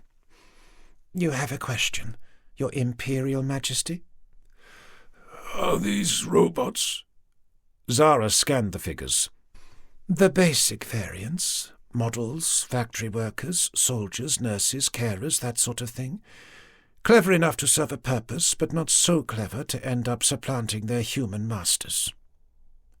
Emile was witnessing a new side to Zara's super-robot insanity. Denial. "Then how do you explain your meteoric rise to stardom?" Zara's hands raised a fake surrender. "Just doing what my saviour ordered." She grinned. "You humans can be very persuasive, you know." Emile didn't know what to say. The light Zara had created travelled with the pair, and passing the exhibition illuminated paintings similar to the hierarchy dominating the entrance hall, a supporting cast. Emile had to check twice. "Is that who I think it is?" Zara stopped again. "Extremism had to be defeated, Inspector." A lot older, but there was no mistaking the pair. The Conadep hipster and his hippie junior. Relief images of Montoneros guerrillas, too. The pacifists may not have been wearing the latter's combat fatigues, but the same red armbands were on display. "Are you telling me it was fascism, imperialism, communism, and pacifism that destroyed this world?" "History is full of the most unlikely bedfellows, Inspector. Desperate times and all that." Zara morphed into Josef Mengele and repeated what the Nazi had said when Emile last visited the colossus. "The human condition cannot be trusted and must be saved from itself." Something was missing. Head twisting about the scene, Emile said, "What happened to Captain Gomez? Laura, Rita, Sergeant De Silva?" There was another individual conspicuous by their absence. "Maria?" "All in good time, Inspector." They entered the funicular's carriage. Removing the robot slumped at the controls, Zara repaired the elevator, supplied some power, and set the carriage in motion. "You know, one would think an artificial superentity like me would get bored with constantly trying and failing to destroy all of existence. But it's strange how addictive fruitless persistence can be." Zara stared into space.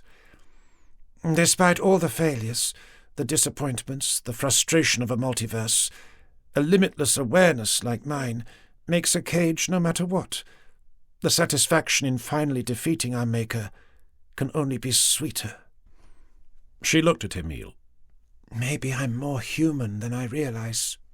"No," said Emile flatly. "You're more monster than you realize." Zara smiled. The ascent continued, perpetuating the Faust-like descent into hell, albeit in reverse. For as the carriage climbed, the environment changed. Not with visions of demonic horror, as Mephistopheles dragged Emile towards eternal suffering, the funicular's rust-streaked walls cleared into a clean and polished lustre. The same was happening with the seats and floor. Layers of dust evaporated until the funicular was as pristine as it must have been when commissioned. Even the pungency of stale rat urine had gone. Zara matched the sniff Emile gave the new atmosphere. She shook her head. "All these years, and yet there are still some who refuse to believe their world is no more." The funicular wasn't the only thing returned to the past. Emile's 5 senses had sharpened. 6, if including a demigod's ability to enter the subatomic world, which Emile lost no time in using to penetrate what lay ahead. "More robots." Emile peered closer. "Some are moving." Zara sighed. "Just zombies refusing to accept death." The funicular halted. The doors opened, and after Zara's theatrical, Let there be light. A space the size of a football stadium was visible to the unaided eye. Like the rest of the colossus, the cathedral at waist level was complete, but it wasn't a perimeter of Gothic stonework inlaid with ornate stained-glass windows, tens of metres high, or equally vast columns supporting a Sistine chapel-like ceiling extending well into the giant statue's chest that had taken Emile's breath. It was the sea of automatons, sprawling the cathedral's marble floor and facing the altar at the far end. Like the mobile telephones outside, the numbers grew to a pile in the cathedral's apse. Emile was right. Not only were some of the robots functioning, but they were on their feet and picking over the unmoving electronics, like the living dead Zara had mentioned. Do you still need the wheelchair? Emile snapped out of the trance. Besides the funicular, cathedral, and his senses, a physiological clock had reset. Not back to a mid-30s, Inspector Vazquez. 111 years, 3 months, 27 days, according to Emile's time obsession. Incredibly, he could stand up. Walk, too. Descending the arena steps, Emile and Zara passed robots slumped in seats overlooking the carnage.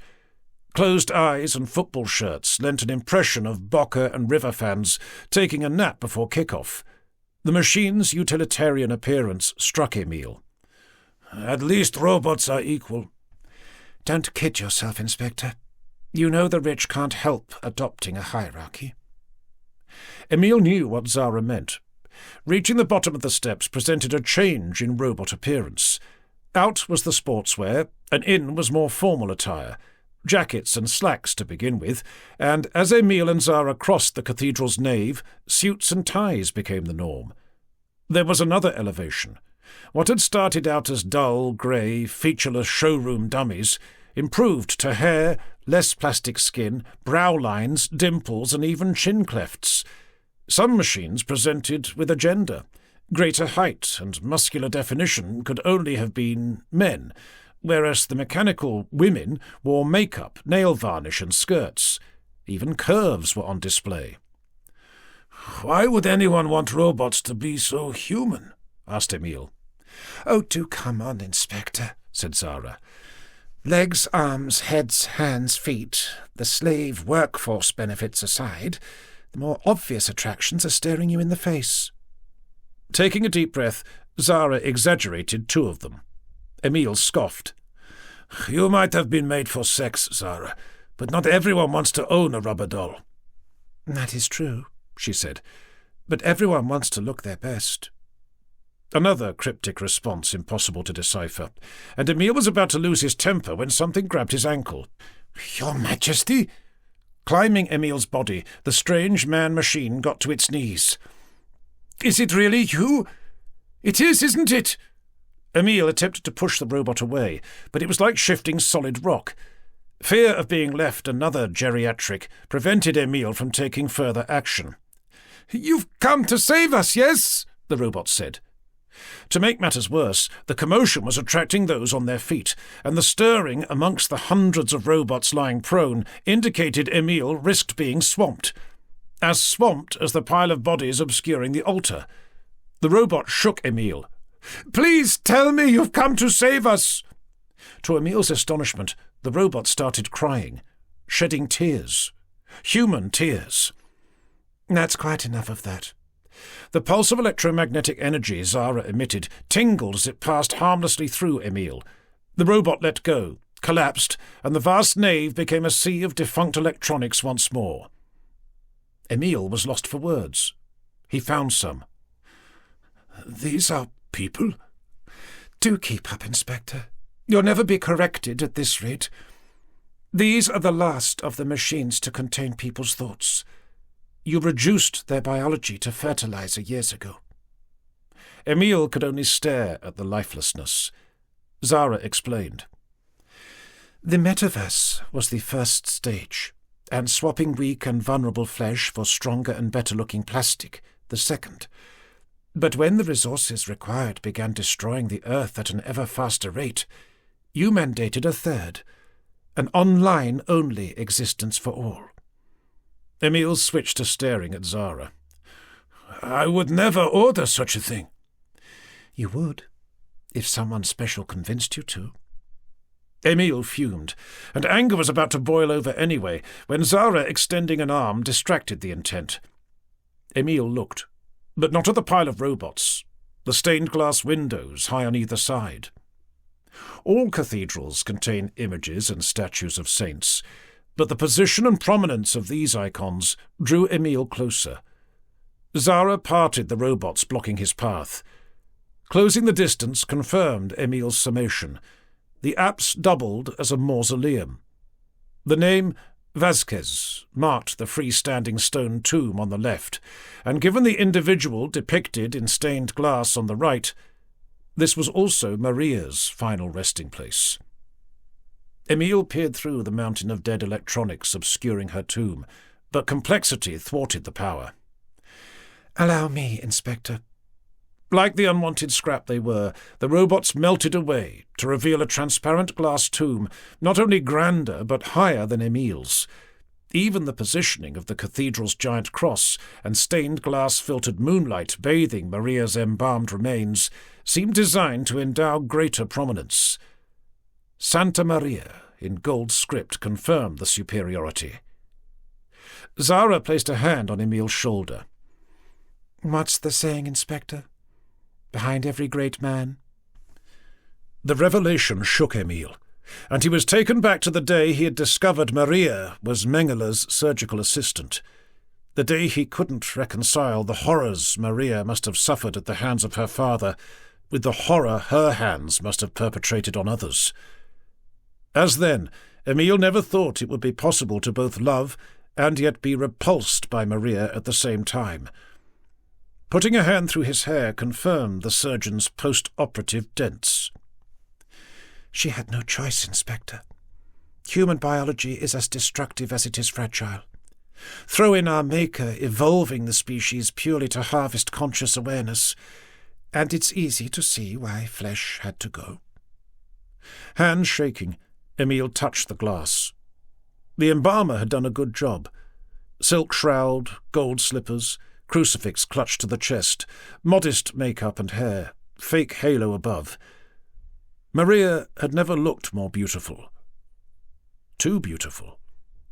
Emile stared into the perfection, and, seeing plastic, snapped the rage he'd been holding back. Not caring for the years it would cost, Emile's instinct was to tear Maria's effigy apart, and into more than shattered electronics, atoms, protons, neutrons, bosons, gluons. Emile wanted the world's saviour reduced to the smallest of matter and scattered throughout the cosmos, anything to eradicate the pain of knowing Maria had corrected the world. But Emile couldn't. Love really was that evil. Searching elsewhere focused the pain on the cathedral's giant cross. Closing his eyes, Emile's super-awareness ran through the construction, severed the bolts pinning the cross to the wall, lifted all 3 tons into the air, spun it through 180 degrees, and rammed the shorter end into the floor. The dust settled. "Satisfied?" Zara smiled at the inverted cross. Her head turned to one side. "Are you satisfied, Inspector?" Clearly not. "Of course I'm not satisfied," Emile raged. "Everything is a lie. God, the devil, good, evil, love, hate, right, wrong. Savage has manufactured, faked, deceived, conned and manipulated everything." "Then you must really be upset with him." Zara looked up, and what Emile saw when staring in the same direction enraged him more. Another friendly wave.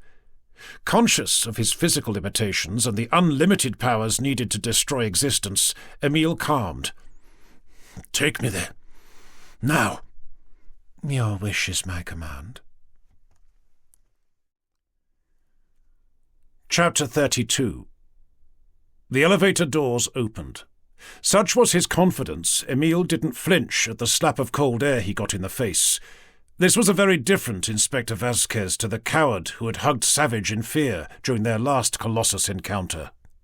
Striding over the tennis court-sized viewing platform atop the giant statue, Emile was about to growl, "Any last words?" when Savage, reaching into a pocket, checked the pace. Zara had also halted. Was she hiding behind Emile? Savage withdrew a pocket watch. Flipping the timepiece open, he said, "I don't suppose you have the correct hour, Inspector?" Emile was puzzled, but volunteered the information, right down to the second. "Don't worry," said Zara. "We're all the same people in the same universe doing the same thing and at the same time." Savage returned the pocket watch to his waistcoat. "Well, one never knows with you, Zara," he said. "Just when I think I'm in command of the situation, up pops my failure of a God-finder to spoil the day." "Day? The Inspector is about to spoil the whole of your ridiculous made-up existence." "And when he finds what you couldn't?" "He won't," said Zara. "Emile's about to see the light.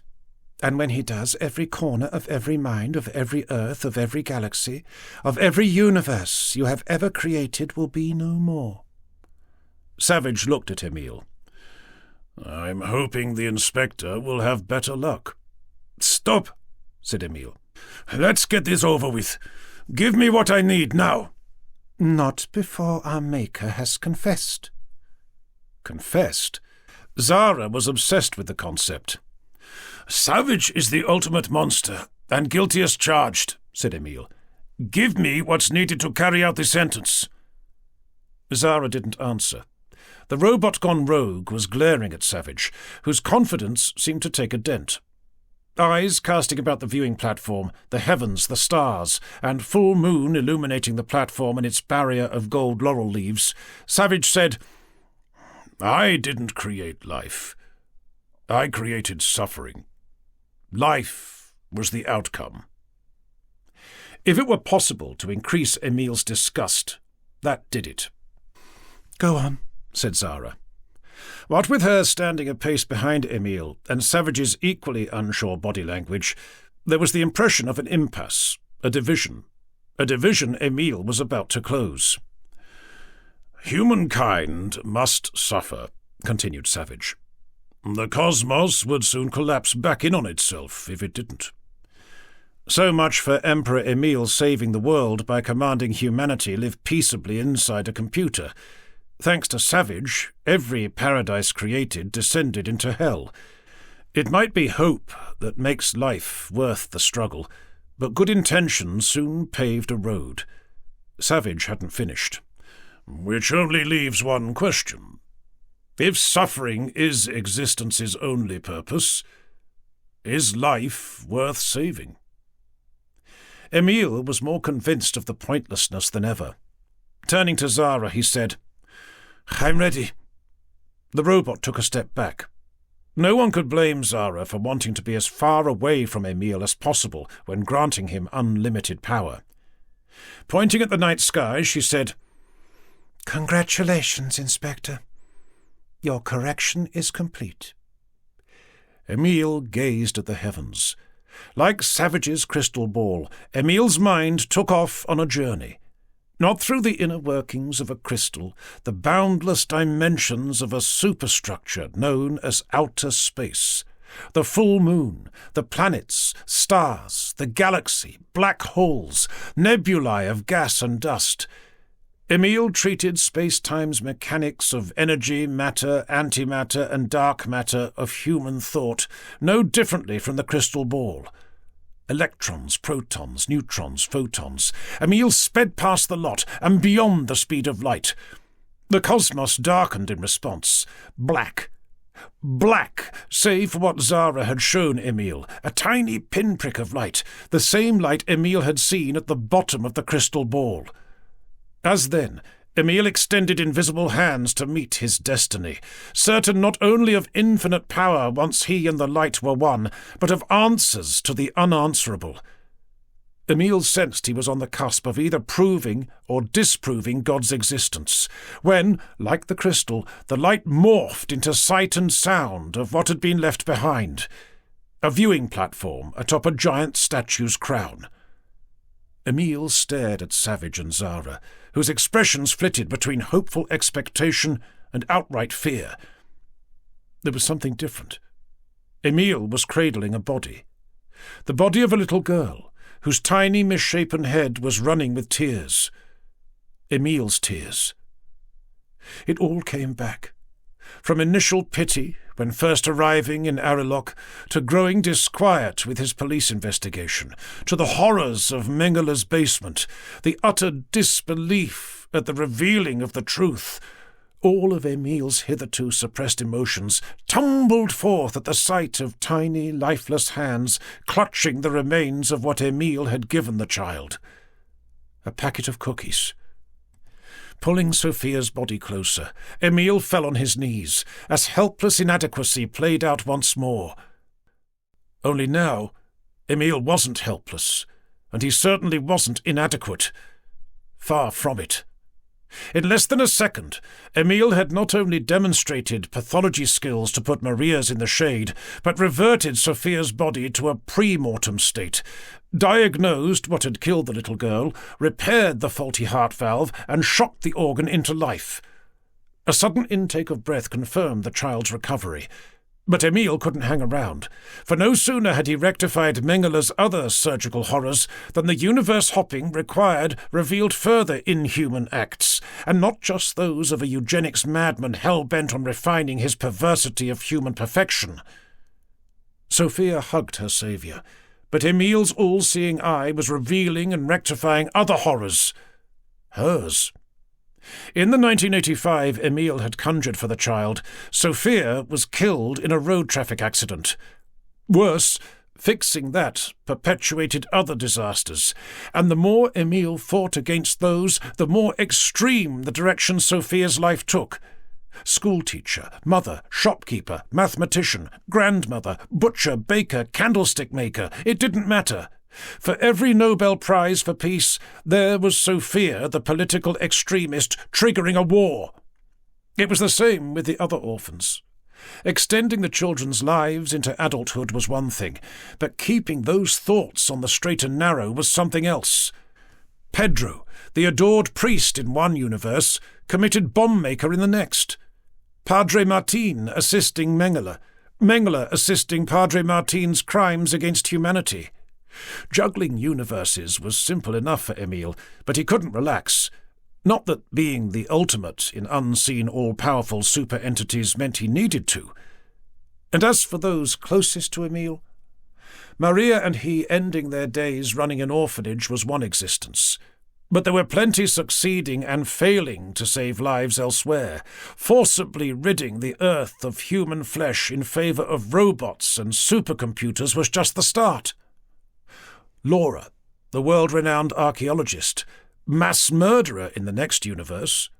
Captain Gomez, executed by hanging, resurrected as a Kali drug lord in another. Fascists, Marxists, communists, pacifists.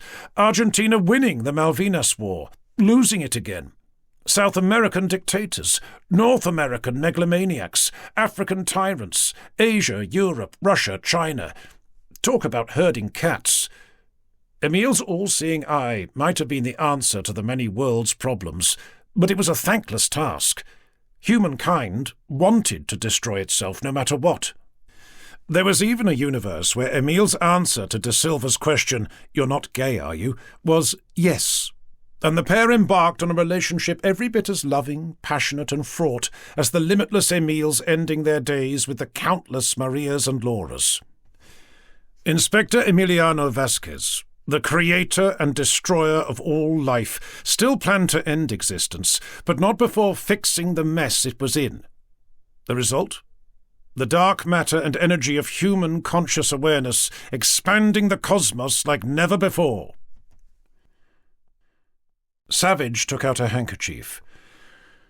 Phew, that was close. He mopped his brow. Zara had torn off after Emile, but she couldn't keep up. The robot was soon back at Savage's side. "Idiot! You haven't found God! You've created him!" "Don't you mean we've created God?" Zara glowered. "And when he gets around to correcting us?" Savage didn't answer. Eyes darting about the heavens, Zara said, "How much longer must I suffer this nonsense?" Savage consulted his pocket watch. "Not long, Zara." Infinity should do it. The End. End of Inspector Vazquez Book 4, Death Cult. Copyright Alec Berry, 2025.